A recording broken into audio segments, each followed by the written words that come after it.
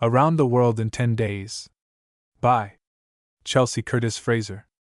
Author of Workaday Heroes, Secrets of the Earth, Boy's Book of Battles, Boy's Book of Sea Fights, The Young Citizen's Own Book, etc.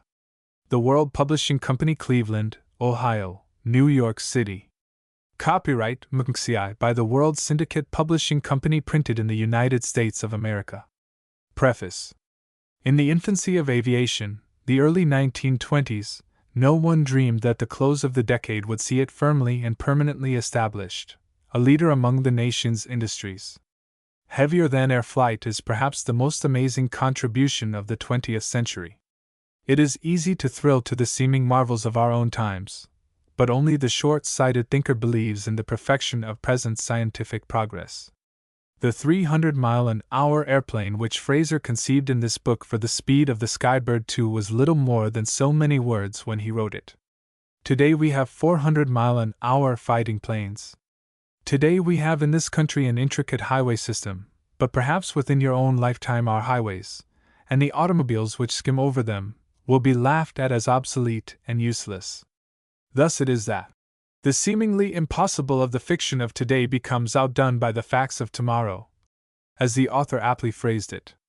In 1920, the idea of going around the world in 10 days was as preposterous as that projected by Jules Verne in 1873 when he wrote Around the World in 80 Days. But time has a way of hurling ridicule back as effectively as a boomerang.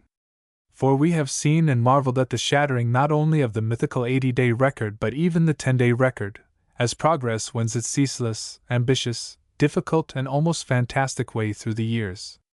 And so it will be gratifying and, no doubt, amazing to many to read this book and realize the advancement made in aviation since this story was written by Mr. Fraser, and how many of the ideas he prophesied for airplane advancement that have materialized in less than a score of years. Around the world flyers, even the most recent, have all flown more or less northerly routes, not following the equatorial belt, which is, as we all know, the Earth's greatest circumference. It is this course that our four young heroes take in Skybird 2, a plane designed and constructed by themselves, containing many features that aeronautics now takes for granted, and some not yet realized, which are, nevertheless, within the scope of mechanical science, as Fraser says. So, it is our opinion, young readers, that in addition to enjoying an exciting story, you will benefit by carefully reading the technical passages, and in doing so, learn to observe your present-day surroundings with a greater perspective, thus adding infinitely greater interest to your view of the world today. The Publishers. Chapter 1, Paul and Bob 2, The Brothers' Invention 3, The Successful Model 4, Planning a Big Airplane v, An Air Race Finish and a Challenge 6, The Missing Blueprints 7, Who's at the Window? 8. The Skybird 2, 9. The Test Flight X, Final Preparations 11. Off for Panama 12. Fighting a Devilfish 13. The Strange Airplane 14. A Familiar Face 15. The Start 16. Tricked by Rivals 17. Across the Atlantic 18. An Irritating Delay 19. Saved by the Searchlight XX. A Jungle Adventure 21. The Double Loop 22. Above the Clouds 23. Bombed by Rocks 24. Riding an Airplane's Tail 25. Engulfed in a Volcano's Dust 26. In Australia 27. Paul vs. Pete 28. A Mix-Up in Dates 29. A Flying Rescue XXX. An Alarming Discovery 31. The Finish. Around the World in 10 Days. Chapter 1, Paul and Bob. Did you say this big air derby around the world takes place this coming summer, Bob? So Dad told me at the breakfast table this morning, Paul. The plans have just been completed. He said full details would be in today's papers. And the afternoon edition is out now, for there's a newsie just ahead of us who is calling out the Daily Independent. That's your father's newspaper, too. It will be in there sure, Paul. Then I'm going to get a copy right now. The two youths, who but a few moments before had come out of the broad doors of the Clark Polytechnic Institute along with a noisy throng of other students, paused when they reached the newsboy in question, and the taller of the pair bought a newspaper which he shoved into an inner pocket of his raincoat. We'll look at this in the car on our way home. A fellow can't do any reading in a storm like this, said the purchaser. Let's hurry up a bit, Bob. I'm so eager to see what it says about that derby that I can hardly wait to get to the station. Say, just think of it, a race around the world by air. Won't that be great? I'll say so, Paul, old boy. They ought to smash all existing records. You know that a man named Mears made the circuit in 35 days about 7 years ago, and he had to depend on slow steam trains and steamships, aided by a naphtha launch. That's true, Bob. Now that we have planes, we ought to do a lot better. But the big oceans are the trouble for aircraft. The Atlantic has been crossed by Alcock and Brown in a Vimy Vickers biplane, and also by our NC-4 flying boat under the command of Lieutenant Red, and by the big English dirigible R-34. But the Pacific, with its greater breadth, has seemed so impossible that it has never been attempted. Why should it seem impossible? Because they can't carry sufficient gasoline to cross the Pacific. But how about the islands? The majority are not level enough to permit a landing, and others are too widely scattered. I have made quite a study of transoceanic flight since Harry Hawker and his partner, Grieve, made their unsuccessful attempt last spring to cross the Atlantic in a Sopwith machine, and for my part one can't see how this proposed derby around the world can all be done by air, when no machine has ever yet been able to hop the Pacific. Well, Paul, we'll soon be at the station out of this storm, and then we can see what the paper says about it, was the philosophical conclusion of his companion. With that they hurried on down the street, bowing their heads to ward off the sharp sleet as much as possible, while they gripped their schoolbooks under their arms. They were a splendid-looking pair of young Americans, probably about 18 years old, and the manner in which they swung along through the disagreeable drizzle, paying scant attention to it as they laughed and talked, showed them to be full of that boundless energy and gaiety of spirits which only perfect health and participation in athletics can bestow. As Paul Ross and Robert Giddings approached the next corner, a young man with umbrella held low in front of him hurried around it, and ran into a small Italian girl who was carrying a basket of fruit. She was staggered by the collision. Her basket was knocked from her arm, and the oranges began to roll in every direction. The child broke into tears, but the cause of her misfortune only paused long enough to say angrily, "Confound you, you careless little beggar! Why don't you watch where you are going?" and hurried on his way. "Say, Paul, did you see the way that swarthy-faced chap used that little girl?" cried Bob indignantly. "I certainly did," was the no less indignant answer. "That lazy dog ought to be horsewhipped. Let's help the child." Both boys fell to work with a will, rescued the escaping oranges, and tucked them back in their owner's basket. Then, with her grateful thanks ringing in their ears, they hurried on once more. After they had gone a few steps, Paul Ross observed, "Bob, I've seen that fellow before. That was Pete DeVoe. He used to be an air mail pilot on the same run as my brother John, but was discharged for drunkenness. Since that he has blamed John, and has written him several threatening letters, but is too cowardly to face him." By this time they had reached the West 137th Street station of the suburban railroad which runs between the metropolis and various shore towns along the picturesque Hudson. They were just in time to catch a train, and found a comfortable seat in a rear coach. Then Paul brought forth the newspaper he had purchased. What they saw was found on the very first page, prominently displayed under a black-faced heading. "Read it aloud, Paul," suggested Bob, and his friend proceeded to do so. The article was to the effect that the Aero Club of America, in conjunction with eminent aviation associations of the kind in Europe and Asia, had planned to stimulate interest in flying by holding an aircraft race around the world, which would start on the morning of July 4th. All contestants must be at least 21 years of age, and furnish an entrance fee of $200. They might use any type of aircraft they chose, and could carry as many assistants as they wished, even utilizing trains or steamships. If not less than 3/4 of their journey were made by air, and they must stop at least once in each of 4 continents, and cross the Atlantic and Pacific Oceans. Aside from these provisions, the selection of route was left entirely to each contestant. Then followed an imposing list of names of well-known flyers who, it was said, had signified their intention of competing. The article wound up with the statement that prizes aggregating $1 million would be offered the winners. $1 million! Exclaimed Bob Giddings. "Paul, old man, you'd better go in for this." Paul Ross's eyes sparkled, but the next moment he laughed and shook his head.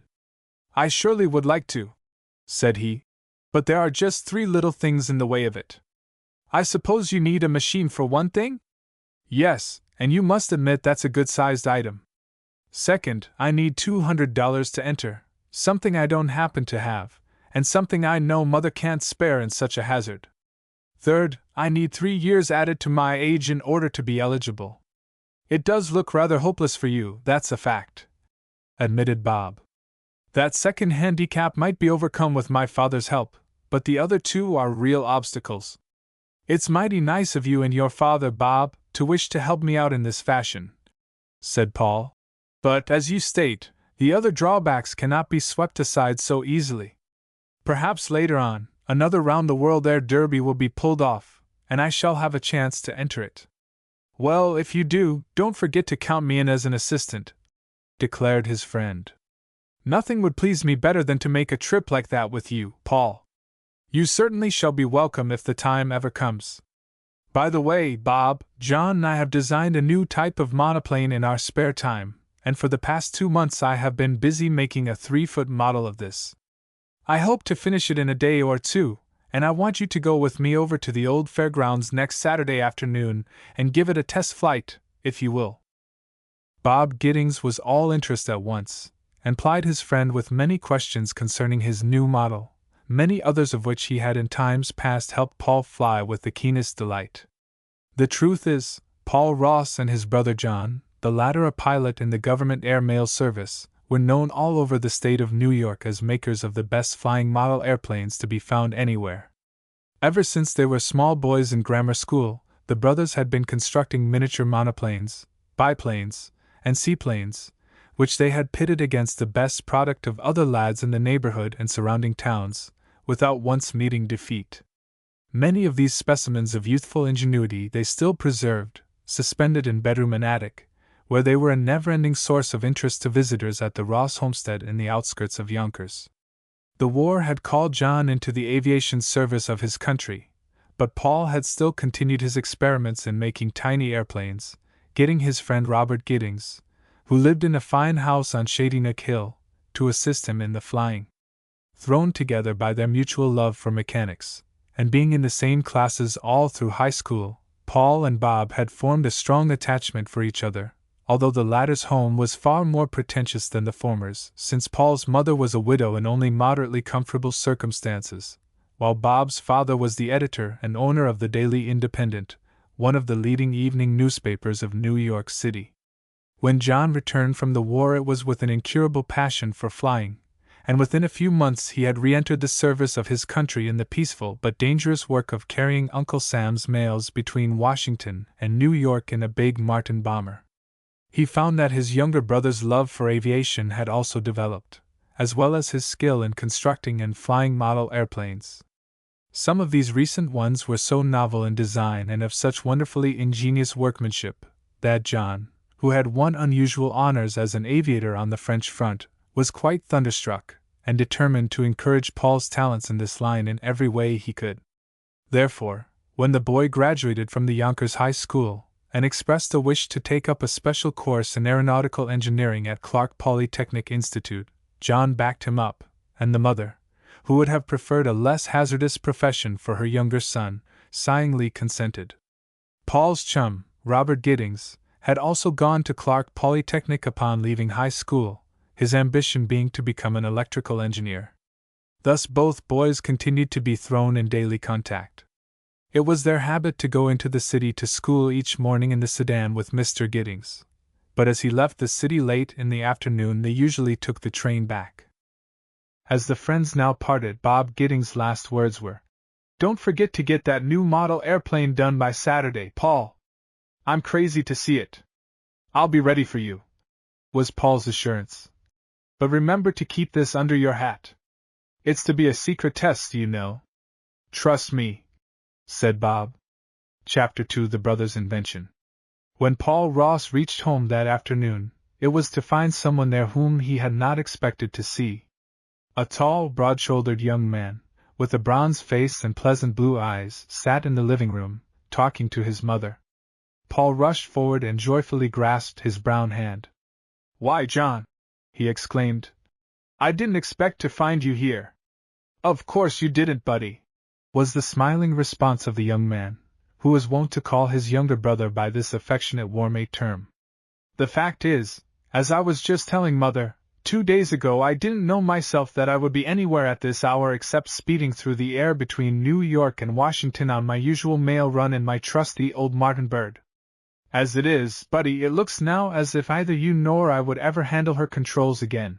There was a note of sadness in John's voice as he said this. Why, what's the matter, John? Asked Paul quickly.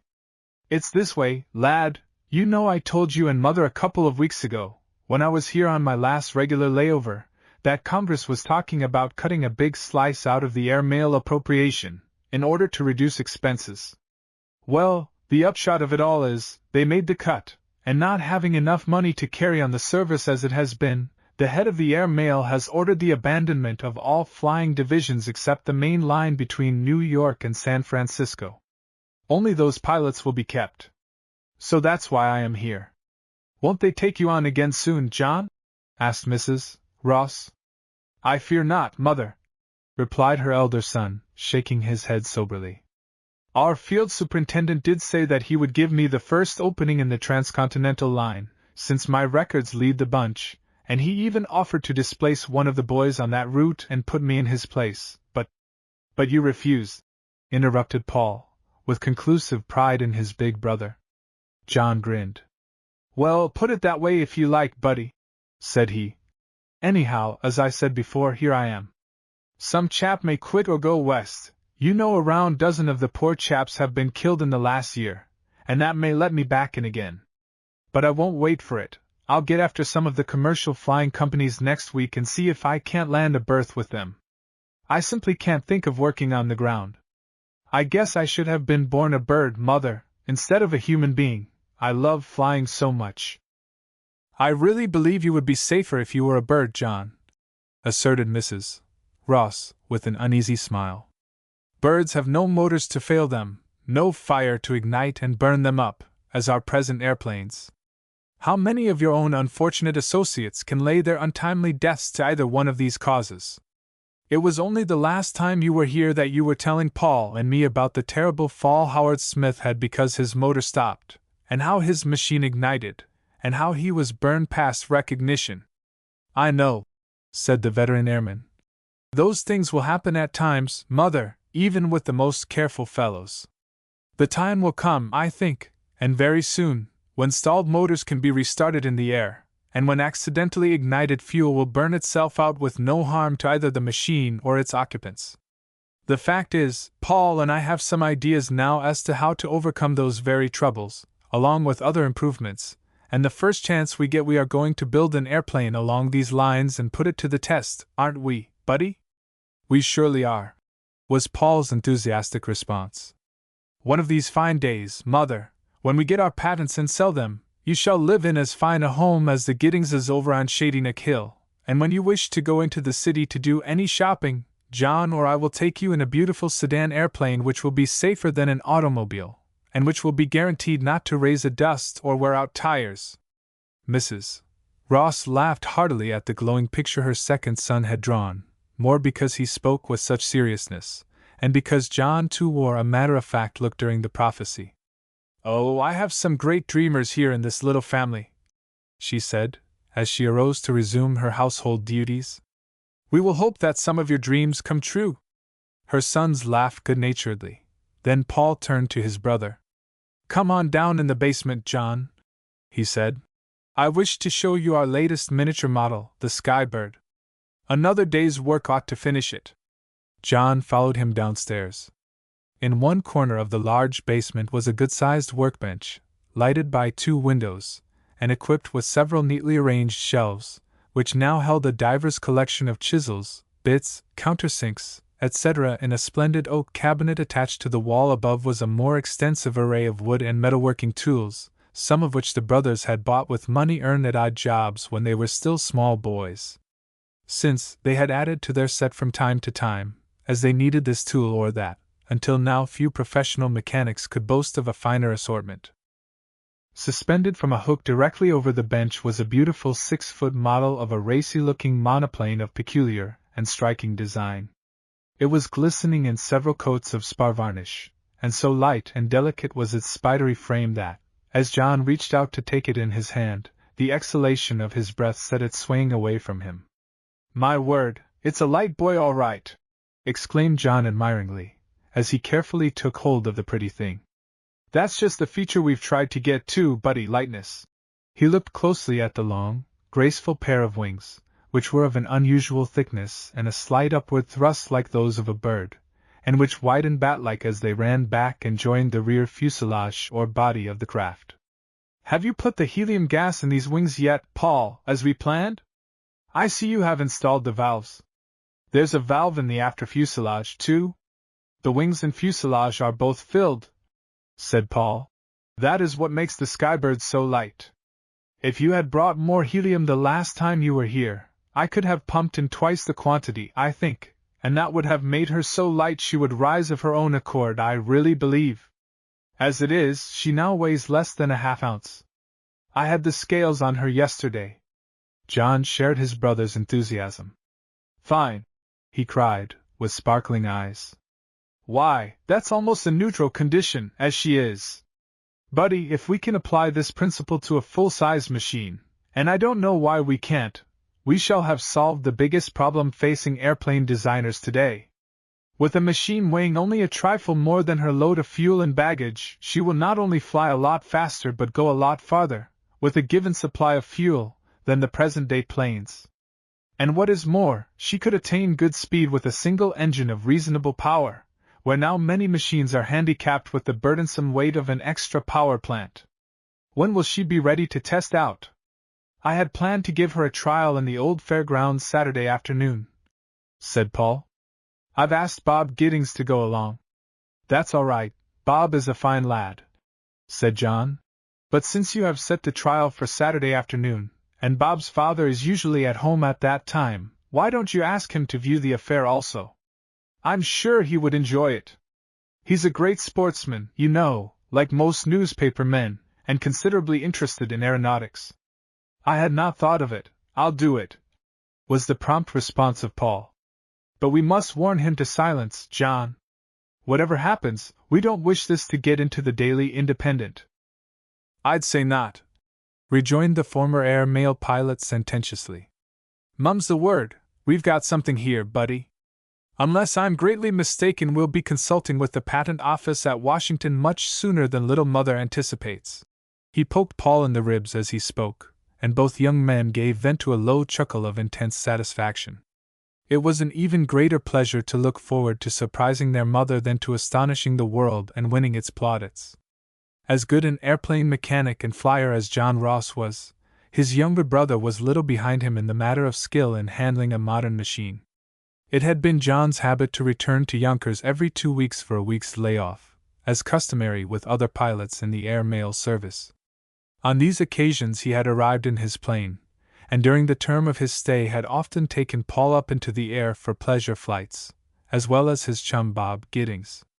Both boys were keen students, and it was not long before John could trust them to operate his big Martin with every confidence. Once, indeed, he and Paul had been caught over Long Island Sound in a bad storm, when the latter was in the pilot's seat, but Paul had brought the craft through like a veteran, winning his brother's unstinted praise and undying respect. Chapter 3: A Successful Model. Mr. Giddings was glad to accept the invitation to the trial flight. He and his son met the Ross boys at the old race course Saturday afternoon. This immense, level field, with its 1-mile oval and great empty sheds, at one time had been the county's boasted fairgrounds, but 2 years prior to the opening of our story it had been sold to Mr. Giddings, whose residence property stretched down the side of Shady Neck Hill and joined it. New fairgrounds had then been established in another, and more centrally located section of the district. In the old grounds the boys of the neighborhood now went to fly their kites and model airplanes, to hold impromptu bicycle and foot races, and to play tag and hide-and-go-seek in the cavernous sheds and around the numerous sagging stables. It was late in the afternoon, just before dusk, when the winds would be at their quietest, and others not likely to be present, that our friends arrived at the field. There was not a soul to be seen. Paul, who had carried his precious skybird, freed it from the wrapper and held it up for Mr. Giddings to see. The night before, he and John had put the finishing touches to the delicate structure by adding another coat of varnish and attaching the little rubber-tired aluminum wheels to the axle. As Paul now held it up before the gaze of the great newspaper man, Mr. Giddings made no effort to restrain his admiration. "What a little beauty!" he cried. "Why, it's almost a perfect mechanical representation of a bird." "Isn't she a dandy, Dad?"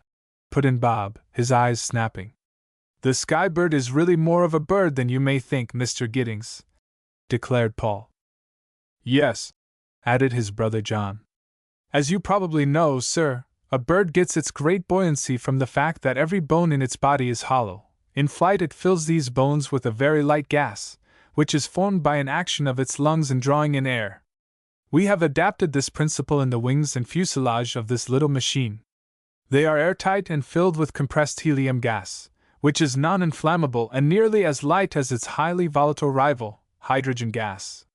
"Hydrogen gas is surely a dangerous commodity around fire," said Mr. Giddings. "I understand that when the big English dirigible R-34 came across the Atlantic last summer she was filled with hydrogen, and that her commander and crew all wore felt-soled shoes, so that they would not by any chance cause a spark when they walked over her metal floors and ladders just beneath her great bag." "That is true," vouched John Ross. "One little spark reaching any of that stored hydrogen would have torn that great dirigible into fragments in one gigantic blast. We have handled recent newspaper copy containing mention of this new gas, helium, but I must confess I am in the dark regarding its nature and source," said Mr. Giddings. "What is it, anyway?"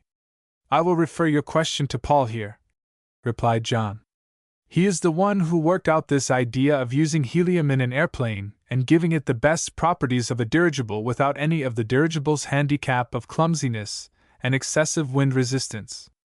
He has been studying the properties of helium in school, also the flight of birds. Well, not to get into a tiresome discourse, as Professor Heron would say, I shall make this description very rudimentary," said Paul, with a smile.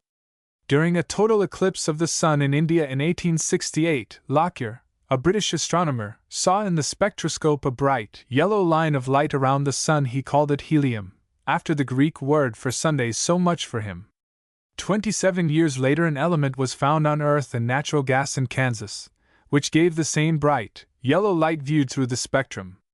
The people, finding it would not burn, disgustedly let millions of barrels of this valuable element escape into the air, before a scientist told them that it was of untold value for balloon and airship purposes. It is thought the gas comes from radium deposits.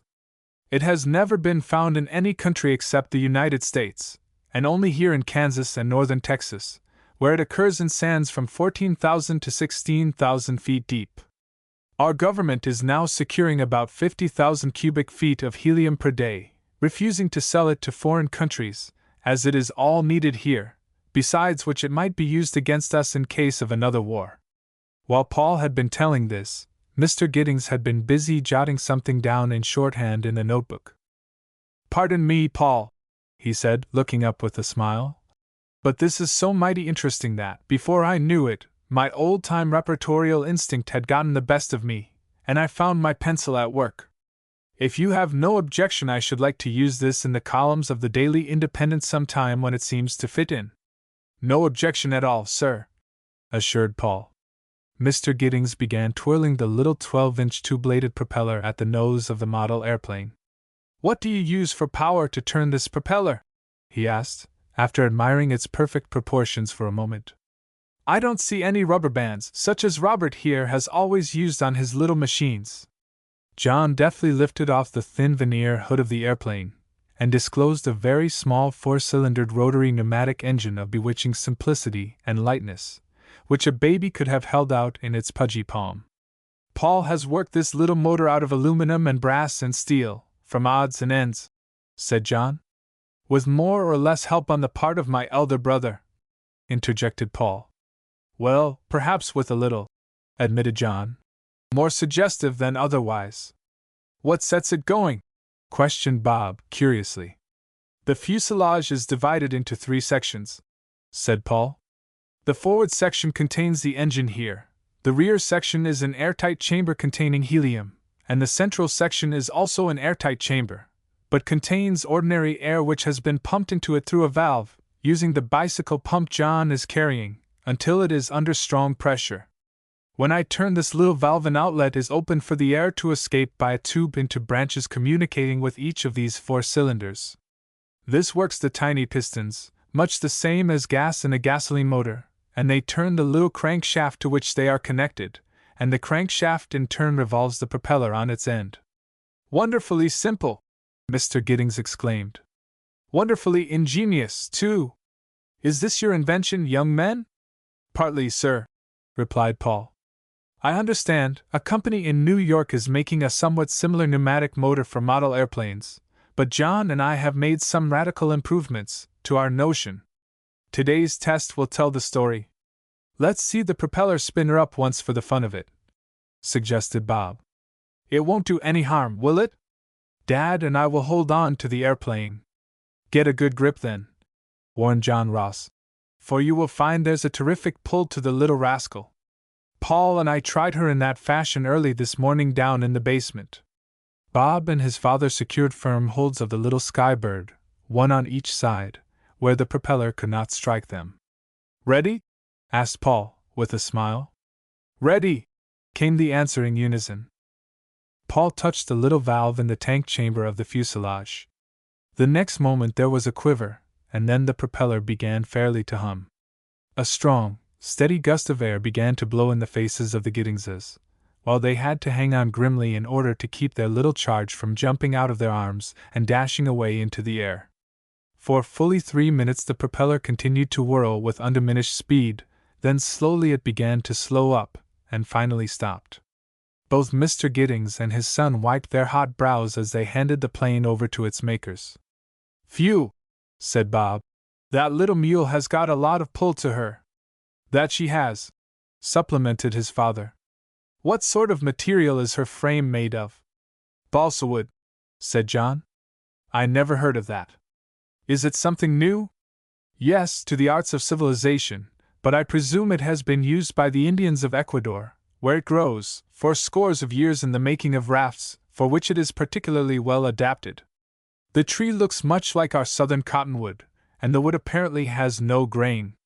It has a surprising toughness and strength, and is a trifle over half the weight of cork, weighing only 7.8 pounds per cubic foot, while the same size piece of cork weighs 13.7 pounds. Has this wood ever been used in constructing full-sized airplanes? Asked Mr. Giddings. I think not, but Paul and I believe it will be the coming wood for them, said John with enthusiasm. We have used it plain on this machine.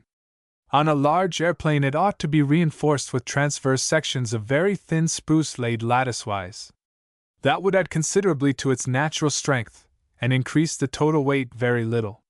Hum, said the great newspaper publisher. This is very interesting, I am sure.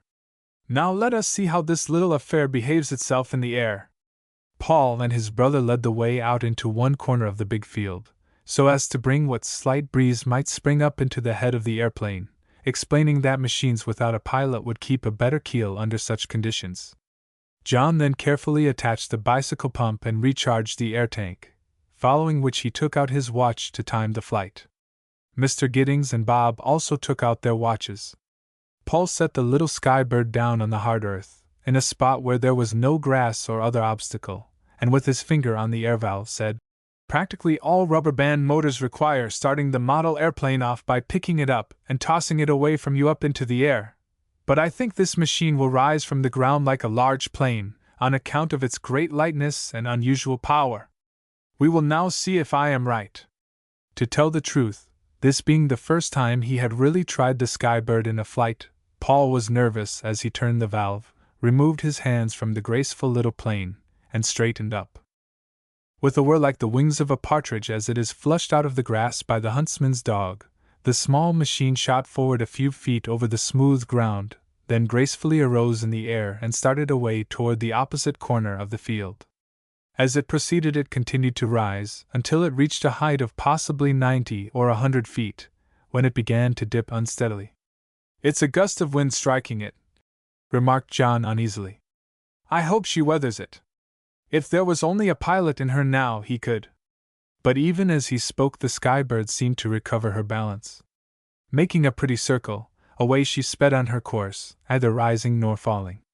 Like a real bird she sailed onward, the noise of her whirring propeller now lost to her flyers, but her little pale yellow silk wings against the blue sky plainly tracing her course for them. Paul was running after her now as fast as his legs could carry him. What if she should keep right on and go over the far fence? He might lose the little darling. That fence was a good half-mile away. For his pet to cover such a distance had not seemed within the bounds of probability to either himself or John at the start, for all of their great confidence in the flying powers of the new model. Now, as he kept on running and the skybird continued going with no sign of dropping, Paul really became alarmed for her safety in landing. But just before it reached the boundary of the grounds, the youth saw that the airplane was slowly settling. Into the next field it flew, and the high board fence shut it from Paul's view as he came up to it. With a jump he caught the top boards, and scrambled up, springing down on the opposite side. It was to see his little machine just miss the branches of an oak tree and settle down into some long grass about 100 yards beyond. He found it undamaged, and hurried back to his friends in the fairgrounds, his heart beating jubilantly at the splendid results of the flight. He hugged the small airplane to his heart as if it were the most precious possession in the world, as indeed it was to him. Mr. Giddings and Bob were loud in their praise, and John smiled in that quiet way that told the younger brother how well pleased he was. It was found that the sky bird had passed over the lower fence in just 1 minute and 3 seconds, which was certainly good speed for such a diminutive contrivance. Several other flights were then made, all of which were equally successful. At the conclusion, Bob Giddings was so excited that he could hardly stand still. "Dad, isn't this little thing simply a wonder?" he exclaimed. "I'd give anything in the world if I could own a big fellow built on this principle. I'll bet it would pass anything now made." His father looked thoughtful for a moment. Then, turning to the Ross brothers, he observed, "Do you think, boys, that these features could be successfully applied to a full-sized airplane?" "There's no doubt at all about it, to my mind, sir," replied John Ross. "That's the next thing Paul and I propose doing, although I expect we shall have a hard time getting enough money to meet the expense of materials. Of course we shall have the regular type of gasoline engine in place of this pneumatic arrangement, as this principle won't apply to big machines. I figure a 400 horsepower Liberty engine would carry such a machine 200 miles an hour." Again Mr. Giddings was silent a moment. Then he resumed, "John, I hear that you have been laid off from your airmail job. Is that right?" "It is, sir." "Well, then, I am going to make a proposition to you and Paul, and in a way Robert may consider himself involved, too, I expect. As you may know, Robert plans to be an electrical engineer, and Mrs. Giddings and myself are anxious to encourage him in every way we can. For some time he has been experimenting with wireless telegraph and telephone apparatus, and has made some sets of the latter which it seems to me are an improvement over anything now on the market, particularly a set for airplane use, which he has no means of properly testing out on account of the lack of the airplane. Now my proposition is just this: I will meet every expense of making a first-class full-sized airplane like the Skybird, and pay you, John, a wage equal to that which the government allowed you as a pilot, if you 3 young men here will do the construction work secretly, and if Robert may be allowed a 1/3 interest in the venture, both in the plane to be made, and in any future benefits to be derived from the patent rights." Of course the delighted John and Paul accepted this splendid offer, and Bob Giddings was so happy at the prospect of a fine big airplane in which to install his wireless apparatus that he actually hugged his father. They repaired to the Giddings home, and there, in true business form, a contract was drawn up and duly signed by all interested parties, with a notary's seal attached. With a copy in their possession, the Ross boys hurried home, after having dinner with the Giddings family, to acquaint Mrs. Ross with the good news. Chapter 4: Planning a Big Airplane. As planned, the much-talked-of Air Derby around the world took place from Mineola Field, New York, on the 4th of July. A great crowd had been attracted, owing to the extensive accounts of the affair in the big newspapers for the past several months, and a thrilling hush fell over the assemblage as, at high noon, one after another of the famous flyers took off in various types of aircraft. There were 4 big dirigibles, 2 of which started to cross the Atlantic at once, while the others took a northerly course with the intention of making the final hop from St. John's, Newfoundland, in accordance with several previous attempts of other aircraft. Besides these, 7 heavier-than-air machines started, all making for Newfoundland also. 4 of these were flying boats, 2 were seaplanes, and the other was a double-propellered biplane. Needless to say, the Ross boys and Bob Giddings and his father were present to see the machines off. They had arrived in the big automobile of the publisher, and were greatly interested in every detail of the departure. Several of the contestants John Ross knew, having met them at some time during his flying periods, and it gave him a chance briefly to renew old acquaintanceship and personally to wish them good luck on their long journey. Of course, our friends would have given a whole lot to have been able to compete in the novel contest themselves, but that was out of the question. When the last machine had disappeared from sight, they took their departure. Mr. Giddings left them at the office of the Daily Independent, following which Bob drove Paul and John out to some of the city's beautiful parks. Late in the afternoon they again stopped at the newspaper building and picked up Bob's father, thereupon turning the car in the direction of Yonkers. Altogether they had passed a very pleasant holiday. "Robert tells me that your plans for the new airplane, the Skybird 2, are just about finished, John," remarked Mr. Giddings, as they sped northward along the smooth surface of Riverside Drive, with its beautiful greenery on the left, and its fine residences at the right. "Yes, sir," said John. "We have been devoting every spare moment to them. Of course, a good many changes had to be made to adapt conditions from the little airplane to the big fellow, and to incorporate the extra pet features we all agreed upon were desirable. You know it never pays to start building an important and costly affair like an airplane without having every detail thoroughly planned out, and perfect working drawings in hand. I think Paul will complete the drawings early next week, including copies for accompanying the specifications when we apply to Washington for patent rights. As soon as the drawings are done, we will drop in at your home in the evening and show them to you." "Good," said Mr. Giddings. "I shall await them with great interest. I suppose as soon as I approve these drawings, you fellows will all pitch into the actual work." "We surely will, sir," laughed Paul, while Bob, at the wheel in front, having caught some of the conversation, called back with energy. "That's just the size of it, Dad. We have everything all ready," continued Paul. "The balsa wood and spruce we ordered some time ago is on hand, and that will keep us busy until other needed materials arrive. We have repaired the big exhibition building in the old fairgrounds, put on new double doors and purchased a good Yale lock for them. John and I have taken our workbench and tools over there, and Bob has helped us rig up a nice little 5-horsepower motor and small handsaw, also a circular saw, homemade sand drum, a small planer, and a boring machine. That building is dry, and has lots of room in it for housing the new airplane as it grows to maturity. When cold weather comes, we can easily install a couple of heating stoves to keep ourselves comfortable and protect our materials and the machine from frost damage." Mr. Giddings expressed himself as well pleased with these arrangements. As he noted the foresightedness of the young mechanics, his confidence in them expanded. "Don't hesitate to order anything you need, young men," he said warmly. "Have them send the bills to me. If my trust in you is misplaced, I am willing to stand the consequences. This is not only the best kind of a practical education for Bob, but it is good business training for all of us. Go ahead, go ahead!" With such strong encouragement, is it any wonder that the 3 young men continued their operations vigorously? Not one of them scarcely wanted to stop long enough to eat and sleep, a la Edison, and as it was now summer vacation time, Paul and Bob were able to be with John all day long in the old exhibition building.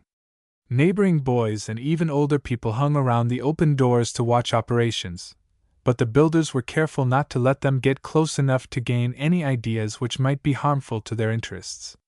On Tuesday evening of the week following the start of the Air Derby, John and his brother put on their best clothes and hied themselves over to the Giddings home.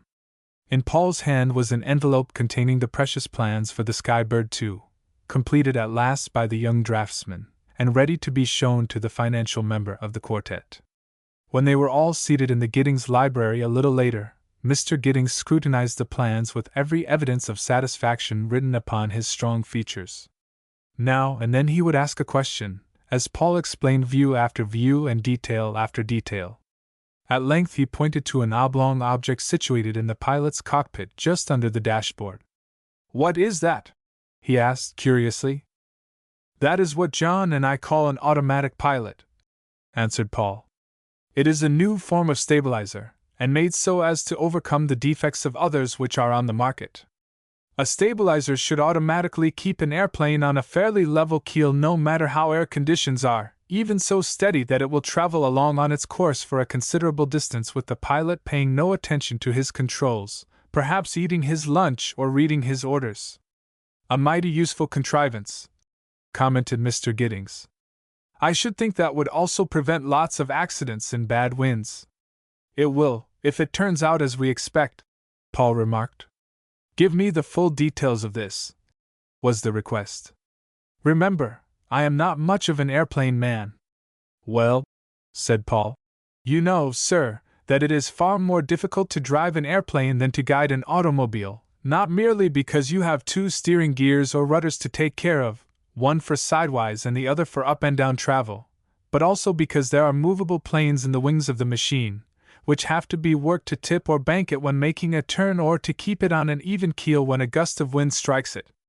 The rudder is the vertical plane at the tail of the machine, and is used for steering sideways, while the elevators are the two horizontal movable planes just below the rudder, which are used for steering up and down. Similar planes to the latter, one situated in the back edge of each upper wing, are called ailerons, and one or the other is raised or depressed according to whether the aviator wishes to bank to the right or left. The driver of an automobile has nothing to do but watch his steering wheel, and be ready to touch a pedal when he wishes to slow up or go faster or stop. If he makes a curve, he does not have to bank his machine owing to his comparatively slow speed, but the aviator, traveling much faster through the air, must do this, bringing his airplane to a steep angle if he makes a very short turn. If he does not calculate just right, he is likely to turn upside down and meet this death in a nasty fall. While the careful automobilist can always see the road in front of him and avoid rough spots or obstacles before he reaches them, the aviator cannot do this.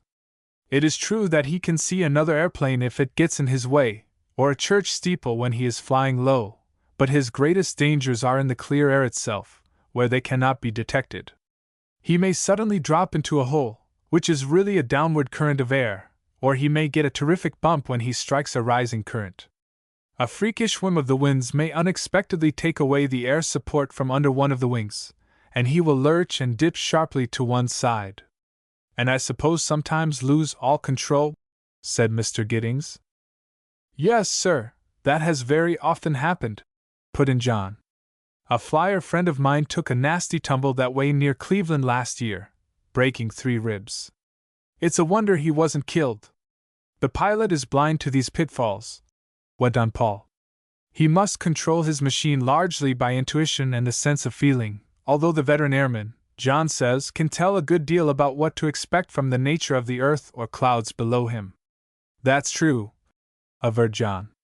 "The closer you are to the earth, the more you will feel the bumps, as we call them.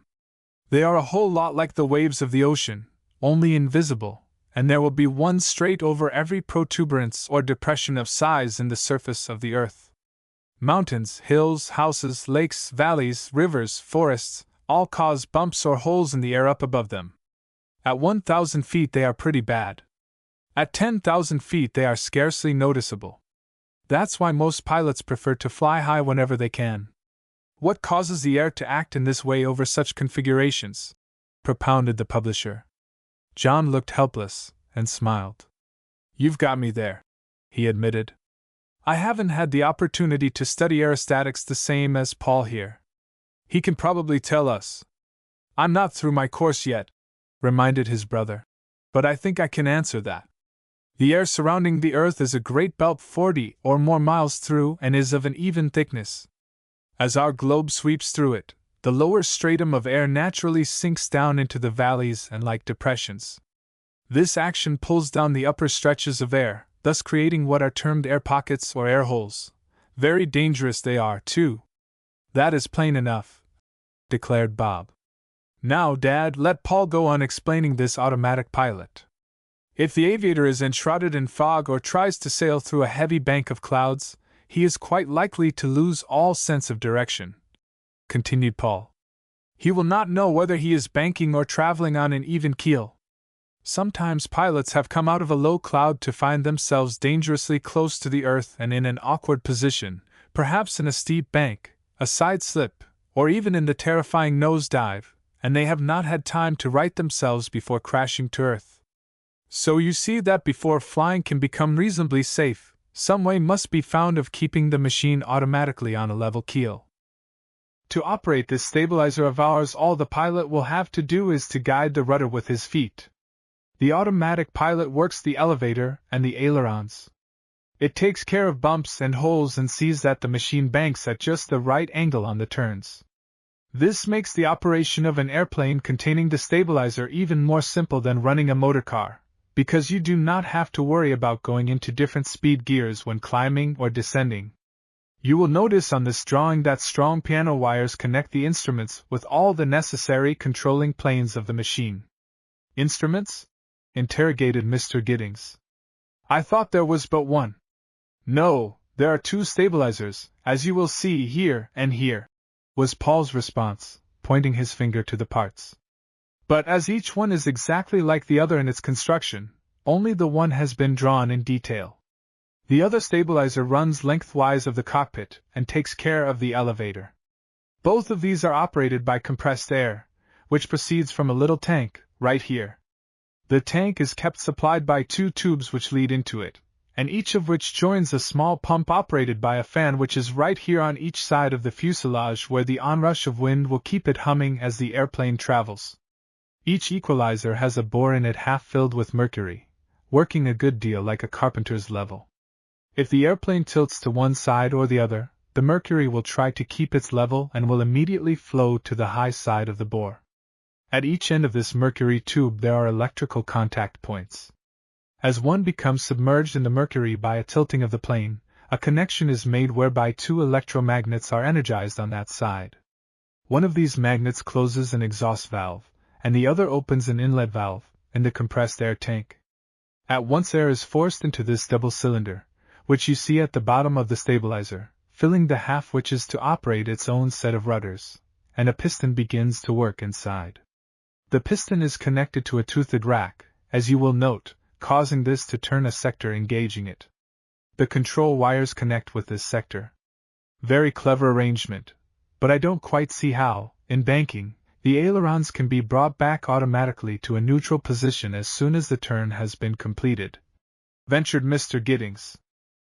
John and I have provided for that, while Bob is responsible for the electrical features I have just mentioned, said Paul. You will notice that at the top of the mercury channel there is a dividing wall. A tube runs from the left side of this wall to the right wing of the airplane, also from the right side of the wall to the left wing. At the end of each tube there is what we call a venturi tube.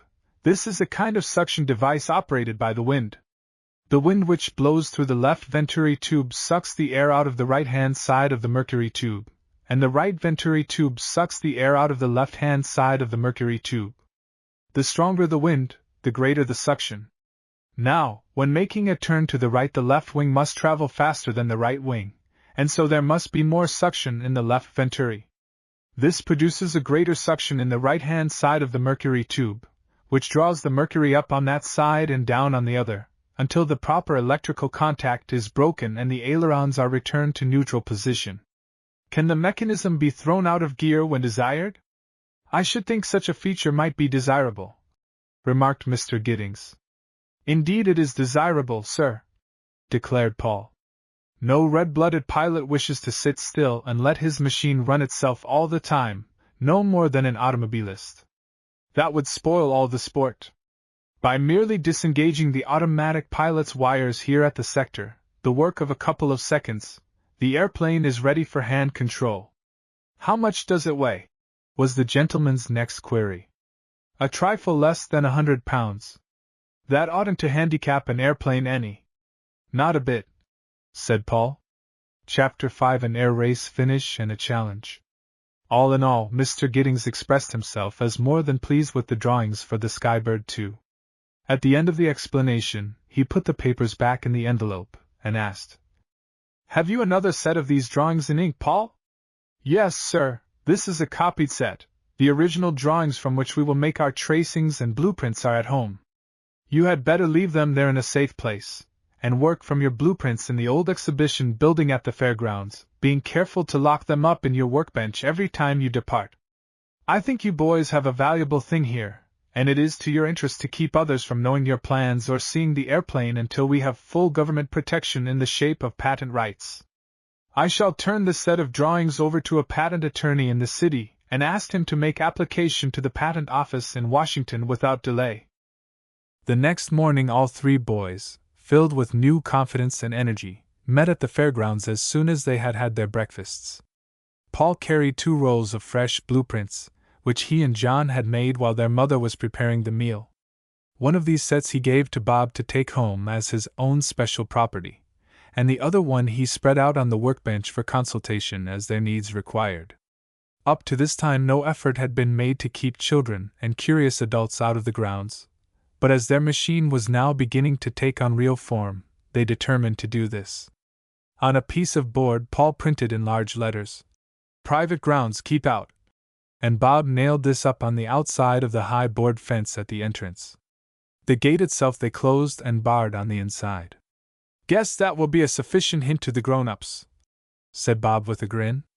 "If the kids climb over, we'll fasten a red flag to the front of our big hangar and paint dynamite in letters a yard long across the front of the building."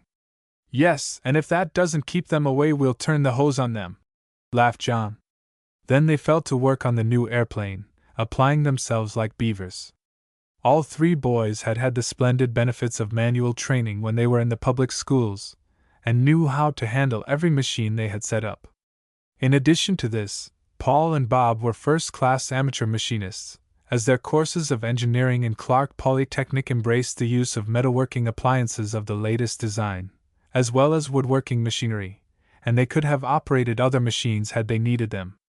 That evening the workers went back home tired but well satisfied with their progress. The next day the shavings flew again, and by the latter part of the week they had begun to assemble portions of the fuselage, using a waterproof glue which had been especially prepared for airplanes, and applying galvanized screws to withstand rust in damp atmospheres. As the days went by, the boys, like almost everybody in the country, watched the newspapers eagerly for reports of the progress of the contestants in the big air derby around the world. Only 4 of the 11 aircraft to start had succeeded in getting across the treacherous Atlantic, 2 of these being dirigible balloons, one a flying boat, and the other a Vickers Vimy biplane. After landing on European soil, one of the lucky airships came to grief in Italy in making a stop for fuel, but the driver had obtained an Italian Caproni plane and was making his way eastward with all haste. The other dirigible, commanded by Americans, had reached Tehran, Persia, where gas-bag troubles had compelled her crew to continue by train. About the same time the flying boat, piloted by a Boston man, and the biplane, in control of 2 Englishmen, had reached Yokohama, Japan, within a few hours of each other. It was said that these contestants would wait there for the first steamship going to San Francisco, as they feared it would be impossible to fly across the great Pacific stretch of almost 5,000 miles. Upon reaching San Francisco, they planned to continue the journey to New York in airplanes furnished by California Aeronautical Friends. The newspapers shortly after this announced the sailing of the rival parties at Yokohama. Storms and fog delayed the vessel.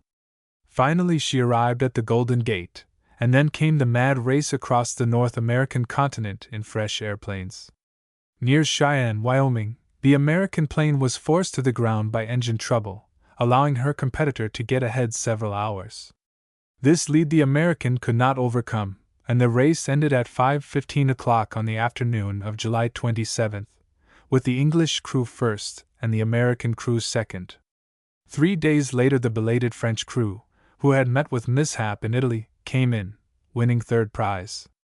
The Ross brothers were at work in the hangar when Bob Giddings, who had gone into town on his motorcycle after some more screws, came back waving the copy of the Daily Independent containing this last account. "Cartier and his bunch have arrived," he cried, springing from his machine.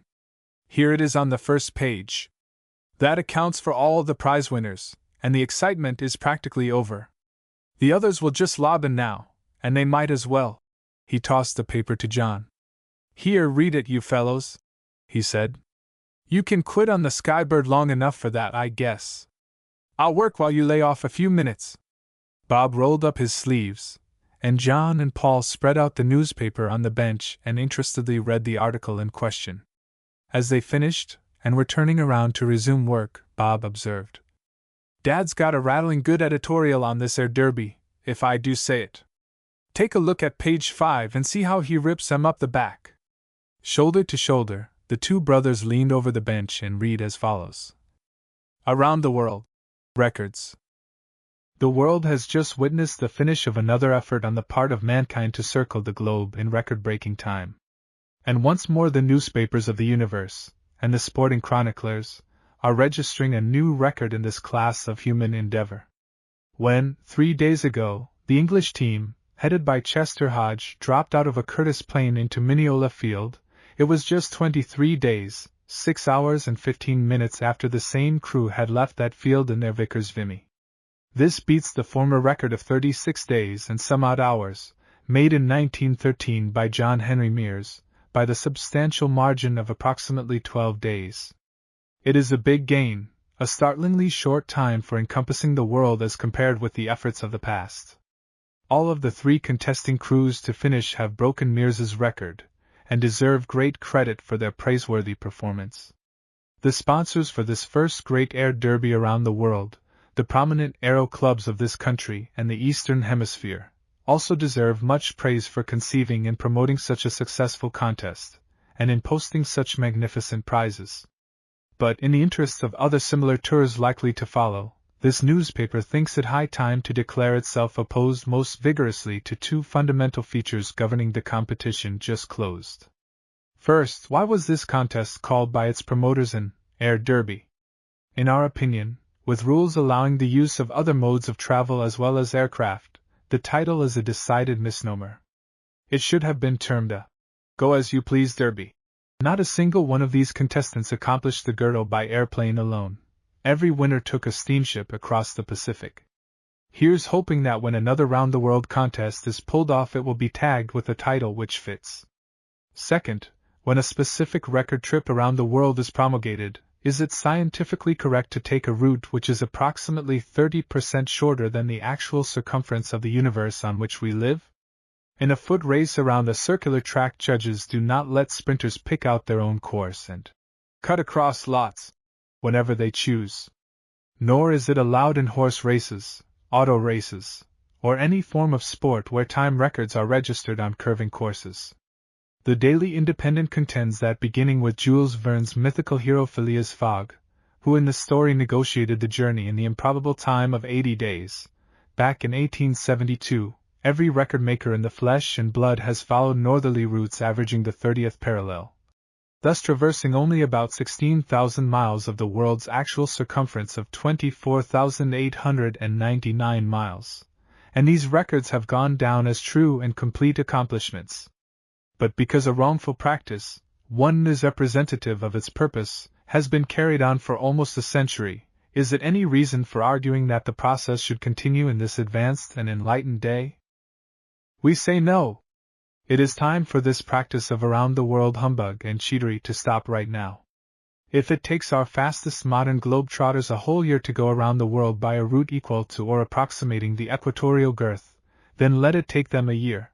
For the sake of our pride and all that is good and sincere, let us do our stunts on the square. There are no records of an equatorial trip around the world. Who will be the first to establish one? Let us run a pen through all these short-cut records of the past, and turn a clean page for the entry of the first real journey around the fat old world's belt. As Paul finished the editorial, his heart was beating very fast. He was a true sportsman, and he realized the truth in the bold stand taken by the Daily Independent. His brother John was no less favorably affected by it. "Bang me," if that isn't a good article," said John enthusiastically. "Mr. Giddings may get a lot of criticism for this from a certain class of people, but he's taking the right course." "He certainly is," approved Paul. "I had never thought of it before, but he points the error out so clearly that almost anybody ought to realize the need of a fairer route after reading his statements. Just as he says, it's never too late to correct matters which have been going wrong, no matter how long. I'd give anything I've got if I could be the first fellow to go around the world's belt," declared John, his brown cheeks glowing with deeper color at the thought. "I wouldn't care so much about beating these other chaps in the matter of time, just so long as I made a fair trail." "Oh, John, wouldn't that be a great trip?" cried Paul. "Say, look at here," broke in Bob Giddings, who had been near enough to overhear all of this conversation. His face was glowing, too, as he turned toward the brothers. "When we get the Skybird 2 done, why couldn't the three of us pick out a new course around the globe in her? If she's as good as we think she will be, we could travel over any kind of land or water with her, and I think we could pick out islands in the Pacific so that we could cross that and make the entire journey by air. I believe this old ship could do it all right," said John, full of confidence and thrilled at the idea, as he stepped back and looked at the partly assembled fuselage with a loving eye. "But Bob, a trip like that would cost a lot of money just for gas, and you know Paul and I could hardly afford it." "I'm going to speak to Dad about it anyhow," decided Bob. "He has been talking airplanes and world routes at home to Mother and me for the last 3 months, and maybe he will be interested enough to back us up. He never stops at anything when he once sets his mind on it." It was several days after this that Bob Giddings came to work with another newspaper in his hands. "Things seem to be coming our way as fast as they can," he said, with a mysterious smile. "Take in what Mr. Wren, the editor of this paper, says in this framed insert on the front page." John and Paul did as directed. The article was prominently displayed, and was to the effect that the Clarion disagreed very strongly with the attitude adopted by its contemporary, the Daily Independent, in regard to around-the-world routes. It declared that it was physically impossible by any mode of modern travel to follow a route along, or even within 20 degrees of, the equatorial line, and said it was a shame to assail the creditable records made in the past. In conclusion it stated, "If our esteemed sheet, the Daily Independent, feels so cocksure of its position, why does it not do a little demonstrating? Why does it not organize an expedition, and prove its claim? This is all bunk. We are so sure of it, that we right now challenge our misguided friend to run us a race around the world on a course of his own selection, at any time, by any mode of travel he may choose. There! We have knocked the chip off of the Daily Independent's shoulder. Now let's see if our friend is really a bluffer or a fighter." "You know the Clarion is a powerful evening newspaper, too," said Bob, when the Ross boys looked up from their reading. "It has always been a hot rival of Dad's paper, but it never got quite so sarcastic as this before. Dad was good and mad when he read this last night. 'I'll show both the Clarion and the public whether I'm a bluffer or not,' he said to Mother. 'If it takes the last cent I've got, I'll organize an expedition to meet their challenge and prove my theory to be the correct one.' Then I woke up to our opportunity. I suggested to Dad that if the Skybird turned out as we hoped, she would be the very thing to pioneer such a route and give the Clarion people a race to make their eyes stick out, and I said John Ross was willing to head a crew including Paul and myself." "What did he say?" asked John and Paul, almost in the same breath. "Well, he gave a little gasp, his eyes snapped, and he quit walking the floor and sat down on the Davenport. 'Robert,' he said, 'I'll think this matter over.' Then he lit a cigar and went to smoking. Dad seldom smokes except when he's got something heavy on his mind." John and Paul now joined Bob in putting a knee brace in the new airplane body. Somehow they had a feeling that the parts they were assembling with such care would one of these days go on a very long and arduous journey. Chapter 6: The Missing Blueprints. The Air Derby created interest all over the world. People in foreign lands talked about it and read about it in their newspapers, just as they had done in the United States and Canada. With the keenest kind of interest they had followed the reports of its progress and its finish. Several nations had hoped to have their own representatives come in first, only to be disappointed. All this interested world pricked up its attention anew when the bold editorial of the Daily Independent was widely copied. As John Ross had predicted, and as probably Mr. Giddings knew before he wrote it, this particular article caused a furor of comment editorially and otherwise. Much of this, indeed, it seemed the most of it, was favorable to the stand taken by the New York publisher. But when the rival sheet, the Clarion, arrayed its strong force in opposition, the conservative element of the public felt vastly encouraged, and many were the heated personal arguments as well as newspaper duels, which ensued. Aviators all over the land were particularly concerned, and it goes without saying that the winners of the late competition were all lined up with the Clarion contingent.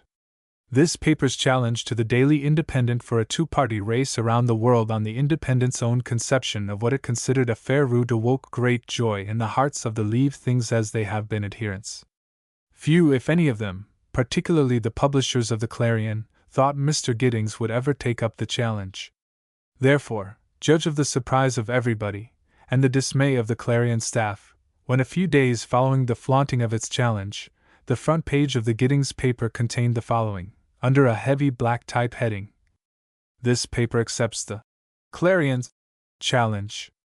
A short time ago, the Daily Independent, in an editorial, strongly criticized the methods or rather routes used in the past in making world tours for a time record, stating that such journeys had all been made unfairly, and that the routes adopted were about a third less than the actual circumference of the globe, and that in our opinion the only legitimate around-the-world record could be made by following approximately the equatorial line.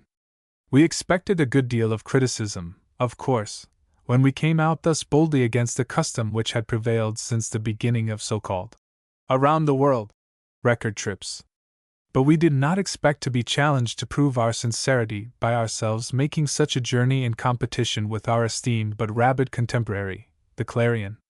To show the Clarion that we are not bluffing, and that we are perfectly willing to demonstrate practically any position we ever take, we herewith accept its challenge. Even now we have in process of construction a new type of airplane, by means of which we are confident we can fly approximately straight around the belly of this old world entirely by air.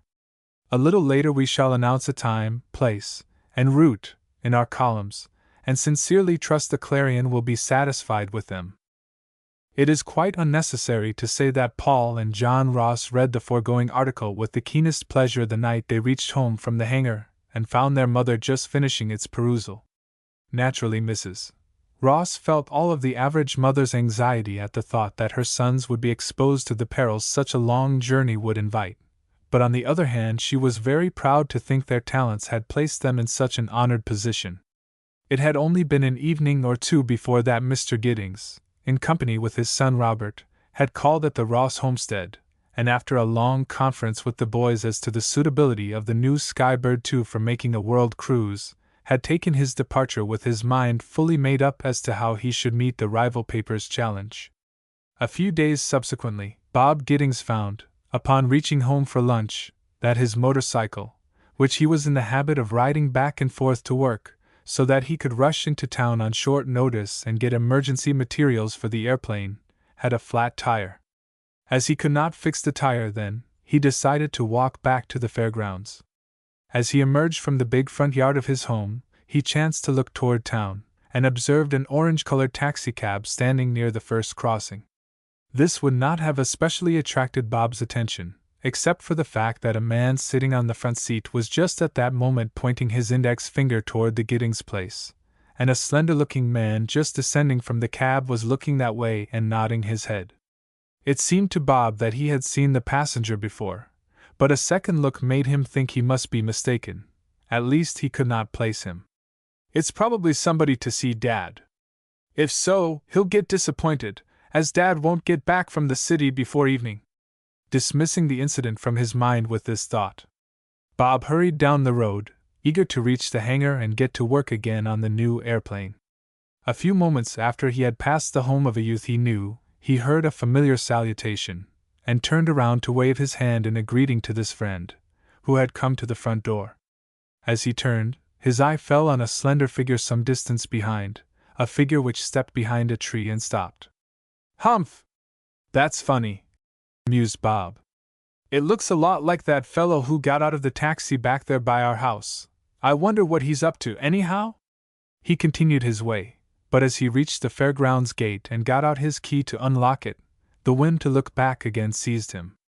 As he turned, his gaze once more rested on the slender form of the wayfarer, who had crossed to the opposite side of the road, and who now, finding himself observed once more, promptly stopped and began to fuss with his shoelace. "Say now, this is funny!" ejaculated Bob under his breath, vainly trying again to recall the identity of the lean figure and dark complexion. "I believe that chap is trying to shadow me. I wonder what in the dickens he really is up to." It was the second time Bob had asked that question of himself, but as he was a poor source of information just then, he was forced to pass into the fairgrounds and relock the gate in as mystified a state of mind as before he put the query. A little later, when he reached the big hangar, he whirled about again, as if half expecting to see the stranger still skulking behind him in the grounds. To his relief, he did not detect this situation exactly, but he did see a dark face, which had been peering over the top of the high board fence near the gate, drop down from view on the other side. Bob gave a grunt as he passed into the hangar and took off his coat. "As I live, I believe he's up to some sort of mischief," growled the boy. And when, shortly afterward, John and Paul Ross appeared, he told of his experience, and repeated his suspicions. "That is funny," asserted John. "Paul and I saw nothing of any such man when we came along, and we passed down the same road. Perhaps he mistook you for somebody else." "I hope so, but I don't like his actions a little bit," declared Bob stoutly. With that he picked up a tri-square and pencil and began laying out some work for Paul to cut on the circular saw, while John busied himself at the boring machine in putting a hole through the center of the big 12-foot balsa-wood propeller, which a little later would be reinforced with a thin jacket of a new metal called selenium, which was made chiefly from salt but whose fused components made it as light as aluminum and stronger than tool steel. Soon the queer actions of the stranger were quite forgotten in the deep interest of the three young men in their work. With the prospect of a world tour before them if the Skybird turned out well, they now had more incentive than at the beginning to build the machine with the utmost skill and attention to every detail. Some changes, calculated to make the craft better adapted to the peculiar conditions she would be likely to meet in such a varied temperature, were put into effect, but on the whole they found their original plans so well laid that no important features seemed to require modification or abandonment. But if the man who had followed Bob dropped out of their minds the rest of that day, he was soon to occupy a prominent place in their thoughts. For the very next morning, when Paul and John arrived at the hangar, they were met at the door by a very agitated Bob Giddings. "Fellows, what do you think has happened?" cried Bob, clearly very much excited. Without giving his friends time to answer the question, he blurted out, "Somebody got in here last night and stole our plans." "Stole our plans?" reiterated Paul and John in the same gasp. "That's it," said Bob. "Stole the set of blueprints we have been working from. What's more, they must have seen the airplane before they got out. I went to take the plans out of the bench drawer here where we have kept them locked up, and there was the drawer wide open, the lock picked, and the drawings gone. I'll bet a herring we can thank my dark-skinned shadow of yesterday for this little visit. It does look as if he might have had something to do with this," agreed John soberly. "I wonder how the rascal, whoever he is, could have gotten in the building. There's a heavy Yale lock on the doors." "The doors were locked all right when I came this morning," vouched Bob. "I don't see myself how." "Here you are, gentlemen," called Paul, who had stepped to a good-sized window near the head of the workbench. "Here's the fellow's private entrance," and he pointed to where a heavy nail locking the lower sash had been forced aside, also to a series of indentations in the outer sill, where some prying tool had obviously been recently at work. "It's a clear case of theft, that's sure," observed John. "And since it's only our plans that have been taken, it goes to show that this chap is very much concerned about this new airplane. Perhaps he wishes to beat us out in getting the patent rights," Bob hinted darkly. "No, I don't think it's that," differed Paul. "Our application was sent into Washington some weeks ago, and you know the first one to apply for a certain patent gets the attention. Well, then, he could use our plans and make and sell airplanes of their pattern, couldn't he? Asked Bob, whose ideas of patent laws were still a little vague. Not at all. If he did, we could sue him for infringement, was Paul's answer. The only way he could profit by this theft, so far as I can see, would be to construct a machine for his own private use, or to give to another person. We could not touch him for that. And that would be bad enough for us, if such a machine were used against us in this proposed race around the world, wouldn't it? Demanded Bob Giddings. Paul and John Ross looked at him in dismayed astonishment. They had not thought of this contingency before. Chapter 7: Who's at the Window? The making of a big airplane is a good-sized job. Especially is this the case with the first airplane made up from new plans. And when the job has to be done by no more than 3 young men, it becomes an unusually formidable task. The loss of the blueprints did not hold up the progress of our friends in the least, as it was only the matter of 15 or 20 minutes' work for Paul to make a new set from the tracings he had at home. But there were unexpected difficulties met here and there in the constructive work, as is always the case in large mechanical undertakings of an original nature. Besides which, the young builders ran into the usual delays caused by slow deliveries of parts and materials from distant dealers and manufacturers, and sometimes the railroads were tardy in transporting shipments. All in all, the summer slipped away only too quickly, and it came time for Paul and Bob to go back to school again with Skybird 2 not more than half finished. It is true that the long fuselage of the craft was done, with its graceful curves and splendid, roomy, enclosed cabin, accommodating 5 persons, but all concerned were a little disappointed that more progress had not been made. Mr. Giddings had been quite a frequent visitor at the fairgrounds all through the summer, lending a voice of encouragement throughout the operations. He looked really concerned, however, when Paul and Bob had to return to Clark Polytechnic Institute for the new term of study. "This is rather hard on us, isn't it, boys?" he observed, with a light laugh in which he unsuccessfully tried to conceal his anxiety. "Here we are with a half-completed airplane, a race staring us in the face for next summer, and 2 of our workmen snatched away for the whole winter by the inexorable demands of school life, leaving only 1 lone fellow to finish the job. We'll be able to work Saturdays, Dad," ventured Bob, trying to wedge a little bit of cheer into the gloomy prospect. "And evenings. I'd be willing to work after supper every night for a couple of hours," proposed Paul. "You won't do any such thing," came the firm answer. "While you are at school, you 2 fellows need your evenings for rest and study, and your Saturdays for the school team sports. Only when there isn't a game on in which you are a contestant will I allow you to help John on the machine, even if it isn't finished for 5 years.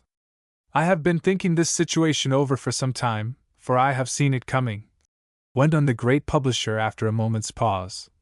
"And I have come to the conclusion that the best thing I can do to hustle our ship along is to call in another workman on the job, some chap we can trust and who knows how to handle tools.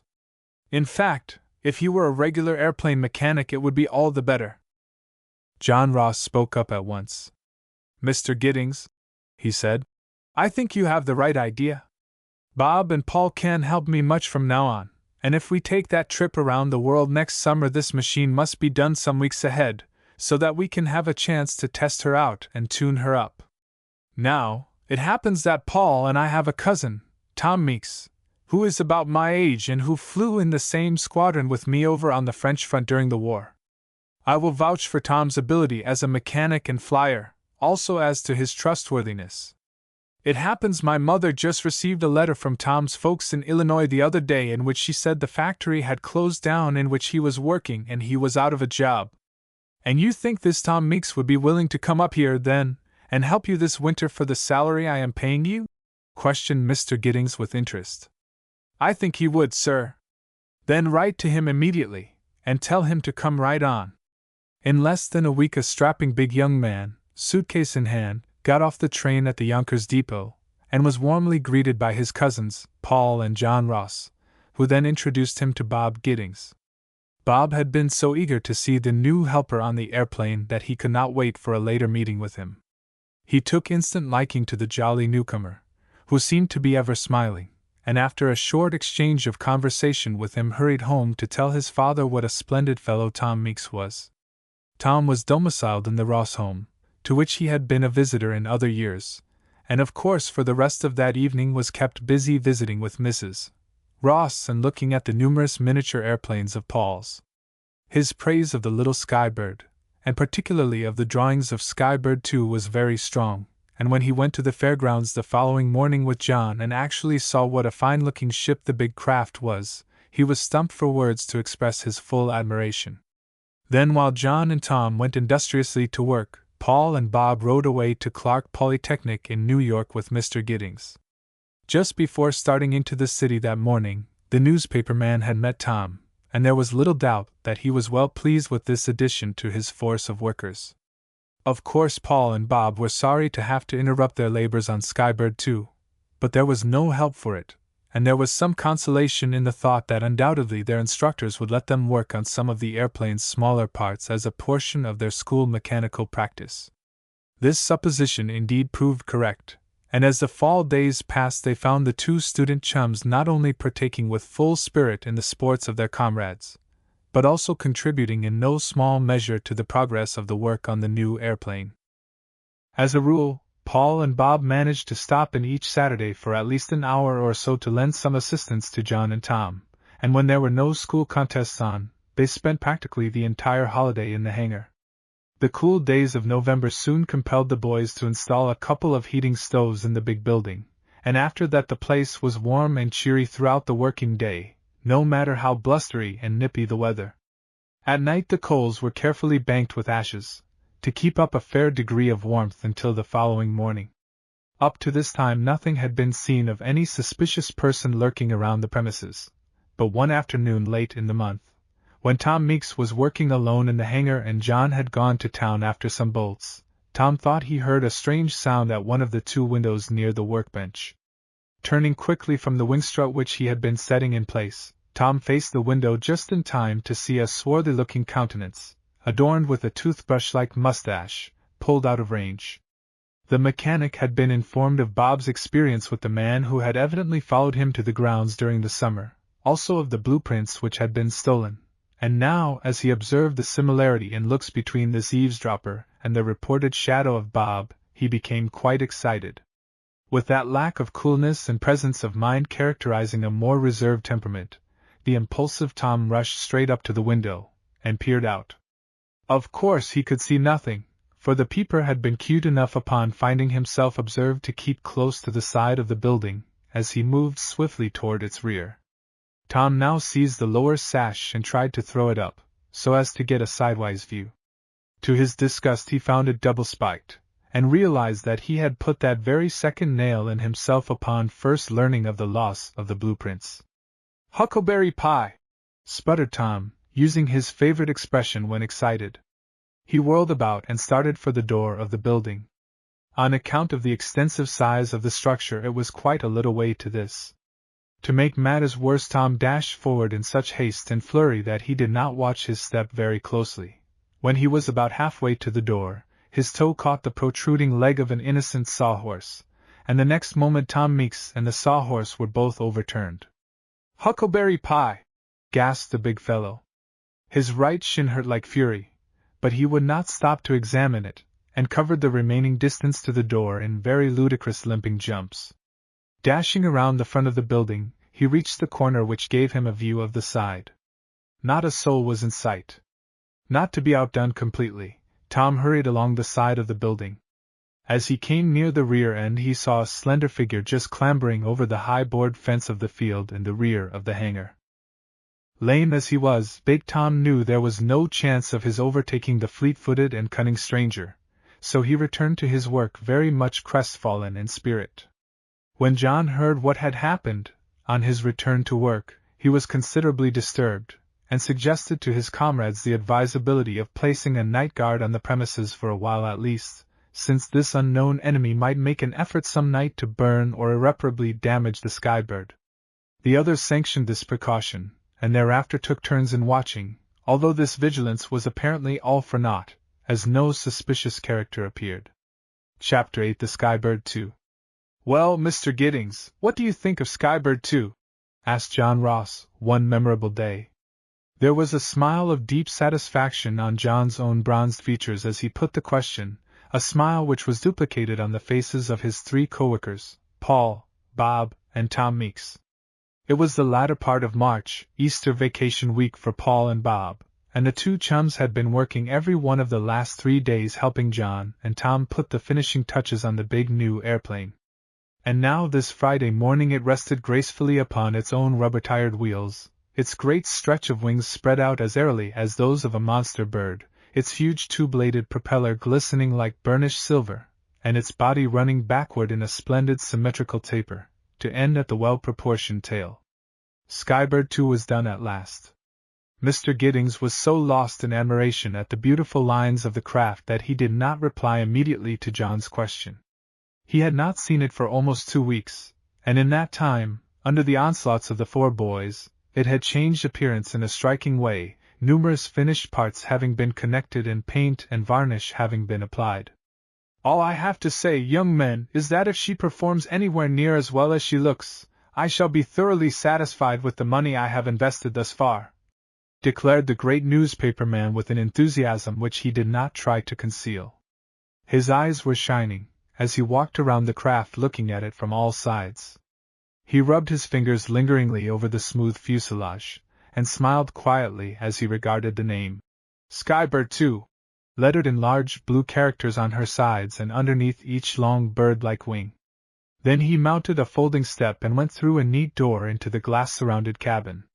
This was deep enough to stand up in, and provided comfortable upholstered cane seats for the pilot and 4 passengers or assistants. All of these seats except the pilots and observers were convertible, forming supports for the swinging of as many hammocks, and in a small space at the rear was a neat little gasoline burner, and over it a built-in cupboard containing some simple aluminum cooking ware. "Well, I declare," said Mr. Giddings in amazement at the convenience of things. "It looks as if you fellows hadn't left out a single item needed in a long and enjoyable cruise." "There's nothing like being fixed up for all emergencies, sir," laughed John. "As you notice, we have everything for night flying as well as day flying. With such a machine as this there is no reason why a crew of 4 or 5 could not run nights as well as days, 2 operating while the others sleep in the hammocks. Cold foods can be cooked or warmed up on the gas stove when needed, and the enclosed cabin protects all hands from the worst effects of bad storms." "Wouldn't this glass break in a hailstorm?" asked Mr. Giddings. "It seems to be pretty thin." "It is thin," said Paul. "That is to give it lightness. It might check some in a hailstorm, but it could not break out, as it is made of 2 layers of glass between which is cemented a thin sheet of celluloid. I think you had 2 Liberty motors here in the hangar when I was here last. I neglected to ask you the power of these, and what you need 2 for," observed Mr. Giddings. "I thought you said in the beginning that you considered one 400-horsepower engine of sufficient strength to carry this plane at a fast clip." "It is this way, sir," responded John. "The regular big biplane of the bomber type carries 2 propellers with an engine for each propeller. If one motor fails them when flying, about all the other is good for is to make a landing with. By reason of the great lightness of our airplane, one good 400-horsepower motor is all we need for pulling purposes. But suppose this should fail, as any motor might do? We could not continue, any more than the other fellow, and would have to volplane to the ground. Again, suppose we wished to fly continuously more than 12 hours? We could not do so, as such a steady run would heat the best motor and ruin it. These 2 Liberty motors, which we have, overcome all these troubles. Both are so arranged that a simple switch connects and disconnects either one with the propeller, and both can be put at work at the one time if needed in a bad storm. If one stalls, the other can immediately be thrown in and a forced landing obviated. Moreover, if we could get fuel when needed, with this arrangement I am safe in saying we could fly steadily day and night, resting one motor and working its mate, for a week or more. What is this?" As he spoke, the publisher touched a peculiar-looking helmet hanging from a hook near the pilot's seat. Bob laughed. "Why, don't you recognize the products of your talented son, Dad?" he cried, as he took the object down and clapped it over his father's iron-gray head. "That's my new wireless telephone headpiece, and right underneath it here is the mahogany cabinet containing the sending and receiving instruments. You see, these two wires run from the plug up to the receivers, there being one receiver in each side of the helmet, right over your ear, pressing against the ear tightly by means of a sponge rubber gasket. A man looks like a padded football player with this thing on," said Mr. Giddings with a smile. "Why is a helmet required at all?" "We wouldn't require it so much with these motors, as they are equipped with a new kind of muffler which shuts out about 4/5 of the noise other airplanes get," explained Bob. "But for all that there are always noises in airplanes. For instance, they say the whir of the propeller when it is revolving about 1,450 revolutions per minute, or at the full speed of this one, makes quite a roar, so you see the need of the helmet to shut out all undesirable sounds possible. In ordinary planes the crew cannot talk to each other except by using phones or putting their lips to each other's ears and yelling at the top of their voices, according to what John and Tom tell me. But we don't expect to have that trouble in this enclosed cabin and with this new muffler working, do we, fellows?" "I'm sure we won't," said John. "Not if I'm any judge," grinned Tom. "Can you talk with a ground station when you're flying, say a couple of miles high?" asked Mr. Giddings, examining a transmitter attached to a yoked wire support which his son slipped over his shoulders. "Farther than that. With this particular vacuum tube, which will amplify sounds 3 or 4 times over any other I have tried, we expect to talk with ground stations or other aircraft at a distance of 3,000 miles. Notice what a simple thing it is, Dad." And Bob indicated a little glass bulb which looked a lot like an ordinary incandescent light, but which had a peculiar arrangement of wires and substances inside. "Is the transmitter or receiver made just like the ordinary kind?" asked Mr. Giddings. "Practically the same, Dad. The wireless transmitter, like that of the wire telephone, contains a sensitive diaphragm which your voice strikes and sets to vibrating. These vibrations compress and release a capsule of carbon granules which agitate and set in motion an electrical current in 2 magnets connecting with them. The magnets convey the sound waves in the form of electrical waves, along wires out to the tip of each wing, where the wires hang down a little way. When a message comes in, it is caught by a webbing of antennae wires in our wings. Then I suppose these sound waves, in other words the words one speaks, run out of the end of these wires into the atmosphere?" "Exactly, sir," agreed Bob. "That is, the electrical waves are projected into the air and disturb this air in a way to make it pulsate in the same manner as your voice makes the diaphragm pulsate. These waves are then carried through the atmosphere in every direction, and sooner or later reach the antennae wires of some station equipped to receive them. Down these wires they dash, are registered and magnified in the wonderfully delicate vacuum tube, and from it are carried up into the receivers at your ears. I should think they would be electrical impulses when they reach the receivers," argued Mr. Giddings. "How can a person hear words from electrical discharges?" Bob smiled. "Easy enough, Dad," he went on. "You see, this vacuum tube does the business. The electrical current agitates this in unison, and the impulses are immediately converted into words again, and there you are." "I acknowledge my understanding now," admitted Mr. Giddings with a hearty laugh. "But there's just one thing yet I want light on. Where do you get your electrical current? It takes a dynamo to make electricity, else storage batteries. I don't see either. Come outside here a moment, Dad." Bob smiled as he led the little party out of the Skybird's cabin. When they once more stood on the hangar floor, he pointed to a peculiar T-shaped object just beneath the nose of the airplane. This had escaped the gentleman's observation until now. "It looks like a small propeller with a torpedo sticking out from the middle of it," laughed Mr. Giddings. "So it does, Dad," agreed Bob. "Well, that's our wireless dynamo. You will notice that the propeller faces ahead, like the big fellow here. When the airplane is flying, the rush of wind spins the fan at a terrific rate. Its axle operates a little dynamo in this torpedo-like case and manufactures electric current. The current then passes into this small apparatus here with a bulb attached, which regulates the voltage and sends it up to the instruments in a uniform flow, no matter at what speed the airplane may be going. That's a cheap way of getting current," declared the newspaper man. And a mighty good one, too. He now changed the subject by asking, "How much do you suppose this machine weighs?" "I have been in smaller ones which weighed, unloaded, as much as 3,000 pounds, admitted John Ross, with a peculiar smile. "Put your hands under the Skybird's nose here and see if you can lift her, Mr. Giddings." "Don't joke that way, John," expostulated Mr. Giddings. "Why, her engines are right above this portion of her, and I couldn't lift one of them alone." "Just try it anyhow, Dad," persisted Bob, who also wore that queer smile. More to accommodate them than because he expected to accomplish anything, the publisher half-heartedly braced himself in a crouching position and pushed upward on the airplane's front. To his amazement, the whole forward part of the machine rose upward a foot in the air, as if it were made of paper. "My word!" exclaimed Mr. Giddings, letting the craft back upon its wheels. "Who would have thought such a thing? I had faith in this principle of the hollow wings and helium gas, boys, but I never thought it could reduce the normal weight of the plane to such a vast extent. It is truly a wonderful idea. You might not believe it, but the Skybird weighs less than 200 pounds as she stands," said Paul. "Just before you came today, Mr. Giddings, Bob and I, one at each end, easily lifted her clear off the floor. It's what we aimed for, and we've got it," added John with satisfaction, while Tom Meeks nodded his head and ejaculated, "I'd say so! I'd say so!" his whole broad face abeam. "This feather lightness means great lift, great speed, and great cruising range." "I should think so, surely," was the decided response of the newspaper man.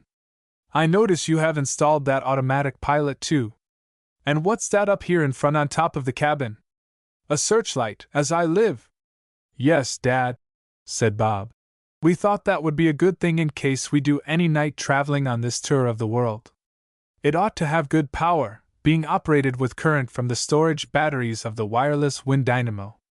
After a little more inspection and further questions, Mr. Giddings took his departure, promising to be on hand at the hangar the following morning for the test flight. Chapter 9: The Test Flight. John, Paul, and Tom reached the fairgrounds a good full hour ahead of the scheduled start that Saturday morning. In fact, Mrs. Ross had given them an earlier breakfast than usual, so that they could give the Skybird to a general going over before it came time for her to make her initial flight. Of course, all three young men were a good deal excited, although they were careful not to let each other know it, for fear of being the target for a little fun from the others. In this effort at reserve, the irrepressible Tom was the least successful of the trio, as might be expected, and when he caught John and Paul slyly winking at each other and glancing in his direction as he nervously tried the same control for the third time, he blurted out, "Oh, you fellows needn't laugh at me. You're just as much on edge as I am, now that we're really going to fly this old bird. Come, Tom, don't try to cover up your nervousness by accusing us of the same thing," protested Paul. "You're as agitated as a young kid with his first electric toy train, Tom," laughed John. "How much gasoline have we got in the tanks now?" "The gauge shows 10 gallons, said Tom, bending down and looking at the instrument board in front of the pilot's seat. "That isn't enough for a decent flight," declared John. "We'll probably be out for at least an hour, and we may use as much as 15 gallons in that time. That's about half the consumption of ordinary airplanes, you know. We'll shove in 20 gallons more so as to be on the safe side." "We haven't put in any oil yet," reminded Tom.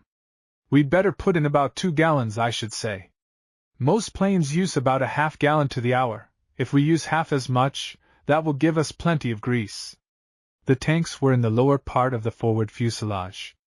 With the caps removed, a hose was inserted by Paul, and then John forced the gasoline up by a small but powerful hand pump until the gauge told that the required additional 20 gallons were in. The same pump would work with the oil also, and soon the viscid fluid had been transferred from the storage can on the hangar floor to its proper tank in the airplane. Thence it would feed itself up into the carburetor of the working engine by a force pump attached to the engine, as with the gasoline. The boys had just finished putting in the fuel when Mr. Giddings and Bob drove up in the former's automobile. "I expect this is a great day for you young men?" said the publisher, with a smile of greeting to all. "I know it is a time I have looked forward to myself for a good many months, ever since I accepted the challenge of the Clarion, in fact. Is the Skybird supplied with gasoline? Yes, sir, said John. We just got through with that job. We have easily enough fuel aboard now for a couple of hours' flight, and that will be long enough for a first one. New engines are always stiff and should not be run too long at a stretch. Have you run this pair yet? Oh, yes, said Bob. We have tried them out several times, Dad, and in connection with the propeller, too. They work tip-top, either connected or disconnected. I tell you, when they're in connection they certainly do make this big propeller hum. I can't understand how you can operate the propeller in here, said Mr. Giddings, much puzzled. All the airplanes I have seen have always dashed forward as soon as their propellers began to revolve under impulse of the motor or motors. There was no restraining them. I should think this machine would run through the front end of the hangar here as soon as you— Pardon me, sir, interrupted John, but we have gone those fellows one better. You forget that in the drawings we showed you there was a set of brakes designed to be worked by a control within reach of the pilot, brakes which will engage these ground wheels a good deal the same as brakes work on automobiles, by a flexible band of steel and grit-filled cotton which is made to compress over a large sort of hub on the inner side of each wheel. Very good, said Mr. Giddings. But I understand that has been tried before, with the result that the airplane at once tipped forward and stuck its nose into the ground, or rather tried to, smashing its propeller to smithereens. They will do that every time unless something has been devised to counteract this tendency to pitch over, explained John. We have devised the thing to prevent it, Mr. Giddings. See here, Dad, put in Bob at this point. Stoop down a bit and look under the forward end of the body here. His father did as requested, and Bob pointed out a circular opening about the size of a saucer, from which protruded the end of an aluminum-encased shaft bearing a small rubber-tired wheel of very sturdy proportions. That is our preventer, Dad, smiled his son. In a few minutes we'll show you how it works, added John Ross. I see you are wearing a cap, sir, as I suggested. That is all the special dress you will need, as our enclosed cabin makes helmets and close bundling unnecessary. We fellows will wear our regular working togs. Everything being in readiness, the four young men easily pushed the big airplane out of the building and to a place where it would have a smooth runway for 100 yards ahead. The weather was ideal for the trip. There was little wind, and the few stratocumulus clouds which were visible showed great stretches of azure blue sky between them. Everybody climb in, ordered Tom, with a wave of his hand. I'll crank her up. You take the joystick, John. All hands complied. Then Tom began to turn the big burnished propeller, just as John threw a lever from the inside which caused the auxiliary ground wheel to shoot down and engage the sod.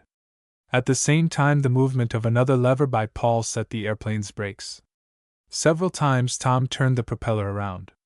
Then, with a pop, the engine cylinders began to fire. Tom jumped swiftly back, and the propeller whirred like a mad thing. At the same time the Skybird gave a start, as though to dash forward, but beyond a steady, slight vibration of her whole body, as Tom slowed down the motor to 400 revolutions per minute, there was no indication to her inmates that she was straining to get away. Tom now quietly mounted the step, and came into the cabin, pulling the step up after him and closing the self-locking door. That shows you how this third ground wheel acts, Dad! Cried Bob triumphantly to his father, who sat in a chair adjoining. Now watch the old girl jump ahead when Paul throws back the brake lever and his brother lifts the third wheel and gives her more gas. The changes were made even as he spoke. The propeller's hum grew into a mild roar through the cabin walls, and the Skybird leaped away over the ground, gaining momentum at every yard. To the surprise of even two such veteran flyers as John Ross and Tom Meeks, the airplane had gone less than 50 yards when she began to rise as gracefully as a swallow in response to her upturned ailerons and elevators. In less than 10 seconds she was well up over the fairgrounds, and the roofs of all the buildings in the neighborhood were seen below them. John kept the machine mounting at a good angle until the altimeter showed them to be up 2,000 feet. Then he straightened out the ailerons and elevators, and began to run on a level keel. The other inmates of the cabin noticed, by looking through the observation windows, that he was gradually bearing in a great circle about the town of Yonkers. Off to the northwestward were the rugged blue crags of the Catskills, covered with patches of milk-white snow, and just in front, winding like a huge serpent among the picturesque foothills, was the sparkling Hudson, dwindling away to a mere silver thread in the north, tapering away in the same manner toward the south, where it lapped the piers of the city of New York and immediately afterward lost itself in the waters of the upper bay. Although the great skyscrapers of the big city itself could be dimly seen, they looked very small at that distance. Directly below them our friends could make out the familiar buildings and landmarks of their own town as they swept past one by one, John purposely flying at reduced speed so that a clearer vision could be had. He also shot down to within 1,000 feet, presently, as he saw his own home approaching. Someone, whom both John and Paul immediately recognized as their mother, stood in the door waving a handkerchief. In recognition, Paul drew down one of the sliding windows, and put out his head and fluttered his own handkerchief. Shortly afterward, it seemed not more than a minute, the machine was over Shady Nook Hill, and Bob and his father were waving a similar salute to Mrs. Giddings. As they swept on, men and women and children could be seen looking up from the streets beneath. Most of these people were used to seeing airplanes, but obviously the bright finish of the Skybird too, and its striking eagle-like appearance created more than passing notice. Those in the cabin were amazed to note how effectually the new muffler and the walls of the cabin shut out the sounds of operation. It was very easy for them to talk back and forth with each other by using a fairly strong pitch of voice, even when the machine was running at a good rate, as it now began to do, for John once more gave the engine more gas, and turned the airplane skyward. Up they shot like a rocket. The hand on the dial of the altimeter moved along steadily. It reached 2 again, passed to 3, 4, 5, 6. The earth seemed literally to be falling away from them.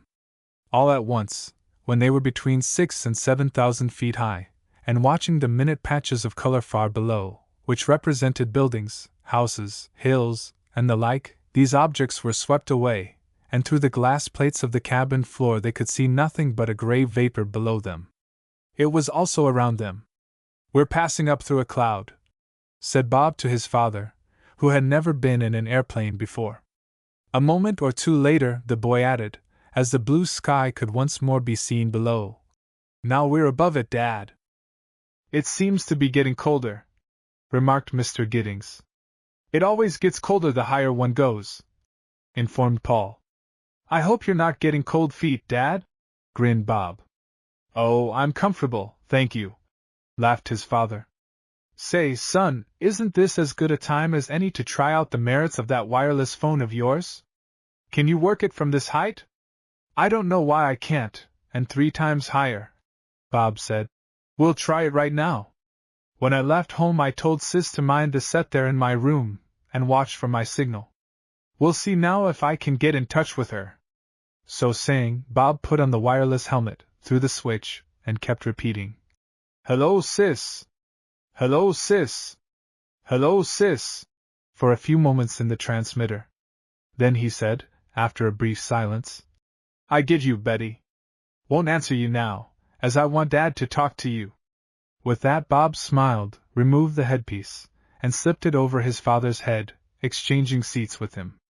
Mr. Giddings now heard a voice, the voice of his own daughter, asking quite distinctly, "Do you hear me, Daddy?" "I certainly do, Betty," said he. "Where are you?" "Here at home, up in Robert's room. I never thought I'd be sometime talking with you when you were flying through the air. Mother just called upstairs and says she can't see the Skybird any longer." "Where are you now?" "Up above the clouds somewhere just north of Yonkers," replied Mr. Giddings laconically. "Oh, goodness! I must run right down and tell Mother. Please don't go too high or too far, Daddy, will you?" came the clearly agitated tones of the daughter. "Is Robert all right?" "Indeed he is. We'll soon be back with you and tell you all about it. Everything is working perfectly. Goodbye, Betty." And Mr. Giddings arose with a pleased laugh, and hung up the helmet. "I'll take off my hat to you, Robert," he said. "I never thought your fussing at home all these years with electric batteries, buzzers, and what not, would amount to anything like this. The Skybird 2 was now running straight ahead with the speed of the wind, John giving the craft more and more gas, and crowding her pretty close to the limit. The wind swept by both sides of the stream-like cabin with a rushing sound like the distant roar of a huge cataract. The flexible window glass gave slightly to its pressure, but there was no sign of it breaking. 1 minute they were in the midst of a cumulus cloud, the next through it. Now they saw the faint outline of the earth, now sky. Now the earth was screened by cloud, but above were the blue heavens.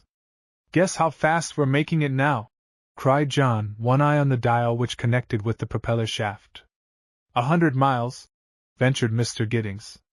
130, guessed Paul and Bob. 180, stated the more experienced Tom. "All too low," said John. "We're going just exactly 250, if this speedometer doesn't lie." He now announced that he was going to throw in the idle engine. This was done successfully, and under the extra power they were soon making the remarkable speed of 300 miles an hour. John then slowed up and disconnected first one motor and then the other, the airplane continuing to fly with unimpaired smoothness. As a last test, he dropped to a level of 3,000 feet, at which time they were considerably north of Albany, and throwing the automatic pilot into operation calmly removed his hands and feet from every control except the rudder. In this fashion they ran for 15 or 20 miles on a perfectly even keel, the apparatus automatically working the elevators and ailerons of the craft as various wind currents tended to disturb its equilibrium.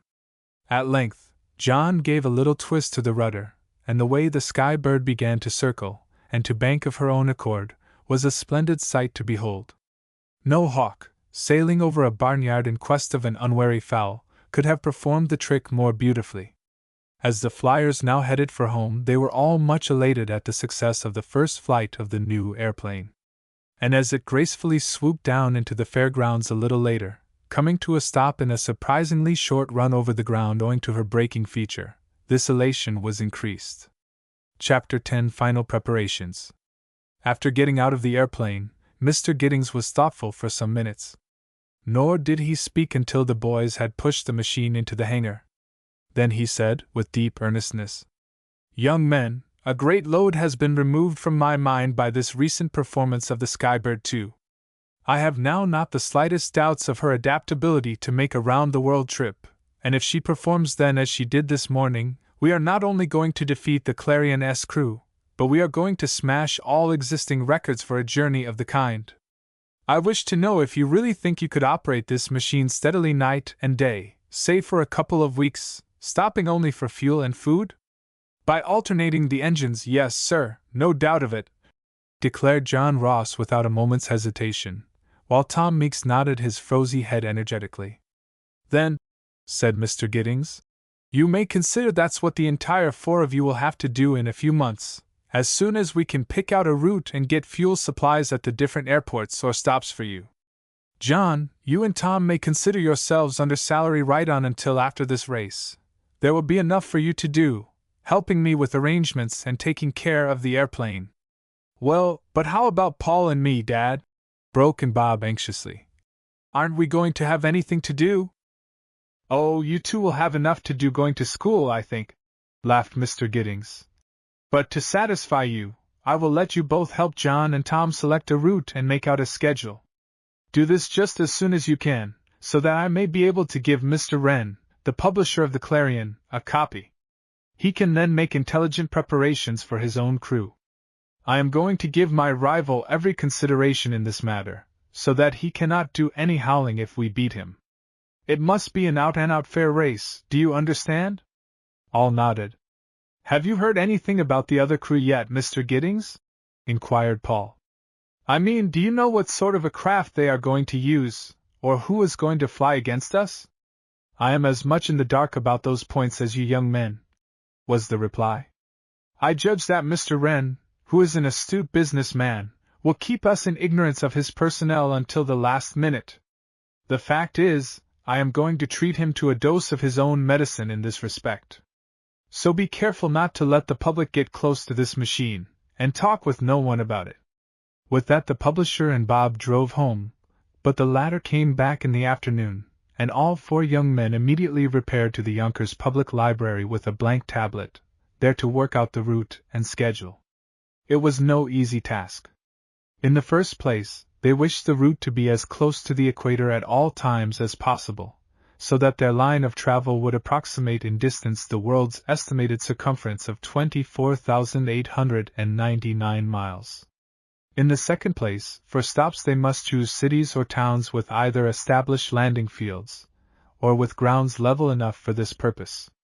In the third place, these airports must be so divided that they would not have to be visited during the hours of darkness, for few if any of them would be likely to have efficient enough lighting systems to make night landings safe. Within 15 minutes the boys had the long table in front of them literally covered with geographies, atlases, loose maps, and encyclopedias. Paul even brought up a globe as large as a pumpkin, while Bob was not content until he had secured a score of back numbers of travel magazines.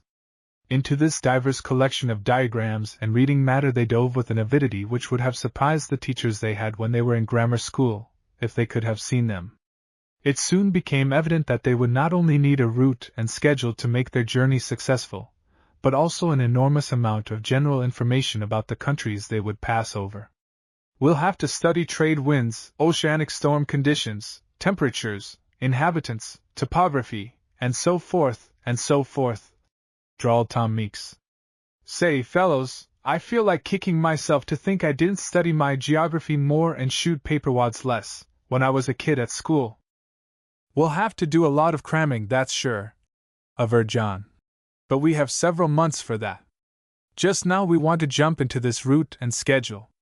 They made up several tentative routes, only to discard them. Finally, after several hours' work, they had one which everybody seemed to agree was the best that could be picked out. With the schedule, which was figured on the basis of 120 miles an hour airplane speed, the draft looked like this. Miles Airport Arrive Leave, Panama, 1 p.m. 20th 1672 Georgetown 5:30 a.m. 21st, 7:30 a.m. 21st 11:54 Para 6 p.m. 21st, 9 p.m. 21st 24:02 Freetown 6:15 p.m. 22D 9:15 p.m. 22D 1980 Cuca 1 p.m. 23D 8 p.m. 23D 2015 8 and 6 a.m. 24th, 9 a.m. 24th 21:16 Colombo 5:30 a.m. 25th 8:30 a.m. 25th 16:12 Singapore 6 p.m. 25th, 9 p.m. 25th 2218 Port Darwin 5:30 p.m. 26th, 8:30 p.m. 26th 3826 Apia 5:45 a.m. * 27 th 8:45 a.m. 27 2100 Nukuhiva 9 a.m. 28 th 12:00 and 28 3154 San Cristobal 6 p.m. 29th, 9 p.m. 29th 650 Panama 5:30 a.m. 30th, 24899. Gain of 1 day by reason of crossing 180th meridian, or international date line, between Port Darwin and Apia. Bob Giddings carried home a copy of this schedule, and the following Monday morning all 4 young men met by appointment in the private office of the publisher of the Daily Independent. After they were seated, Mr. Giddings brought forth the tentative draft, studied it a few moments, and then asked, "What is your fuel capacity, boys? Our tanks will hold enough gasoline and oil to carry us a little better than 5,000 miles, throttled down to an average of 120 miles an hour, the basis on which we figured out this schedule, sir," answered John. "Would it make a difference if you flew faster than that?" "Oh, yes," said John. "The faster a pilot flies, the more fuel he uses per mile. Full out, that is, going at the limit of her speed, the Skybird probably would not cover more than 3,000 miles. "I am glad to know this," said Mr. Giddings. "I see that your cruising radius is sufficient to cover your longest jumps at any reasonable speed. Let me see, you allow yourselves 3 hours stop at each airport. Will that be long enough?" "Plenty, sir," said Tom. "We figure that we can easily refuel in that time, and attend to any local affairs we may have. I notice your total mileage is exactly equal to the estimated circumference of the world," remarked the publisher. "That shows great care in the selection of this route to meet my viewpoint. But may I ask how you know your distances between airports, as here recorded, are correct? From whence did you get these mileages? Bob and I figured them out, sir, spoke up Paul. How? Why, like this, Dad, explained Bob. We knew there were 360 degrees to the world. We divided the circumference of 24,899 miles by 360, and obtained approximately 69.5 miles to a degree. By taking a map of the world and finding the number of degrees between any two airports, it was not difficult to come pretty close to the actual distance in miles between them. Very good indeed, approved his father. I think I have the right sort of men on this job. But here is another thing which occurs to me. Have you based your time of arrival and leaving at each port upon local time or New York time? Local time, stated Paul.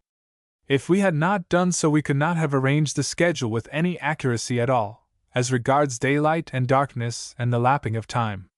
With our watches set to New York time, we might expect to land at a station in broad daylight, only to find that we were really coming in after dark. Another thing, our figuring showed us that the lappage of time, all added together, exactly totaled 1 day of 24 hours, which we gained by traveling eastward. So, while the schedule on a calendar at home would only show 10 days which we would be gone, we would in reality be away 1 day longer, or 11. Your local times may be wrong, hinted Mr. Giddings. I don't think so, sir. We proved them correct, stated Paul, with conviction. How? After the same method we used in getting the mileage, sir. You see, we knew that time eastward keeps getting later, and that this rate is 4 minutes to every degree. We just counted the degrees between places and figured it out on that basis. Splendid! Exclaimed Mr. Giddings, who was far from as ignorant of these processes as he led his visitors to suppose. Boys, I wish to compliment you very highly upon this piece of work. When I first looked at the schedule and saw that an airplane meeting its requirements would make this trip squarely around the world in 7.5 hours less than 10 days, I could scarcely credit my senses, and I figured it all over to make sure you had made no mistake. I found out you had not. If you can maintain an average speed of 120 miles, and can make up any unforeseen delays by greater speed, I must admit it really looks possible for you to be back inside of 10 days. That is better than I actually hoped for, young men, far better.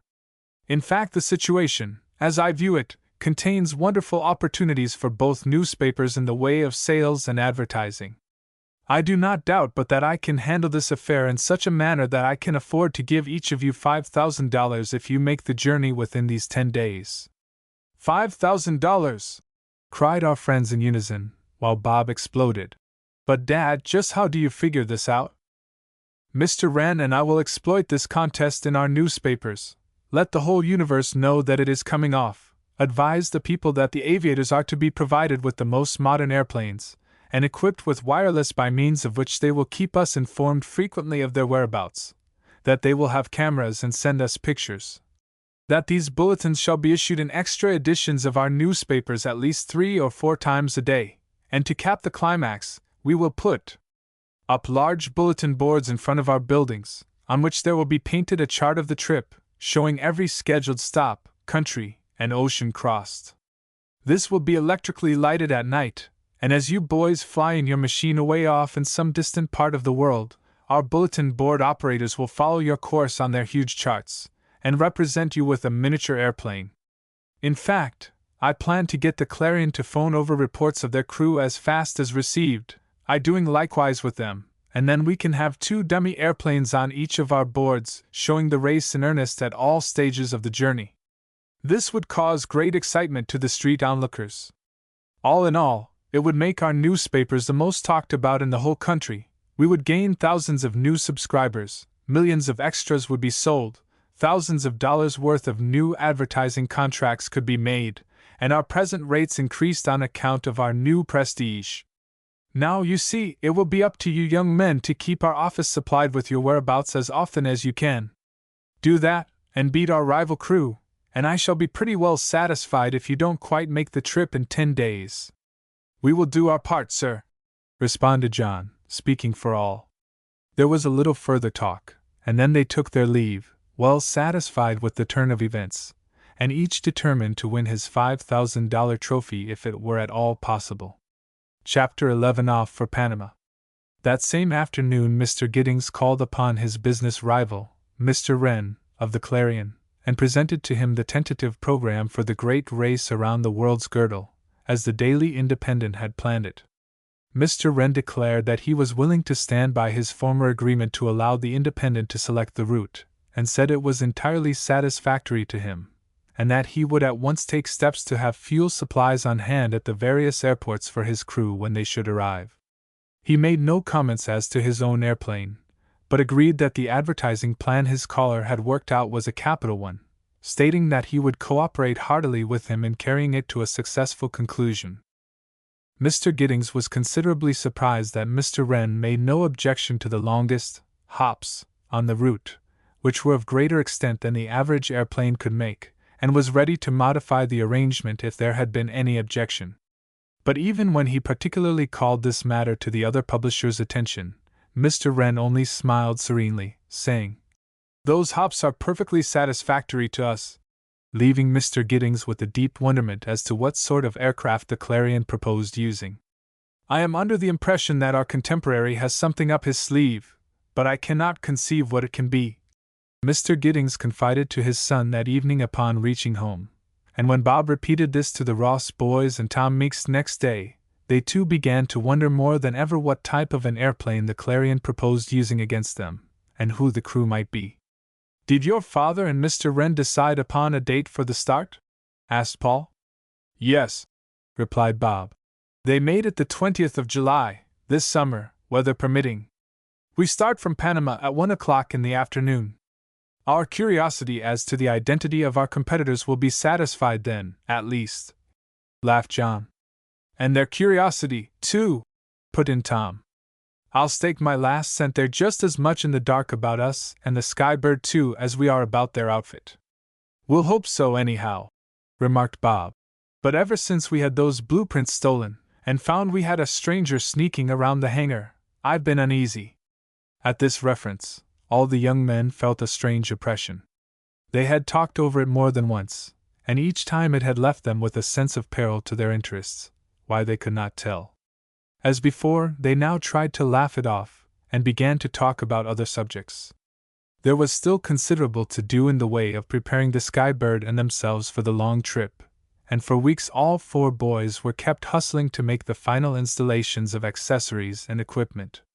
Bob rigged up a wireless telegraph in connection with his telephone set, and for protection, for good repeating rifles and an automatic shotgun were put in racks in the after cabin, while each fellow provided himself with an automatic revolver which he would carry in a holster attached to a belt. Medium-weight flying suits, with a heavy, wool-lined coat to slip on in case they flew very high, and trim flying boots and soft gloves, made up the personal toggery.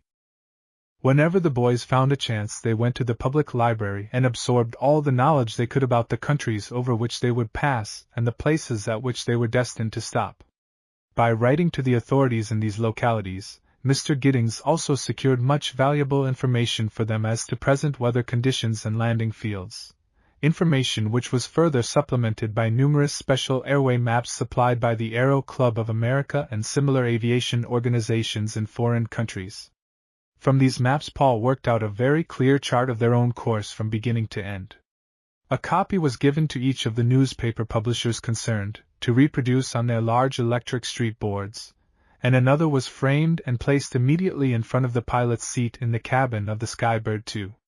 All this time the columns of the Daily Independent and the Clarion contained frequent vivid references to features of the trip calculated to awaken the interest of the public, and as the time slipped along into July, the attention of people all over the land was centered upon the forthcoming contest, and it became the principal subject for comment. The secrecy maintained by both principals as to the kind of aircraft to be used, and the mystery as to identity of the members of the respective crews, only whetted curiosity and interest the more, as the sharp newspaper men knew it would. Every man, woman, and child in the wide world seemed to be eagerly waiting for the moment to come when he or she would see the promised pictures of the bold aviators and their machines in the big newspapers, and hear that they had made their first jump eastward from Panama. All being in readiness, at daybreak on the morning of July 16th the Ross boys and Tom Meeks appeared at the Skybird's hangar, and pushed the airplane outside. As they were doing so, Mr. Giddings and Bob joined them. The publisher had planned to accompany his crew to Panama in the machine, to see them officially off, while his reporters made the journey by train, in company with the writing force of the rival paper.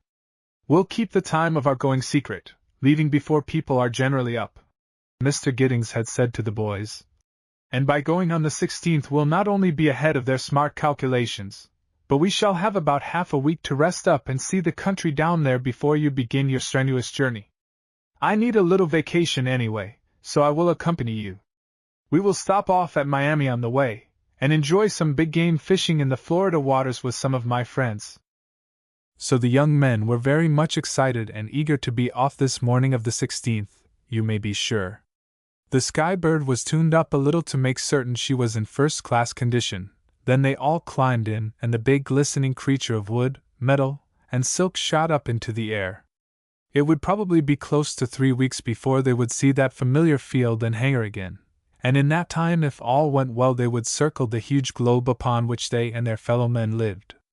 It was truly a most inspiring thought, one to have filled less phlegmatic blood than theirs with the wildest pulsations.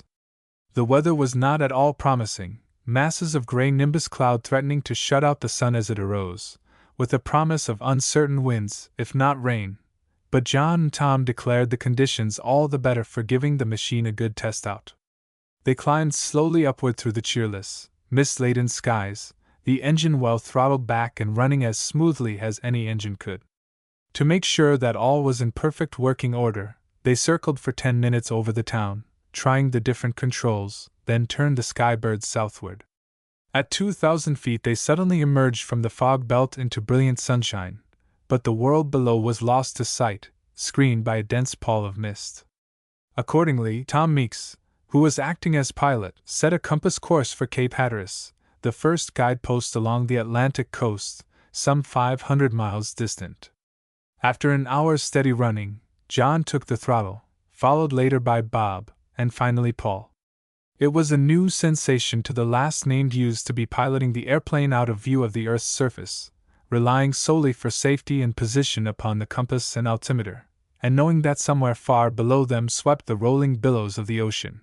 But they enjoyed it immensely. Finally, just as John declared they ought to be close to their objective, the winds freshened and made a great rift in the fog below them, through which they could plainly see the grand old Carolina coastline a little way ahead and to their right. Between the main shore and the long spine-like series of reefs constituting the cape itself, sparkled the waters of numerous sounds, while the weather-beaten lighthouse on the extreme elbow of Hatteras stood out like a stick of white chalk against the rocky gray background of its support. All were delighted with the accuracy with which they had made their first guidepost, as John and Mr. Giddings checked their bearings on the chart. The Skybird had behaved splendidly so far, and if she continued in that way they ought to reach their destination well before nightfall, even at the reduced speed at which they had been flying, which had averaged not much more than 100 miles an hour. It now became a question whether they should leisurely follow along the inwardly curving coastline, taking in Savannah, Charleston, and Jacksonville as guideposts, or save 100 miles or more by flying straight across the waters to Miami. As they wished to test out each member's ability to operate by compass rather than by landmarks, it was decided to take the shorter route. So gradually they left the rugged American shore behind and swept farther and farther out to sea. The Skybird, too, was flying as steady as a rock. All the bracing wires were tuned to a nicety, the wind humming through them and along the smooth sides of the great creature's body with a whistling monotone which arose and fell with bewitching rhythm as the force fluctuated. The varnish and fireproofing compound glistened brightly in the sunshine, attracting the attention of numerous seabirds, mostly gulls and ospreys, which followed them at times for short distances, only to be outdistanced. The engine was running at less than half its possible speed, and purring like a contented kitten after a meal of fresh milk. The clouds and fog had cleared away. The sky was as bright now as a sky ever gets. Far beneath, the blue-green waters of the Atlantic, flecked with white-topped waves, spread on all sides. 2 torpedo boats, looking like toys, went northward, and tiny white waving specks showed that the jacks aboard were waving a salute to them. Off seaward, a black trailing blot against the horizon showed where some unseen steamship plowed her way between ports. Mr. Giddings and the boys were filled with admiration. A small airplane is ideal for short flights, joyriding the heavens, or sightseeing among the clouds. But there is something more majestic and stable about a big machine like the Sky Bird II, which a pilot soon begins to love with a passion he never feels toward the little plane. An exquisite community of spirit grows up between machine and pilot. Each, as it were, merges into the vitals of the other. The levers and controls are the nervous system of the airplane, through which the will of the aviator may be expressed in an infinitely fine degree. Indeed, a flying machine is something entirely apart from and above all other contrivances of man's ingenuity. It is the nearest thing to animate life which man has created. In the air, an airplane ceases to be a mere piece of dumb mechanism. It seems to throb with feeling, and is capable not only of primary guidance and control, but actually of expressing a pilot's temperament. The lungs of the machine, its engines, are the crux of man's mechanical wisdom and skill. Their marvelous reliability and intricacy are almost as awesome as the human anatomy. When both engines are going well, and synchronized to the same speed, the roar of the exhausts develops into one long sustained and not inharmonious boom. It is a song of pleasant melody to the pilot, whose ear is ever pricked to catch the first semblance of a sharp, or flat, note telling him that one or more of the 12 cylinders of each busy engine is missing fire and needs a little doctoring. It was about 4 o'clock that afternoon when our party first sighted the low, outjutting sea coast of Florida. As they came slowly toward it, by reason of their angular course of approach, they could gradually make out a group of green palms here and there along the white stretches of sand, and see clusters of light-colored buildings, piers, shipping, and people moving about. Thus they passed Juneau and Palm Beach, and then saw the thicker cluster of fine dwellings of Miami itself, the most southerly city on the Florida mainland. Paul was guiding the Sky Bird at this time, and turned her across the limpid waters of Biscayne Bay, cutting a huge circle above the town and slowly swooping downward toward the broad white beach, as he picked out a level stretch for landing. Townspeople who had been watching the strange airplane, so much like a great bird, now ran forward to see it land. A moment later, with a graceful drop and upward curve, it struck the sandy beach and ran forward lightly until the brakes were applied and it was brought to a standstill. Chapter 12: Fighting a Devilfish. Many questions were asked our friends by the onlookers, but they gave them evasive replies, being careful to let out no hint as to their real identity and connection with the approaching race around the world. 2 husky Negroes were engaged to watch the airplane until relieved from such responsibility, and Mr. Giddings then led the boys to the home of a Mr. Choate, a close and trusted friend and superintendent of the big Miami Aquarium, one of the most noted repositories for live fish in the country. Mr. Choate was astonished beyond measure when he learned that his old friend had come in the big airplane which he and his wife had noticed over the town a short time before, and was still further surprised when Mr. Giddings bound him to secrecy, and told him that the young men with him constituted the crew of one of the 2 airplanes which was so soon to circle the earth by way of the equator. He shook hands warmly with them, and with his charming wife made them all very much at home. Then Mr. Choate, no man in the South knew more about the multitudinous varieties of fish inhabiting Florida waters. He was not only an authority on them, but he was also recognized as a most skillful catcher of fish. For over an hour that evening he told them absorbing stories of the habits of Gulf Stream denizens, and recited stirring tales of battles with some of the biggest of them. And when he finally announced, "Tomorrow I shall see that you are given a taste of our wonderful fish life by joining me in a fishing expedition," they could hardly get to sleep for thinking of the fine prospect. After breakfast the next morning, their host conducted them down to the waterside and into the beautiful white concrete buildings of the aquarium, and here he proceeded to show them, swimming about in great glass tanks, the most wonderful collection of fish they had ever seen outside of the big New York aquarium itself. "You probably never realized before," said Mr. Choate, "that in the warm waters of the Gulf Stream, between Miami and Key West, more than 600 varieties of fish are to be found. They vary in size all the way from the tiny seahorse, the size of a baby's little finger, to the great tarpon and killer whale, the latter a vicious creature weighing many tons and large enough to swallow a good-sized boy without scraping the buttons off his jacket. "It must be a lot of sport to catch some of these fairly big fish," remarked John Ross. "Well, this afternoon I shall take you fellows where you can all have a chance at them," said Mr. Choate with a smile. "It would be interesting to have a motion picture record of the thoughts which flash through the mind of the average inland fisherman the first time he feels the tiger-like swoop of a 5-foot barracuda, the fierce yank of a 100-pound amberjack, or the sullen surge of a big grouper on his line, for even when armed with the heaviest rod, and a line as big around as a silver dollar, he is pretty sure to wish, at least subconsciously, that his tackle might be twice as formidable and his arm twice as strong. Just imagine yourself, for instance, out in the clear blue waters of the Gulf Stream, looking overboard at your baited hook 30 feet below, which you can see as plainly as if it were in no water at all.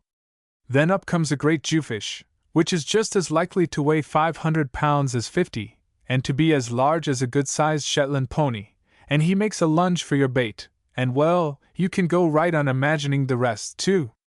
In all, they visited a 100 tanks of fish before they were through, watching this group and that group of inmates disporting themselves about in the salty water with apparent unconcern of visitors. In markings some of them rivaled the most beautiful designs the mind could picture, and others were so brilliant and wonderful in color that the rainbow was mild in comparison. From the aquarium our party went up the beach to where the Skybird 2 was resting under guard, and putting 2 new Negroes to the task, they returned and had lunch with Mr. Choate, following which he conducted them down to the pier and aboard his sea-going motor yacht, El Apache. This trim vessel had a crew of 5 men, and as she started away, headed for the Bahama Islands, a 25-foot motor-driven tender bobbed along in her wake. In this they were to do most of their fishing, their host declared. Assisted by the northeastward pressure of the Gulf Stream, they made splendid progress, and that evening cast anchor behind Bimini, a tiny isle which rests like a jeweled feather on a summer sea. It was like pulling teeth to go below deck for sleep and leave the wondrous beauty of the tropical night, with the soft, cool touch of the ever-blowing trade wind, the shadowy grace of the giant coconut palms swaying and whispering on the nearby beach in the moonlight, while the surf, lapping upon the coral reef on the outer side of the isle, lulled them with its crooning obbligato. At sunrise all hands were up and ready for the sport. A hot breakfast was served by the cook, after which they piled aboard the motor tender, throwing in rods, lines, and harpoons. Through the island channel out to the open sea they went, all except the steersman hanging over the side of the craft, and enjoying the amazing sights in the clear depths below. Bob excitedly pointed out a group of 6 or 8 big tarpon lazily wallowing about 50 feet beneath them. And less than 2 minutes afterward Paul, in no less excitement, announced the discovery on his side of a big nurse shark which was rolling an eye at him from the ocean's floor. John pointed out, from the bow, a great school of fish numbering possibly 10,000, which Mr. Choate stated were small mangrove snappers. They were parading up and down a stretch of coral shelf along the bottom, and they made a wild dash and hid in crannies under the coral as a big barracuda unexpectedly shot into their midst and grabbed one unlucky snapper. In a little while the fishermen were out into the open sea, and all began to scan the pulsating bosom of the Gulf Stream with fresh interest. Strange as it may seem, the fish of tropical waters do not appear to have the slightest apprehension of danger from the noise of a motorboat, and one can not only get very close to them, but can follow them about and observe their movements without trouble, particularly if he is familiar with their habits.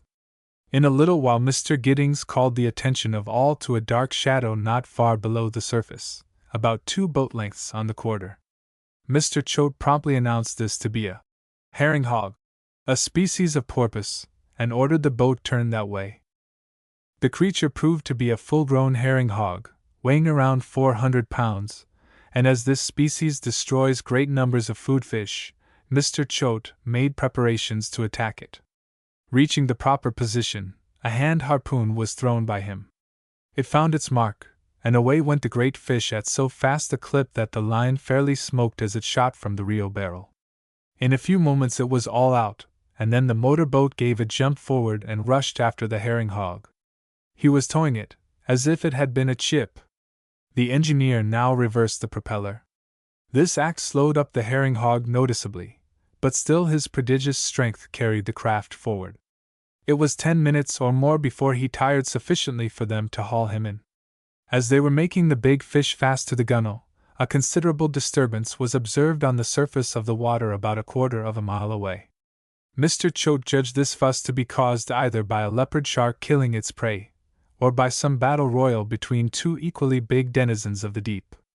Mr. Giddings and the boys were all excited at the thought of getting a harpoon into a huge leopard shark, which will fight any and everything that swims, as well as many things of flesh which do not swim, not excepting man himself.